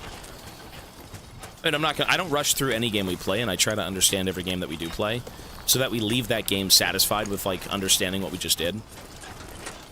And I think that's fair for me, and it's fair for you, right? If you never plan on playing these games, don't you want to at least understand what's going on? So...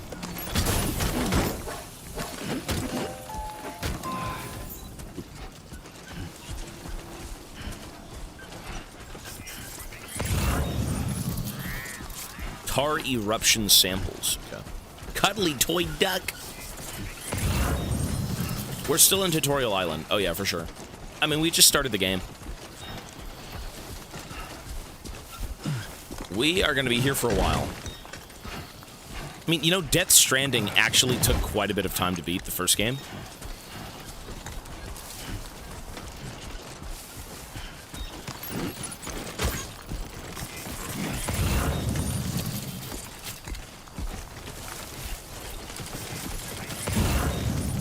I didn't miss anything.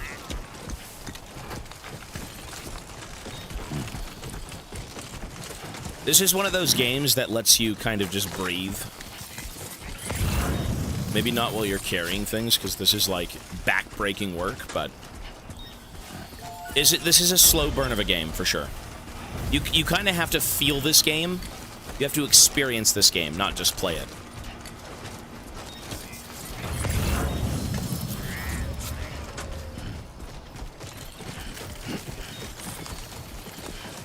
I mean, I'm not sure if I'm really sold on the concept of this game so far. I really like the concept of the first game a lot. But in terms of where we're headed right now, we're in Mexico currently.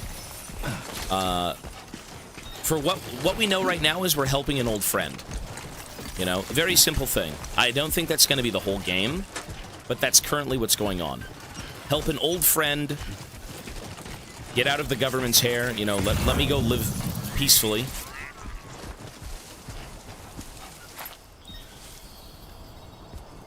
Headache pills. This guy just wants to go off with his family and be free. That's it. Take the baby and go chill the fuck out. I don't blame him. Unk's getting old. Unk is getting old.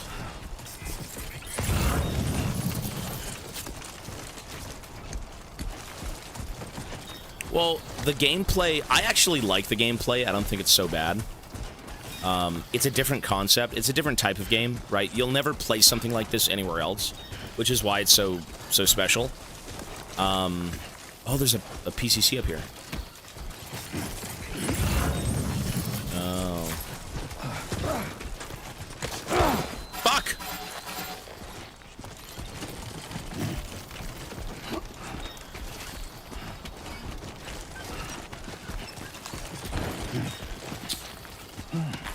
Oh yeah, the CBT. Okay, let's let's do this.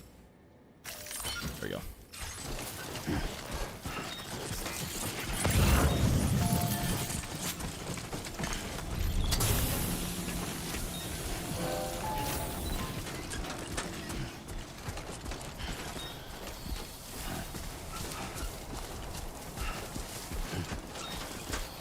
Complain about innovation. No, you know, the, I want to see how interesting the gameplay gets, because this really is a retread of the base game. It's a direct sequel, right? Like, it is a one-to-one sequel. The gameplay is going to be the same, but there are new features in it to make it a little bit more interesting and fresh. So far, it feels like the exact same game, but with better quality of life changes. And again, a completely different atmosphere. You go from the swampy wetlands of America to the desert plains of Mexico. All right. I do miss the U.S. though. I miss the vibe.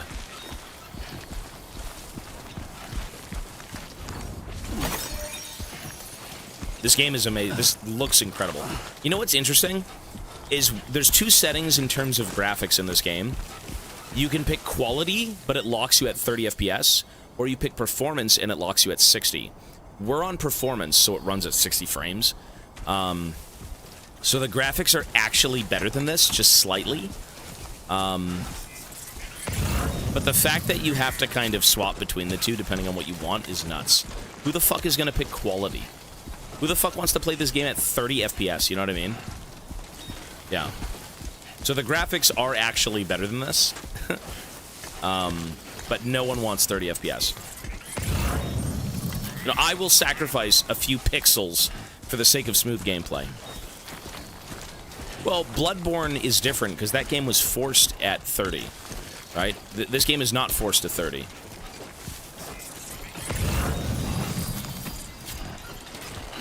Okay.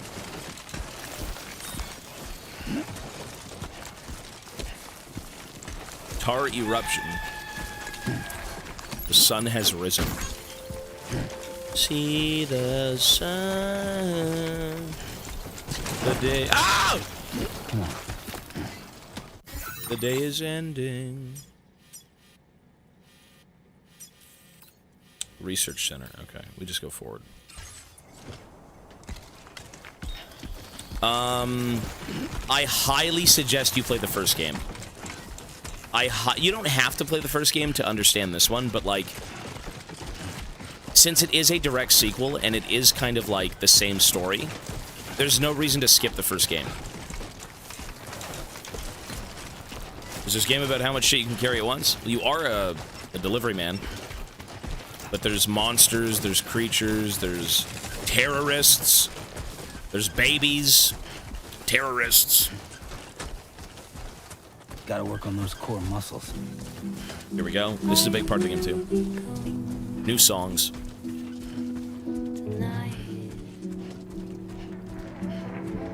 The cinema. Everything's done for a while,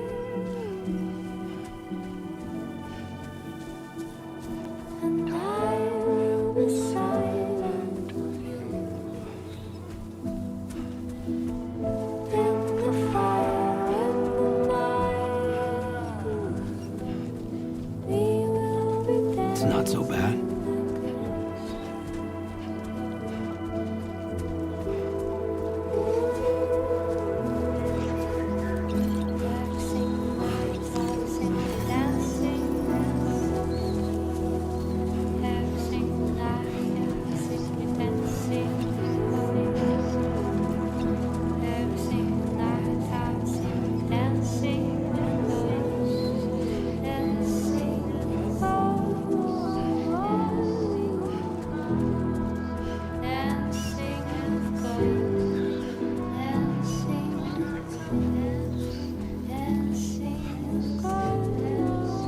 Two wheels up.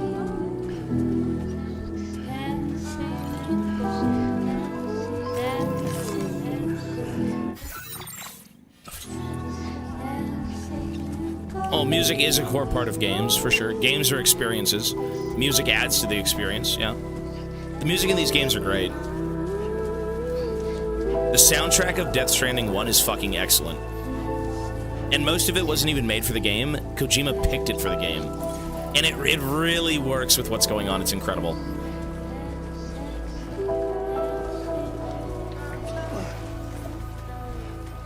Good thing you disabled the audio enhancer. I know, right?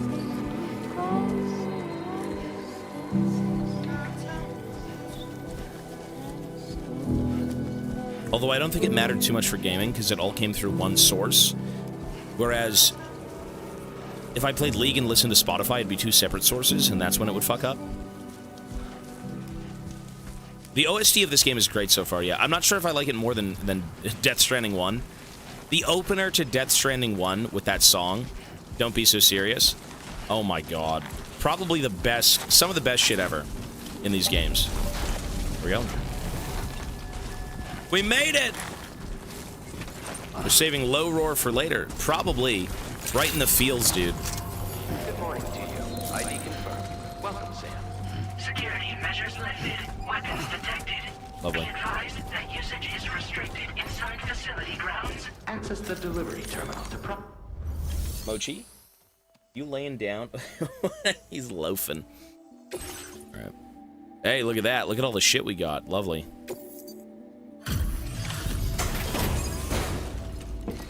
Yeah, Low Roar's lead singer did pass away. Hey, I really like their music, though. It's... I mean, you'll be a fan. Long time no see, Sam. Though, having said that, I realize you probably don't recognize me like It's this. Die Hardman. Anyway, why don't you let me take a look at your orders? Is that Die Hardman? Long time no see, Sam. No way is that Die Hardman. He's... no. Who? Long time no see. Who is this? Don't see any major issues. Should be able to make use of it in this condition. I think it's Die Hardman. Oh, picked up some lost cargo, I see. Should be a nice surprise. There's for no someone. way it's him. No, there's no way. We never doubted Alex you, Weatherstone. Reliable Who the as fuck is ever. Alex Man Weatherstone? you can count on. I gotta see this guy's face. Was he from the first game? We're ready for you to link us up with your Cupid. Once you do, you'll have fulfilled your objective Javier of bringing the Escuela. entirety of Mexico onto the chiral network. Let's do it. He knows me. How? Who is this?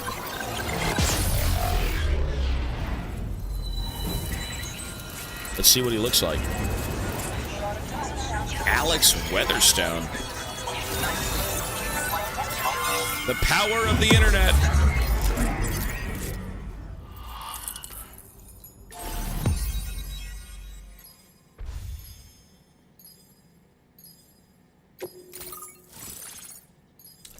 Oh!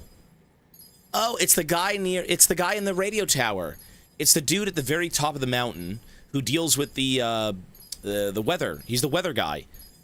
Is that geophysics? Is that him? Is that what you'd call that?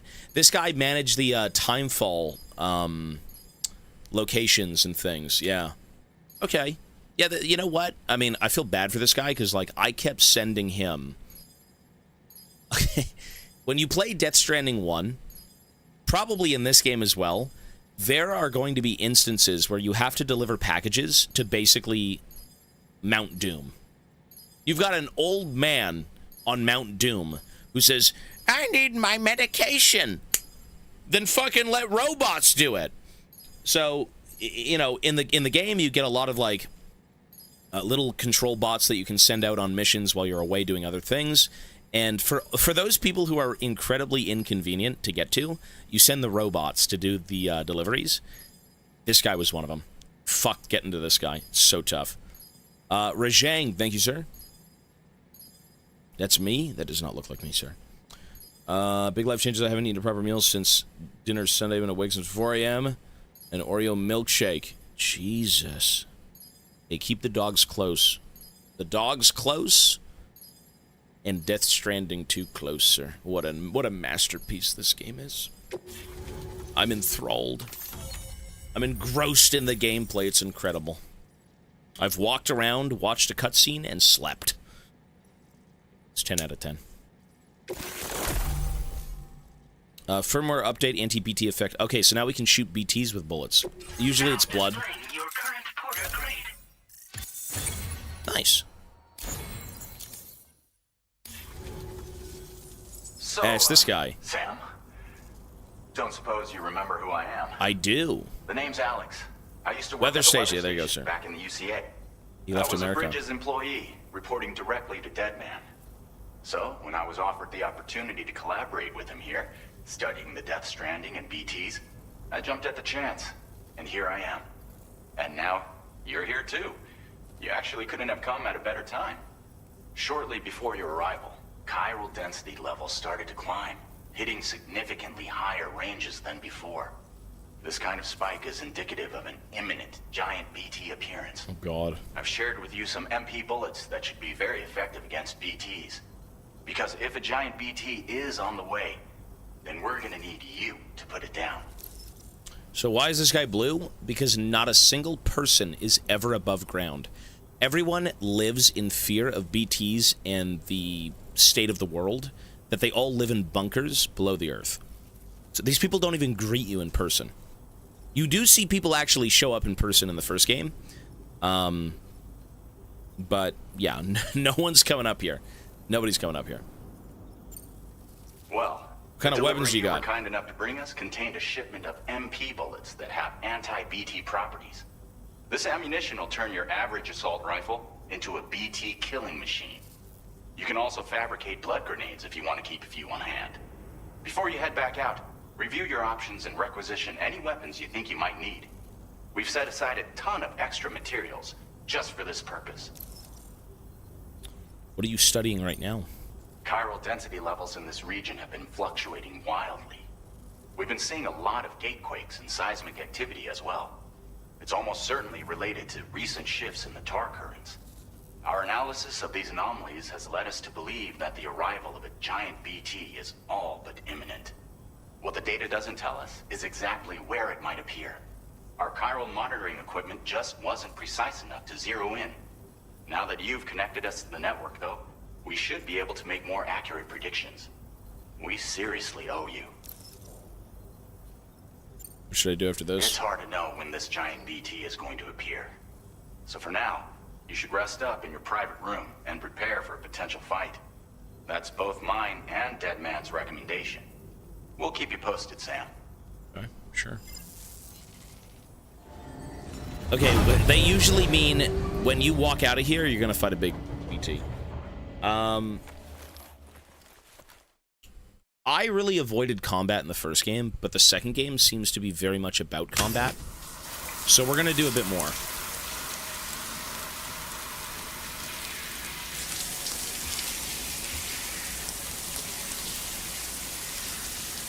Norman Reedus. Sell the bathwater.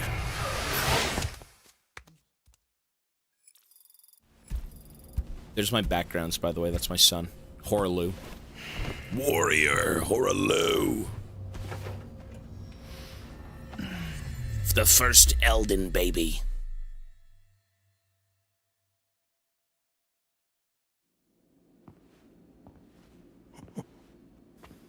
It's been too long, Sam. It's Guillermo. You were a good friend to me. One I could never forget. I like this guy. Which is why I took steps to ensure that this message would only play upon your arrival. The sensors were set to scan for your biometric data. A simple enough trick.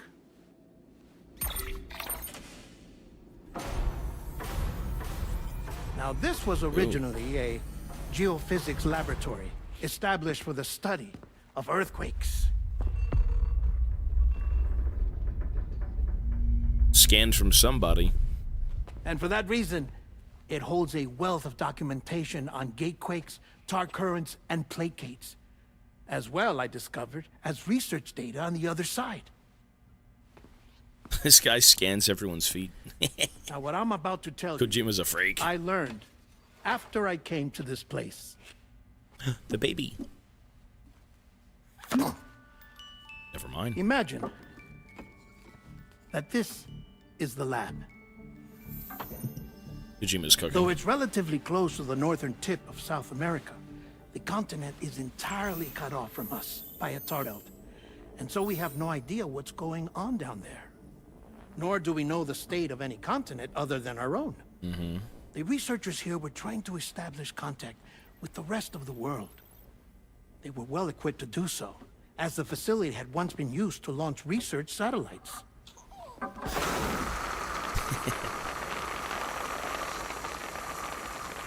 So they tried launching a variety of probes and drones in the hope of obtaining observational data,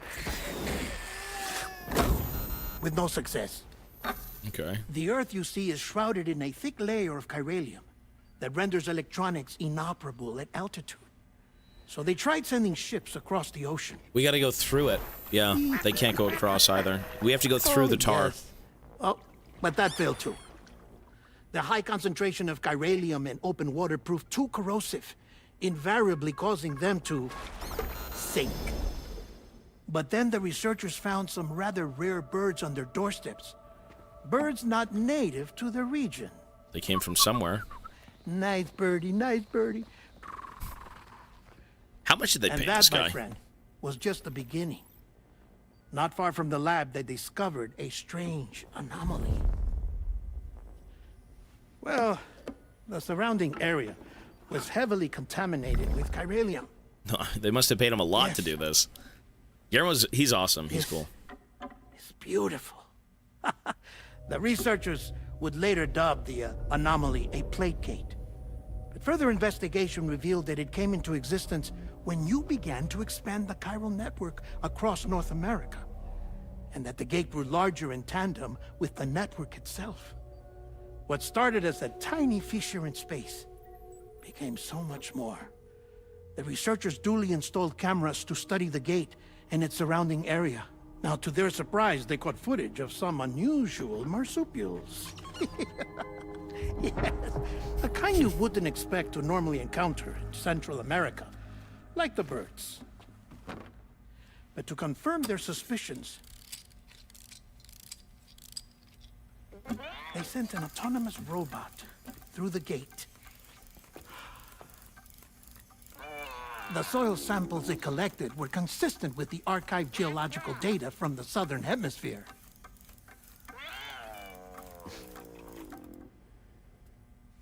Not long after, several men and women came through the gate. They spoke English, and they confirmed that they had indeed come from faraway Australia. We finally knew the world outside North and Central America had survived. Ours was not the last bastion of humanity, but Australia had suffered the Death Stranding too. Imagine being in Australia. That would, with the Death Stranding, good luck. Began working closely with Bridges. and conducted a series of tests, paving the way for an expedition to Australia that would lay the groundwork for chiral network expansion. After they had first installed surveillance equipment, that is, so that the gate could be monitored from the Mexican side, a necessity to this day as Australia is not yet connected to the chiral network. Third game is in Australia. The UCA may not have dreams of conquest and control, but they aren't about to let just anyone use the gate. Indeed, that's one of the reasons they were so determined to connect Australia to the network in the first place. Well, I suppose that's all I have to say about the plate gate. There's something else that I need to tell you, though. Something far more important. Mind if I pause it here? I have to go take a shower. God, the BT's here. Detected. Sam, a gigantic BT just showed up outside. Shocker. We're prepping weapons for you now. Access the terminal up top and take whatever you need. We're counting on you. Shouldn't I be like, oh my god, I have to go right now? What if I just want to... I didn't realize that that wasn't Guillermo. I thought the entire time that was him speaking. But I guess he's mainly a Spanish speaker. He can speak in English, but... I mean, we just gotta go.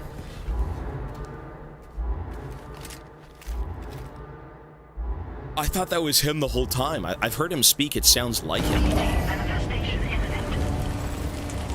Access the delivery terminal to make preparations for combat. Jesse Cordy. It sounds like him.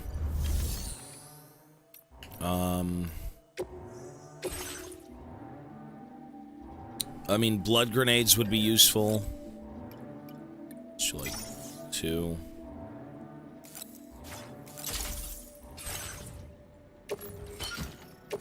So where... They said I could use BT ammunition. But where? Where's the BT ammunition? Oh, it comes with the gun. Let's use the machine gun. It automatically gets fabricated with the gun. And I can swap ammo. But I need... Doesn't it use blood?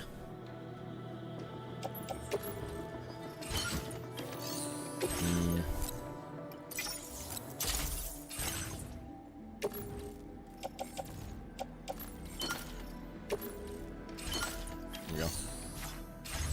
Pretty sure it's blood.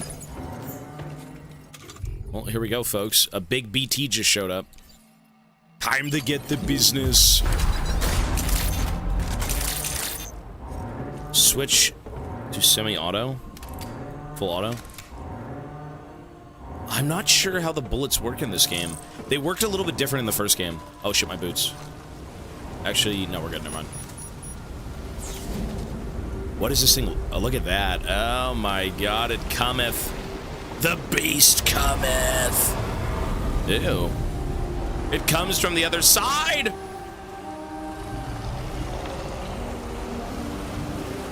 That's ghoulish looking. Oh my god. That is so much more disturbing than the first game. Like, ew. That's... yeah.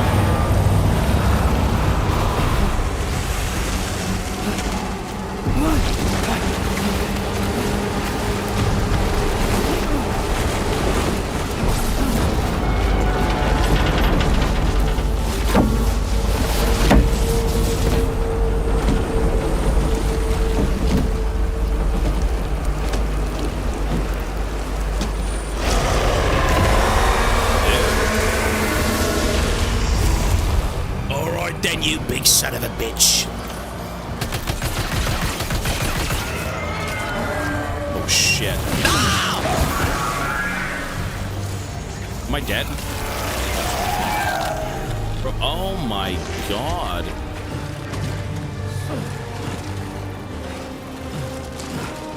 I have to defeat the BT. Sorry, what the... Hang on. I've got 1 million waypoints on my map. Can I disable all these? Like, fuck, my eyes are hurting.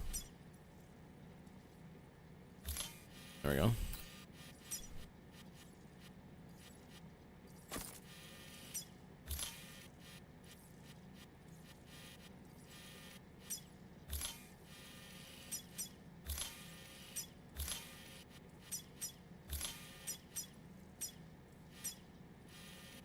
If we have to map a different location, we'll do that after.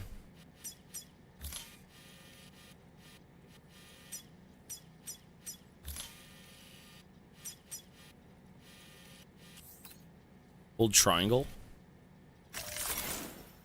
Oh. Okay. Thank you. Sorry, I'm old. Unk's old. Ew, it's like a spinal cord. Oh, God! How do you kill this thing, though? Oh, that's how. You big ghoulie. You big son bitch.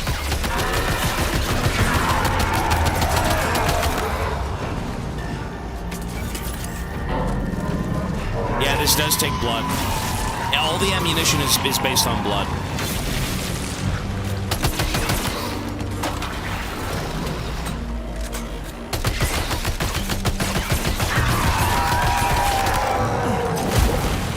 God damn.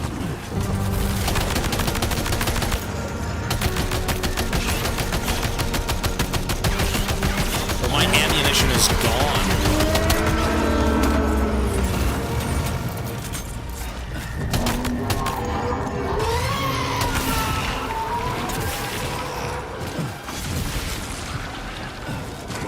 No fucking ammo.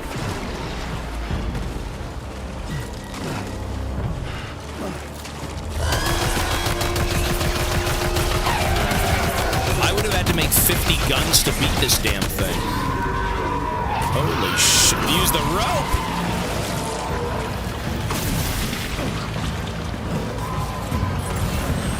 Wait, are they using blood? I don't think my bullets are using blood. Maybe they are.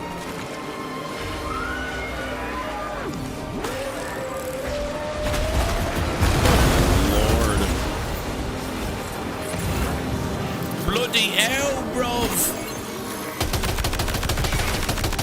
It's not. Yeah, we're out. Fuck. What the fuck? God damn!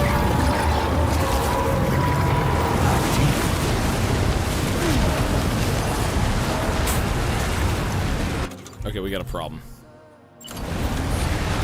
Holy shit. What are you supposed to do? Just die?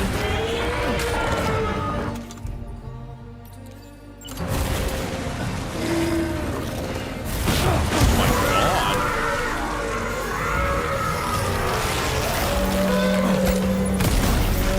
There we go. Okay, maybe we're not supposed to shoot it? Ooh. Alright. I think I just wasted all of my ammo.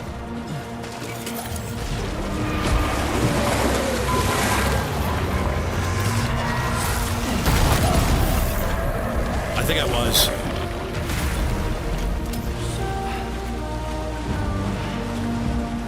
Now what? Oh. The music, though. Oh my god.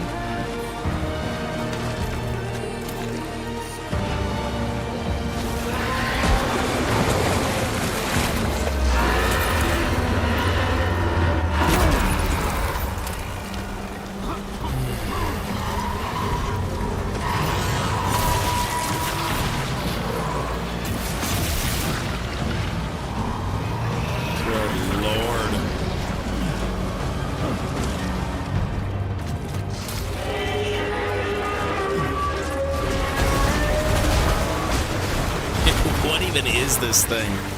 The enemies in this game so far, I mean, this is the one enemy you see currently. I mean, it's fucking disgusting. It's a lot more ghoulish than, like, the first game.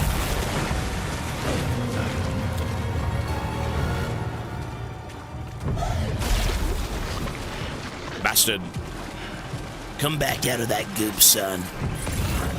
I'm gonna give you a good time.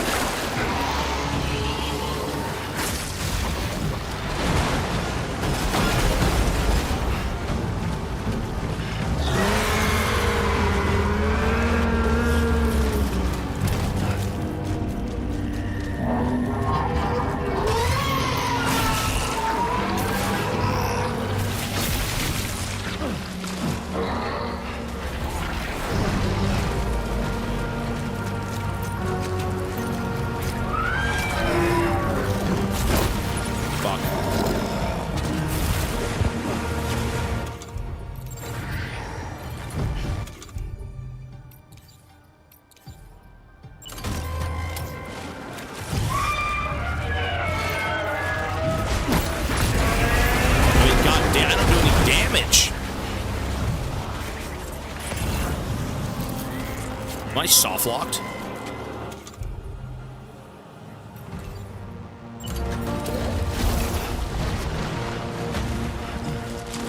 It's got to glow. It's supposed to glow, yeah. I just gotta get near it.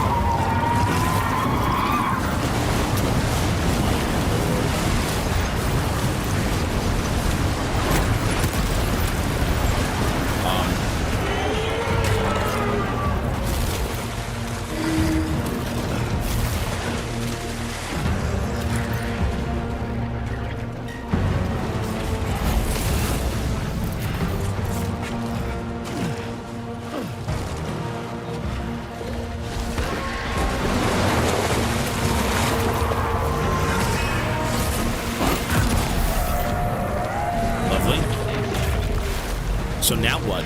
Give it a kiss.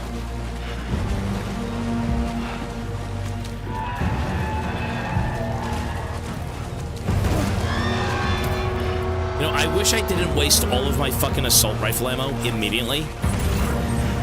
Yeah, that was a mistake.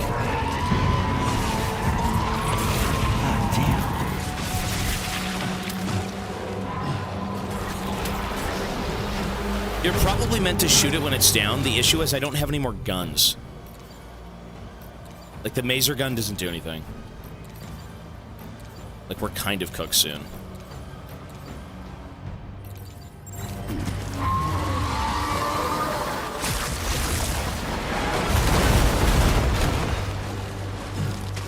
Well, you learn as you play. Oh, man.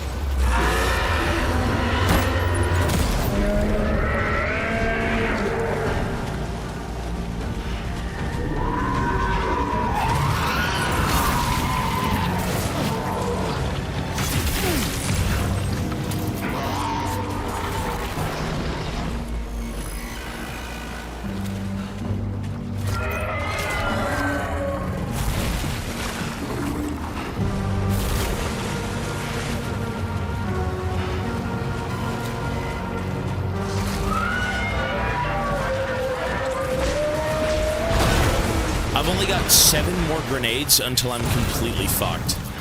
Only 7 more, and that's it.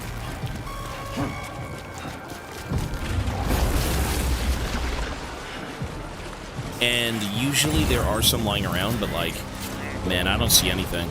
I see nothing. Oh, what's that? Is that food? Yummy bio-cryptodes. Cryptobiotes. Oh my god.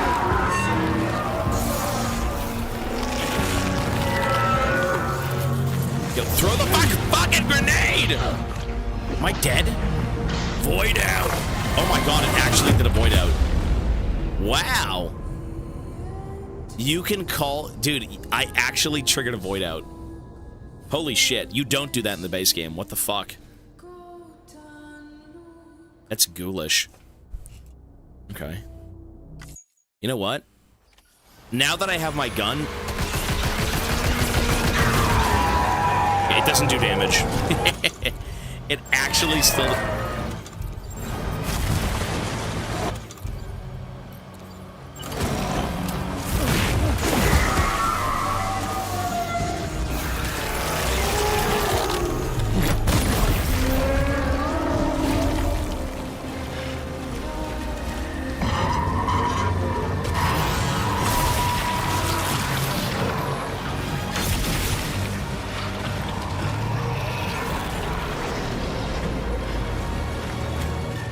I mean, this is gonna take a while, to be honest.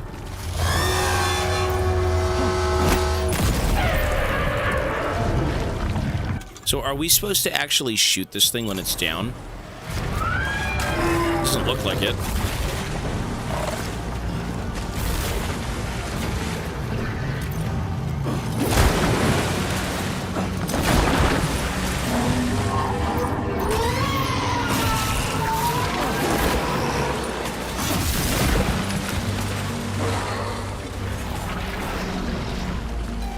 flop like a fish.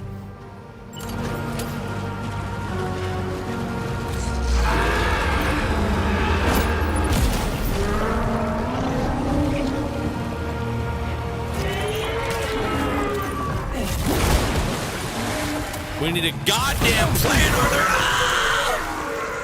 The void out. What? Really? Again? Oh my god. Bro, this is CBT. This is fucking... CBT.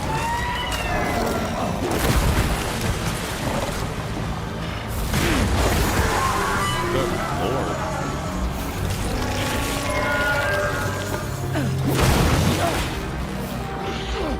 How? Fucking bastard.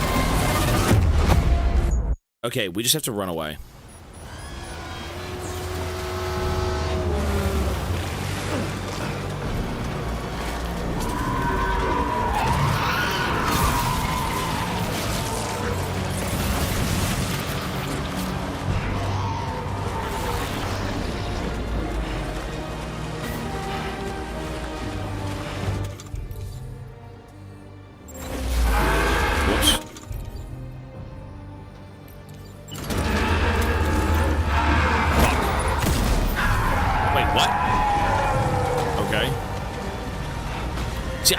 I'm supposed to be doing.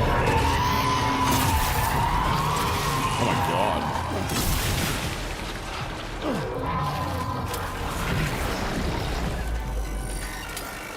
Maybe I am supposed to kind of just like shoot him regardless of what he's doing. Nice.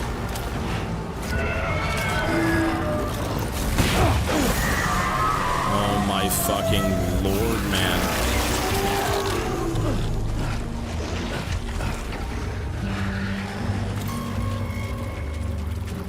Okay.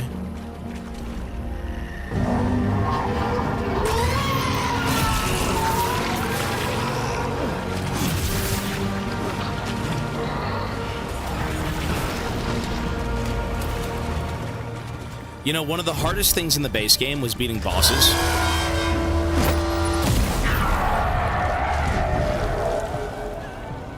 Probably the hardest thing in the game is beating bosses. They're so tanky. On the highest difficulty is what we're playing on right now. They're way too tanky. I don't know. Well, we might be here a while.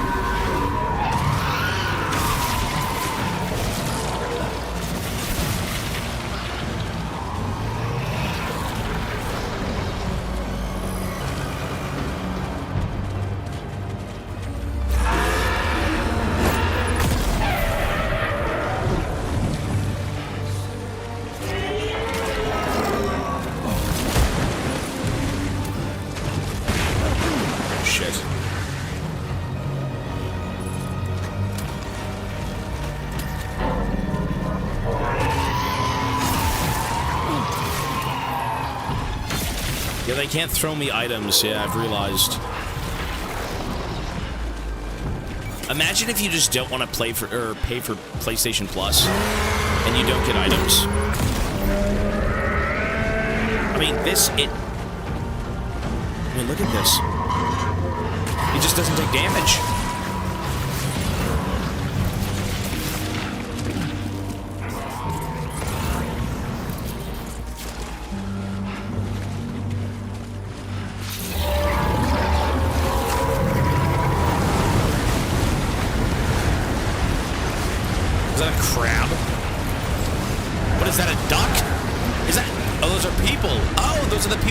Be helping me.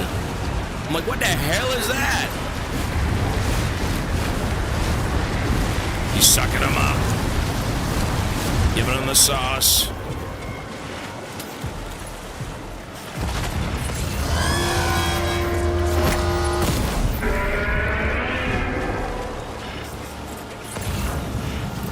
Bro, check the damage I don't fucking deal. Check the damage I just don't deal. Oh my lord.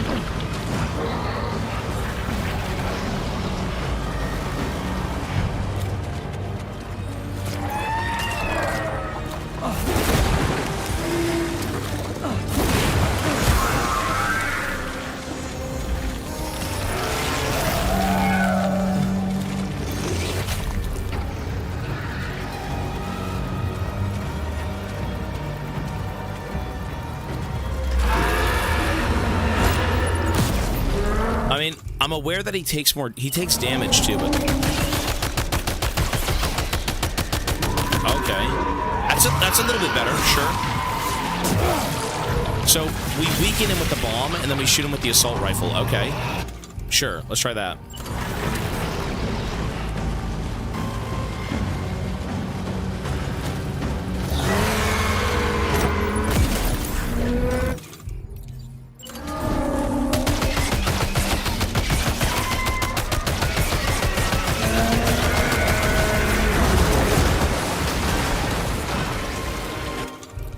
I can't tell if that's how you're supposed to do it.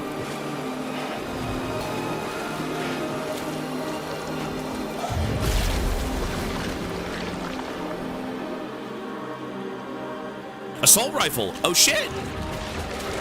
Okay, winnable. It's winnable. Lovely. Oh my god. Fuck. You son of a bitch! Oh my lord. Listen, we may be dead. We may be dead. Oh my god, save me. He's voiding out! The crash out.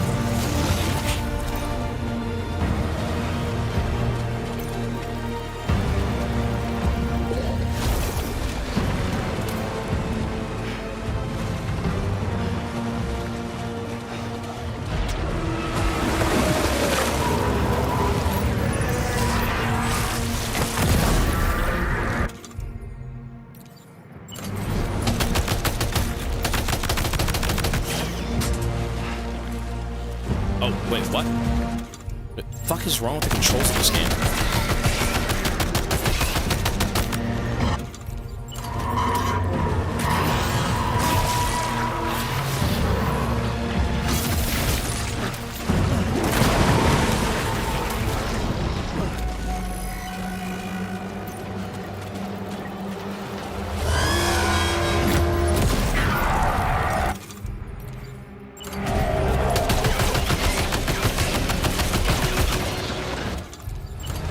I mean, he's at about 50% HP. I think this is how you do it, but it's a little bit CBT. Most of it has to do with the difficulty, I'm assuming. Oh my. Shit.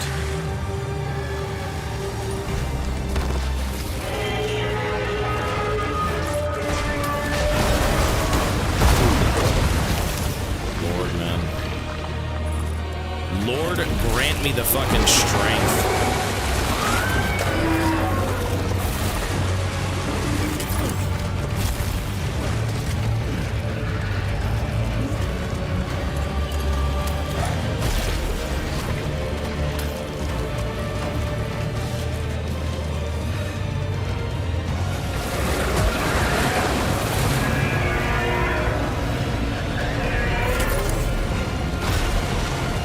Ew.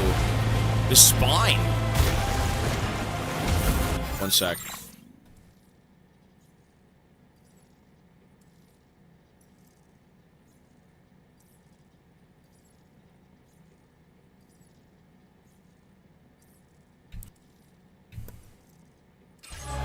Lord have mercy.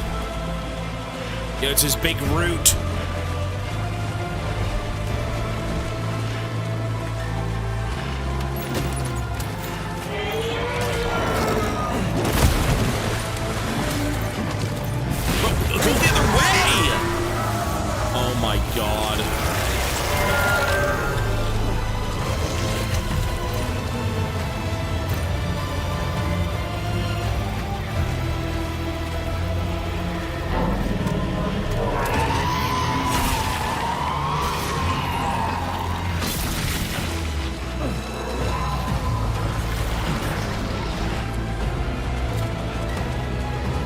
Open that purty mouth of yours, brother. Got some blood bombs.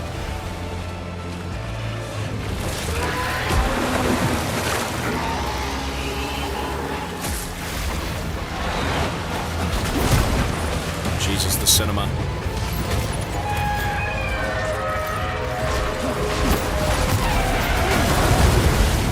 Whatever.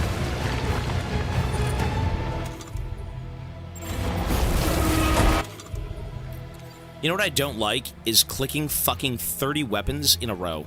It was the same problem in the first game. That I don't like.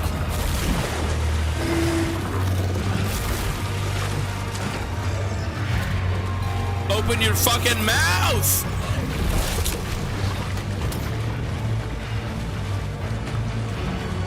Open that mouth of yours.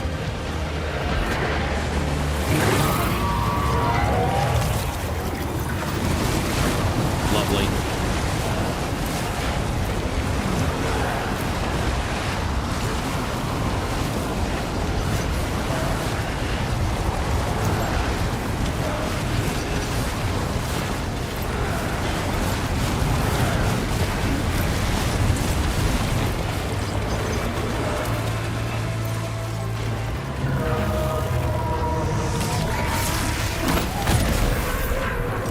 Now we fry the beast.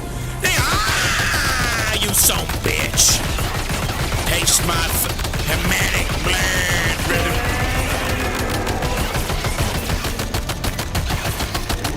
Damn. Okay. Slowly. Oh, shit. We're getting there slowly.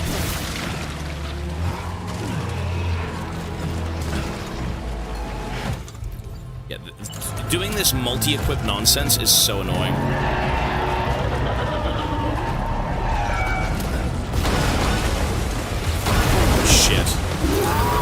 Imagine if I die here. Oh my god, I spoke too soon. Oh my god!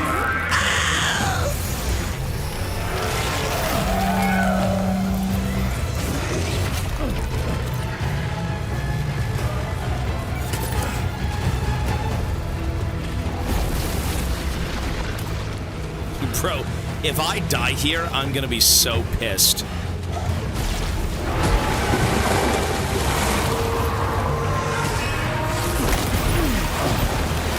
What? Wait, what?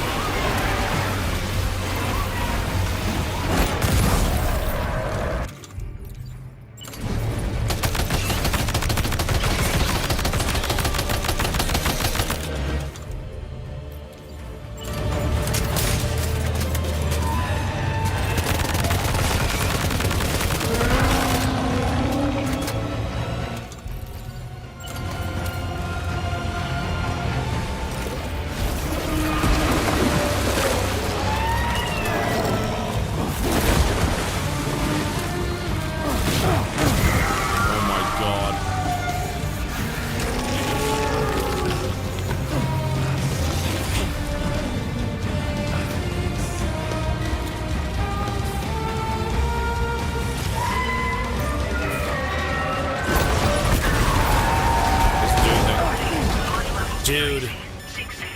Okay, I'm not dead yet, but oh my god, is there any blood bags? Is it over for Mish? I think it's over.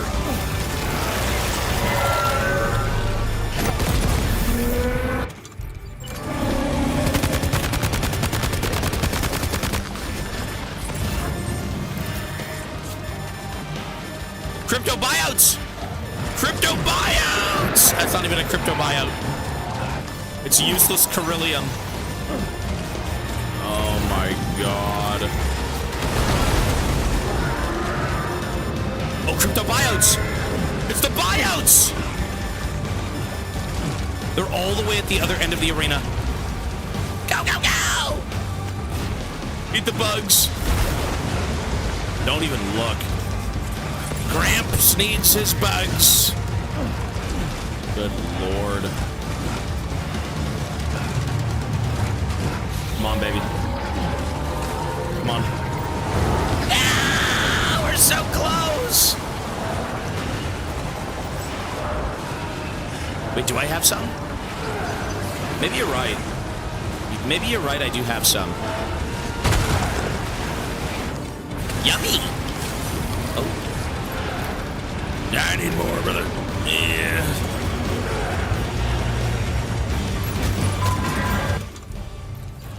Where are they? Oh, you're right. I do have some. Oh, you're right.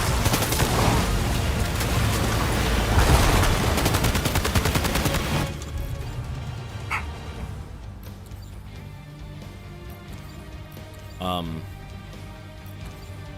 I've got one grenade left. Wow.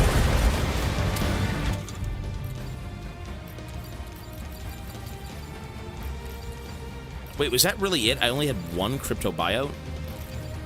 For real?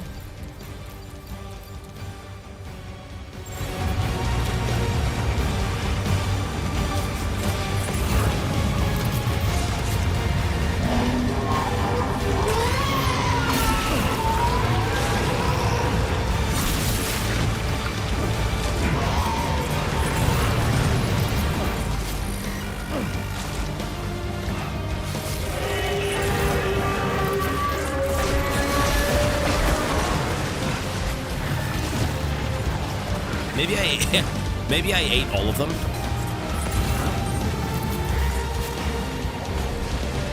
Oh, blood grenades. But it's inside the arena. I can't leave. Or outside, sorry. Wait, how CBT is that? It's outside the fucking arena?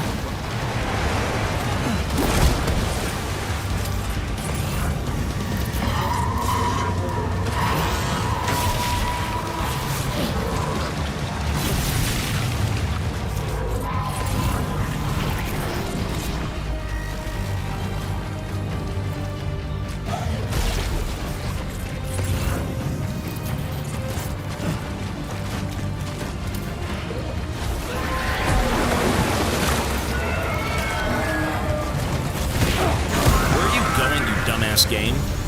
Bro, I'm stuck in the... No! Thank God. It's so... I mean... Bro, I can't fuck this up. If I fuck this up, we have to do all of this again. Oh my God.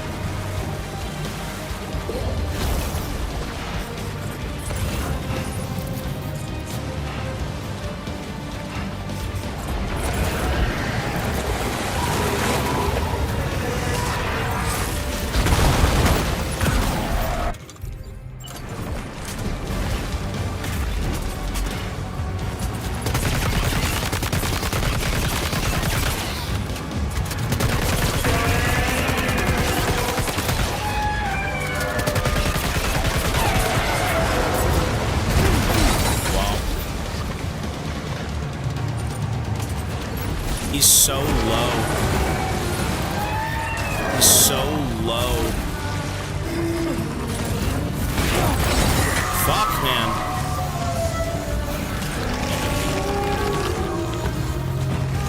I have to get over there.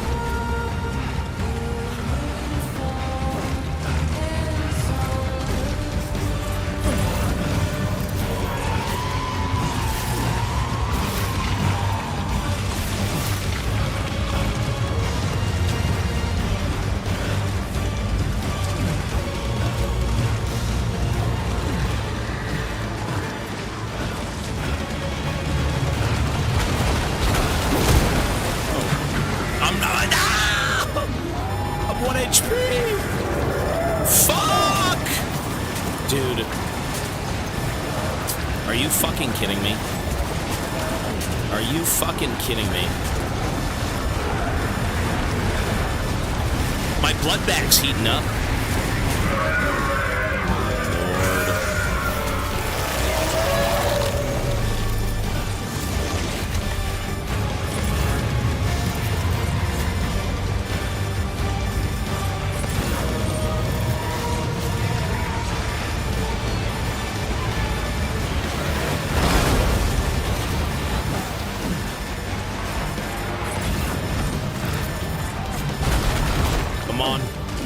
Come on!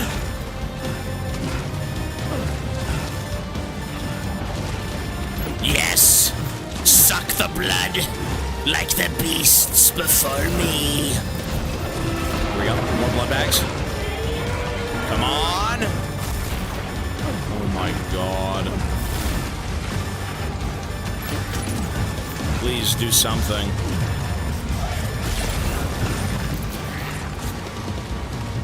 Wait, now we gotta go this way.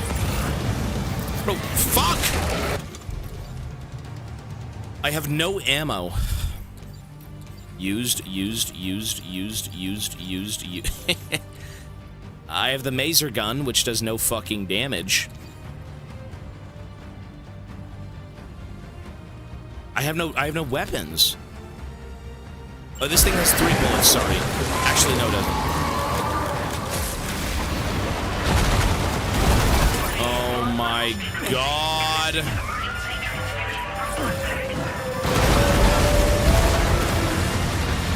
Please just give me the blood transfusion.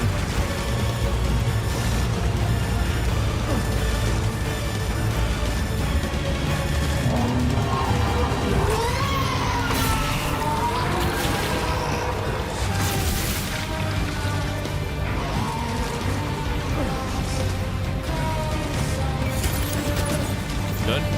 Winnable. Okay, we need... there's a gun! There's a gun! Okay, we only have to run across the arena again for the 90th time. It's fine. The gun is all the way at the other end of the arena.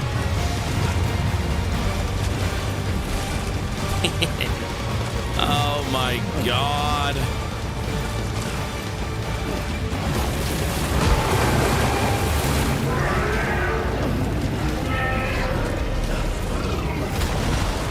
He's got his giant root! His thick root's out. It's meaty and long.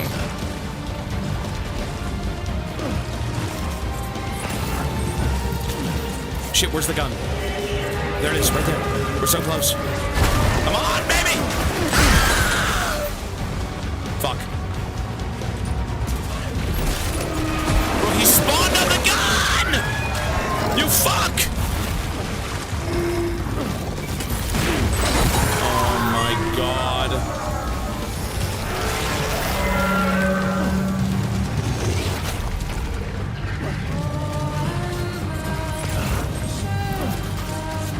I can't go back for the blood bags.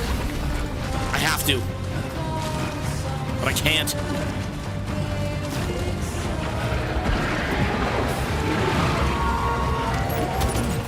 Holy fuck, I have a gun. Oh my god, I'm dead. Ah. Okay, now we gotta go to this blood bag.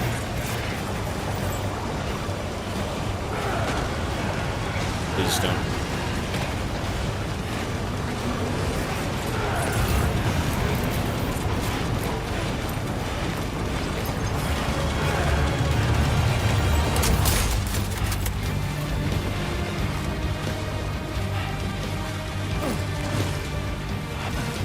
The fuck is he? There he is.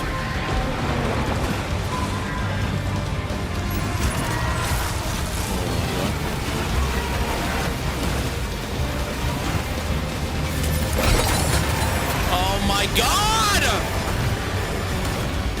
I'm not down yet! Where'd my shit go?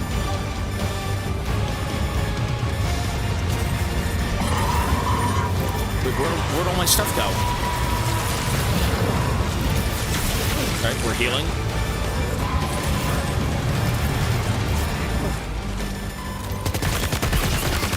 You make me fucking sick!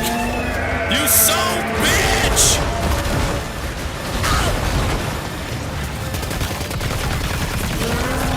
Come on, baby.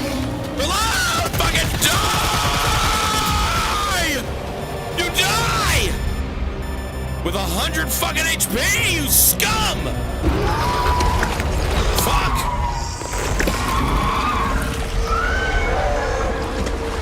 God damn. That is CBT. Oh, phase 2. Oh, thank God.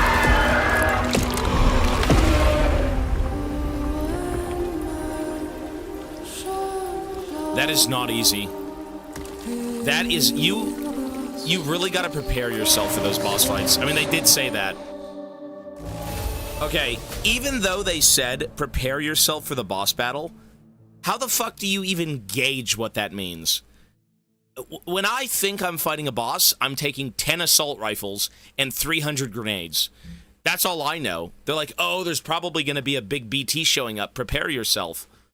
Okay, so I take the machine gun and 5 cases of grenades, and that's barely enough. Holy shit, that's satisfying, though. That was tough. Listen, I don't even care if that increased not even a single star, but like 1/5 of a star. I'm fine with that. Now displaying your current porter grade. Holy. Cool. That was tough. That was cool, though. It actually even showed a void out. In the first game, it never showed a void out. If you were beat, you just kind of died, I think. I was eaten like 4 times and blew the fuck up. Wow. Sam, this is Alex. You did it! Look at me, I did it, by the way. Look at me, I'm defeated! Local chiral density is already dropping fast. I think we can all rest easy for now. Oh, you you're saved telling me. a lot of lives by killing that monstrosity. We won't forget that. Head to the research lab's private room and take a break. You've earned it. I've earned the break? You should be out here, sir. Holy shit. You've earned it. Jesus. Ain't no rest for the wicked.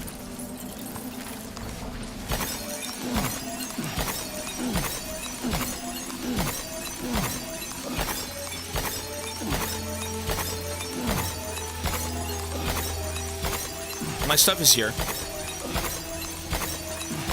That was tough. That was actually pretty goddamn tough, I'm not gonna cope. That was hard. The worst part of it all is if I died, I probably would have had to restart the entire mission. Like, the entire boss fight. Look at this. Oh my god. Well, that's a lot of recycling, I guess.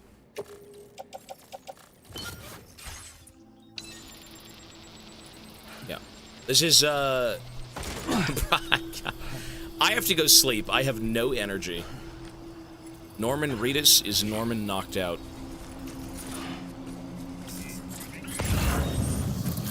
Let's go back. But yeah, we're going to be playing DS2 until we beat it, so... That is the next order of business. Day 1, Death Stranding 2. Or I guess this is day 2, right? Actually, no, this is day 1, because it was available for me this morning, yeah. I would say, you know what? It is basically Death Stranding 1 amped up. They basically said, hey, everything we did in DS1 was great, let's make it better now. And I can already tell the combat in this game is crazier. Like, that boss fight alone was intense. That was more intense than most of the first game by itself, and that was the first boss. And it was disturbing looking. You know, if you play the first game, you're aware of like a few of the creatures you see. But that thing in particular was disgusting to look at. Like, that was some eldritch giant head. You know, instead of a giant squid. It's the same stuff as the first game, yeah. From what I've seen so far, it's the same feel. But the combat's amped up. The buildings are a little bit different. The land is completely different. It's a very familiar game, but it does seem to keep it pretty fresh.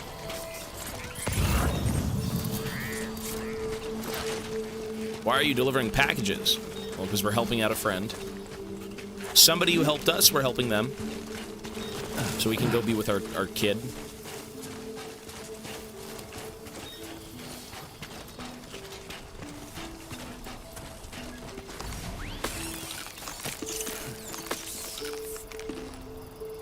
Maybe I should be at full HP before I grab those. It's the same main character. Yep, it's Sam Bridges. Essentially, you save America. You say, great, that was fun, bye. You take your kid, you leave, you say, fuck the government, I'm out. And since your child is still property of the UAC, the UCA, the United Cities of America. I'm technically a felon. I'm a criminal. And so I'm trying to flee from all that stuff, but at the same time help a friend who's still kind of caught up in it. She started a new venture. And her venture took her to Mexico, and that's where we are right now. So we are helping her grow her business.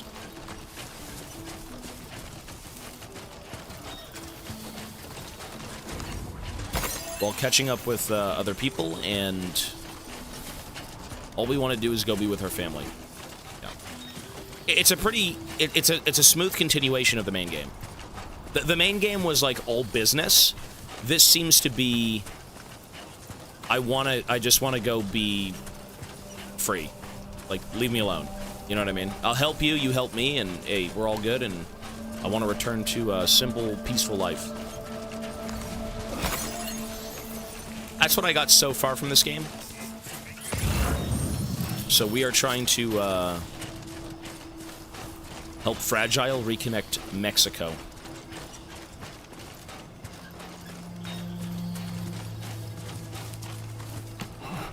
I don't know if it'd be good to play as her, because technically you need to connect with like the Norman Reedus character the most, even though she's a good character and there's a lot of other good characters in this game. I don't know how that would work, if it would make you feel like you're no longer playing Sam Bridges entirely. You're living multiple lives, you know? Because you do get to see flashbacks of how she was punished with timefall and all that stuff. But I guess since it's such a story about this guy and his baby, I don't know.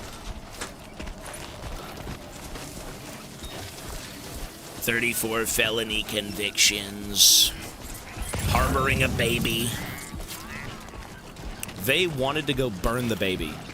My child, my adoptive child, was set for incineration. You need to drink something. And, we said, oh, hell no. Not my baby. Oops.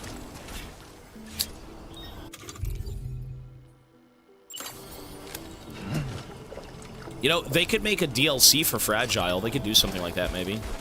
But no, the thing is, though, it's... I don't know. I don't know how they'd make the gameplay. Fuck.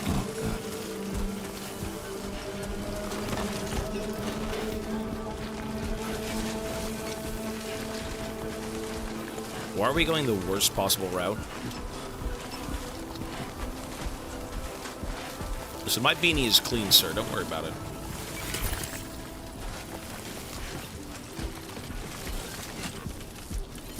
Okay, now that we're aware of how tough the bosses are, I will be thoroughly prepared. Thoroughly prepared.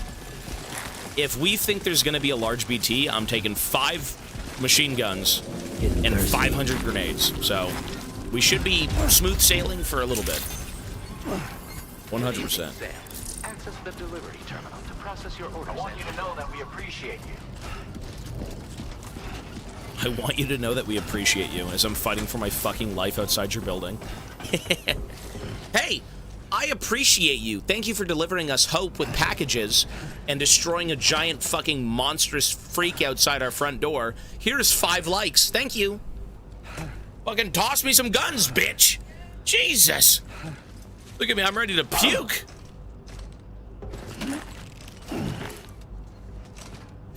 Lovely. All right. Woohoo!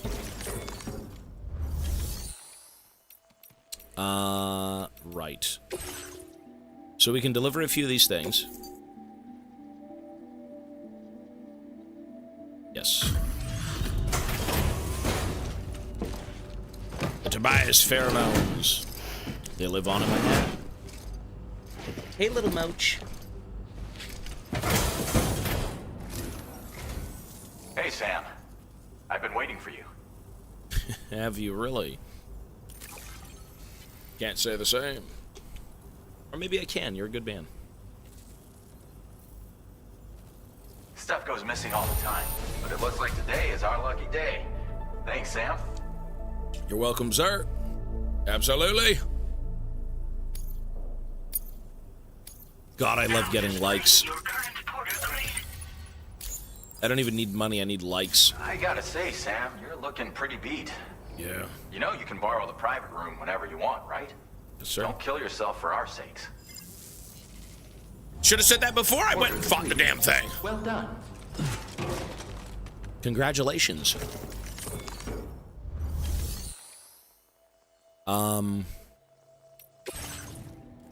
So I can't break anything down here because they don't have a chiral printer. Actually, they do. Actually, I'm a dumbass. I just wasn't looking in the right spot. Okay. Okay, let's just recycle all of this. Jeez.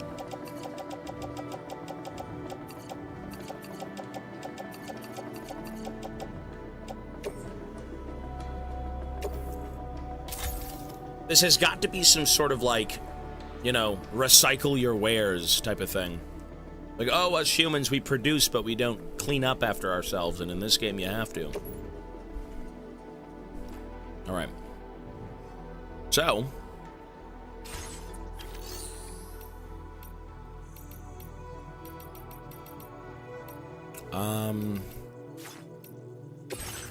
Let me go store everything.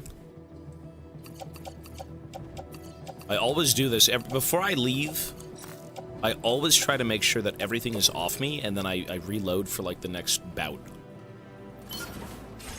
Alright, let's go. Lovely. That was tough. I'm not gonna cope. That boss battle was fucking hard, and it was stressful. To feel like you have nothing... You know, to be fair, I wasn't really well prepared. If I was, that would have been easy. But, you know. Now we know for the future.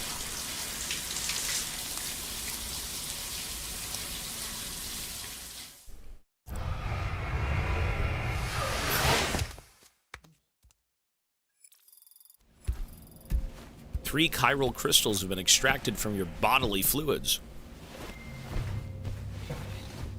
Put me to sleep, but a long, hard day's work.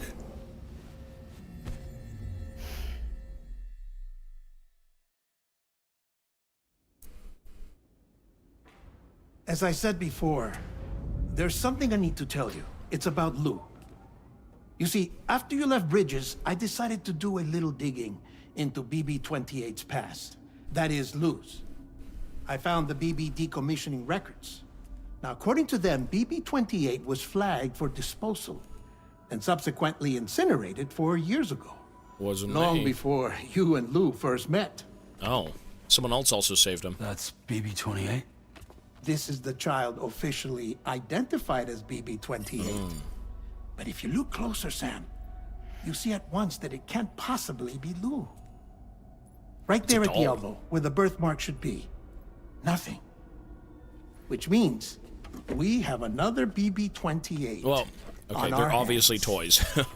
The one with whom you memorably went west and back. Right. Not so long ago. That is Lou. Per regulations, the serial number assigned to each BB was unique. No two units should have ever been assigned the same one. I've cross-checked the details with the most up-to-date entries in the UCA database. And indeed, there is no reason to believe BB-28 survived. All of which can only mean, Sam, that the bridge baby you carried with you on your journey across America, Lou, was never recorded in the official database. So, where then did Lou come from? True. Right now, your guess is as good as mine.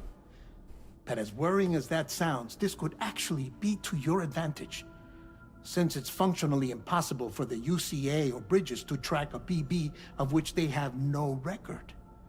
Which is lucky because if they did know about a BB that could live and grow outside the pod, they'd want to secure it for study. So take comfort in the knowledge that they don't, that you're free, that you can bring up Lou in peace.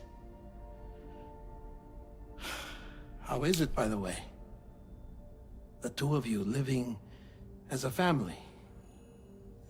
Right. I have gifts for you. A few things to take back home. He won't even say a word to him. This guy's An been your assortment bro. of vaccines to be administered as your child grows up. We want Lou to live a long and healthy life. And it's natural for children to be afraid of shots. Maybe this will help put Lou's mind at ease. A token of my affection. You can collect it via the delivery terminal when you leave. I wonder how big Lou will get. Dude, Norman Reedus is just coked out of his mind. Look at him. Anyway, there's one more thing I wanted to share with you. As you know, everyone is meant to go to their own beach when they die. But unlike most people, I wasn't born from a mother. I was born from an artificial womb. Transplants provided the organs I never had. I was incomplete and had no beach, I believed. But I wasn't about to accept that. Does he have a beach? I went back home to study the Ha and Ka and the beach. I threw myself into my work, Sam. I tried. But I think I've done all that I can. In the end, I'm still a patchwork Frankenstein's monster. One that's just about worn out. As a doctor, I can tell you, I don't have long left. So I've devoted my remaining time to research. That's why I'm here, Sam. Where I can focus on the beach. There's so much data here, Sam. On beach formation, jumping via beaches, the relationship between the beach and placates. All the evidence you could ever wish for. Not enough to solve every mystery, perhaps, but enough for me to make an incredible personal discovery that I have a beach after all. It doesn't Kinda feel matter bad for how this guy. I was born. I have lived as a human. And thus do I possess a beach like any other. I am not a machine, but a person with a Ha and a Ka and a beach to go with them.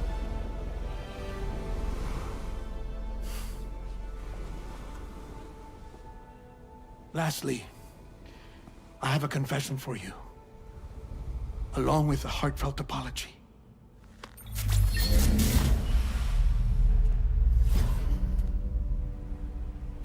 I told you once that I didn't have dooms. But that's not actually true. Not that I was lying, you understand. I just didn't know. It was only after I found my beach that I realized. Chiral, allergic reaction. No one. If you don't know what's going on, you're just like, what? What?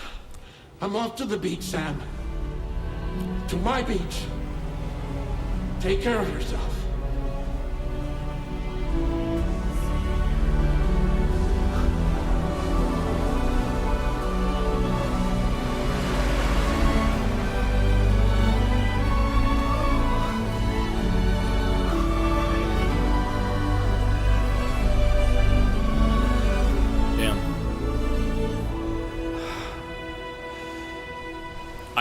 I feel kind of bad for the guy, though. That was pretty abrupt. Damn. Did you know about this? No. It's news to me, too. I'm sorry that that man is gone. But he would have been pleased that you managed to extend the UCA network all the way to his lab. Thank you, Sam. I kind of like that guy. Government. Guess I'm homeward bound. Not really a drone, but like, Missing you know, Lou that badly? he made a few you know I am. choices to help us out instead Come of on help back, them out. Sam. Lou misses you too. To save the baby. Like, he actually went out of his way to be a good person. He felt morally, you know, wrong about trying to kill babies and use them. It's like, oh, they're just products. And then eventually, you know, he comes around and says, I know you're attached to this guy. Let's get you out of here. So he helped Sam out quite a bit. You okay, Mochi? Alright. Damn. And he has his own beach, too.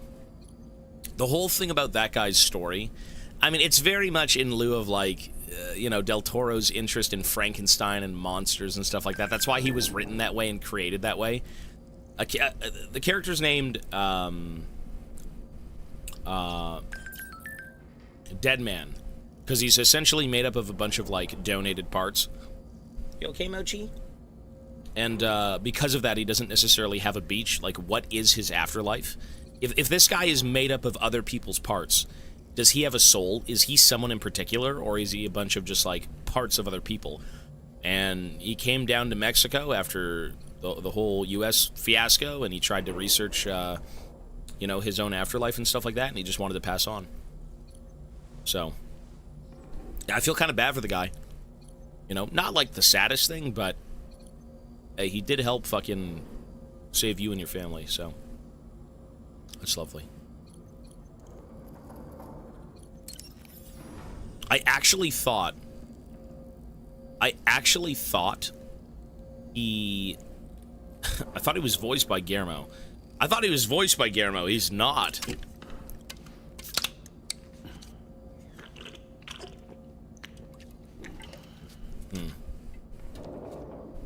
Sipping on some tea. Hashtag ad. Chiral piss. You're taking a piss out of it, Broove. Yeah, no more monster. Crunchy. Every time you beat a boss, you get an action figure of the boss. Can I go see him? I can't check out my collectible shelf. No. My goon shrine. Use the toilet/shower. I mean, you can't do that in the shower. You just have to be a freak. But didn't I already shower? Whoops.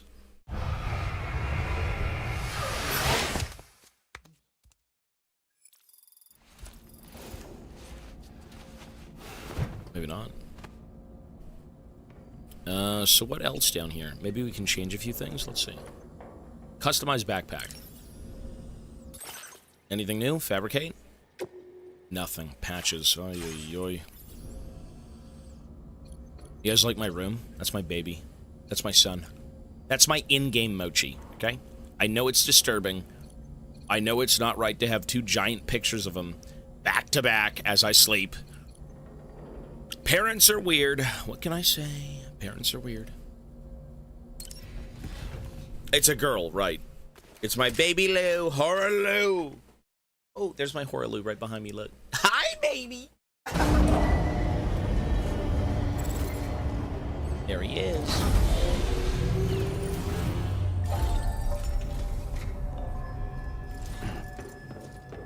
Number of inhabitants, 88. Yeah, there's like nobody here, man.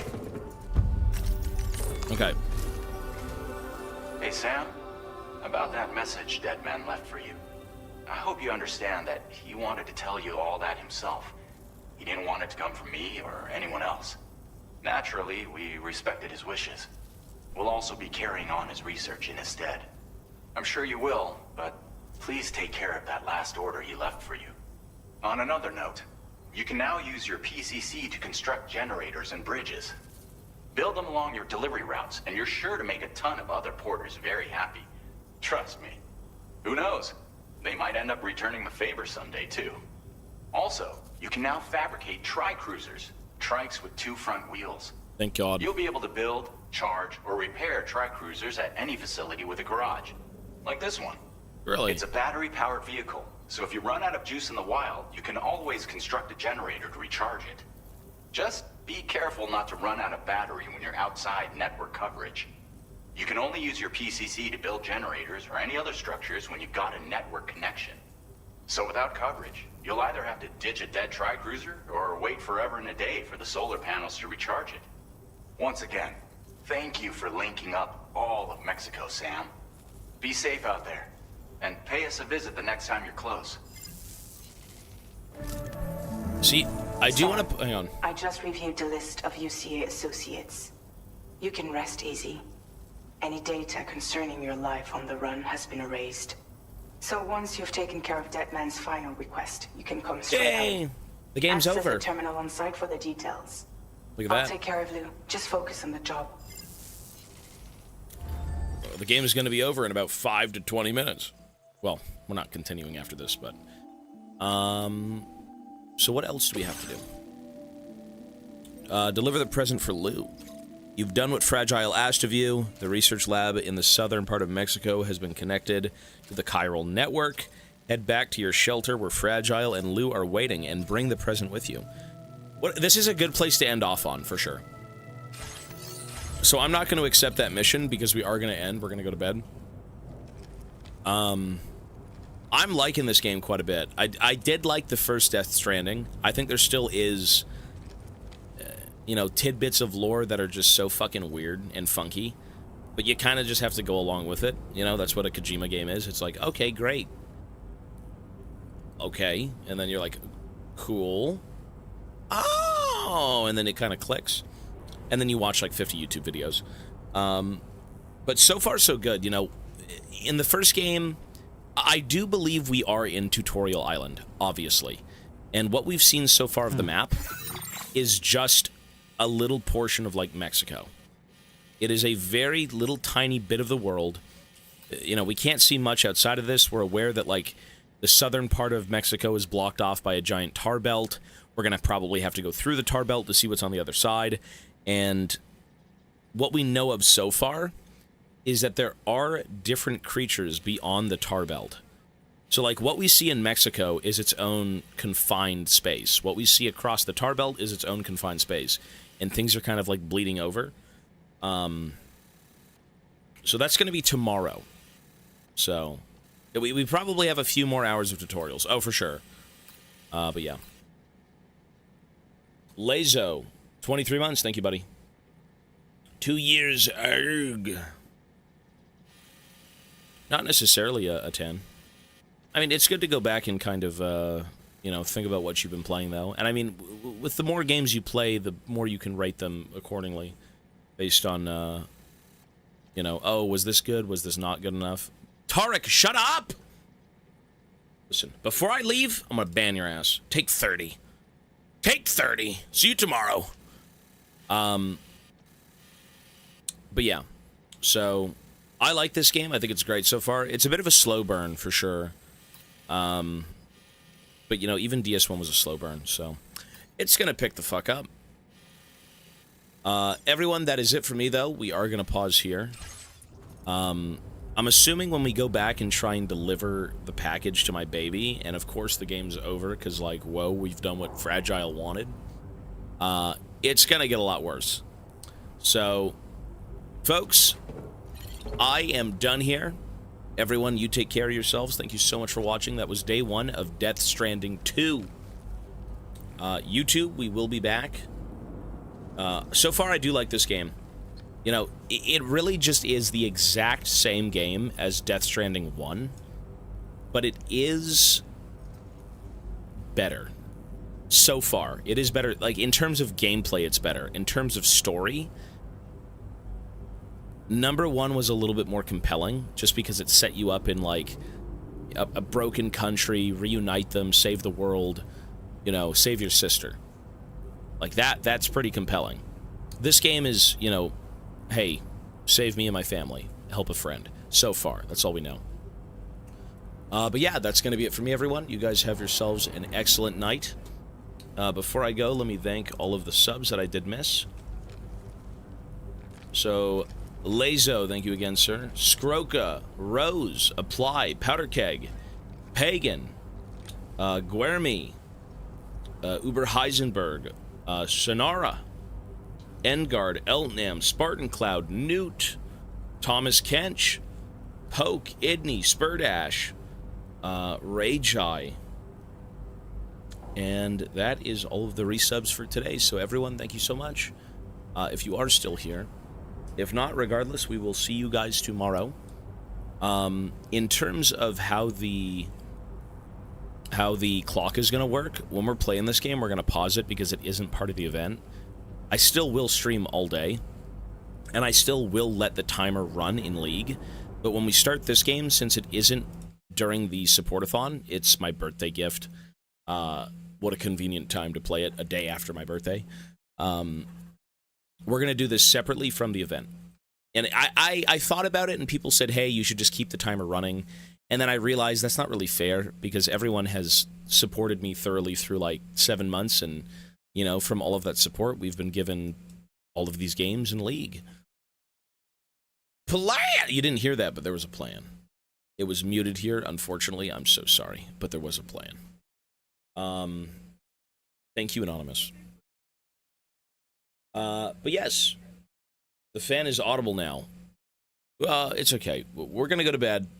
The fan's going to be joining me, because this shit is hot here, man. So hot. But yeah, everyone, again, thank you so much, YouTube. I will see you guys tomorrow. Says, don't forget us. I'm getting cold here, Unk. Leave AI Ice Cube alone. Fucking YouTube people. See you tomorrow, YouTube. I really should try and... These days, honestly,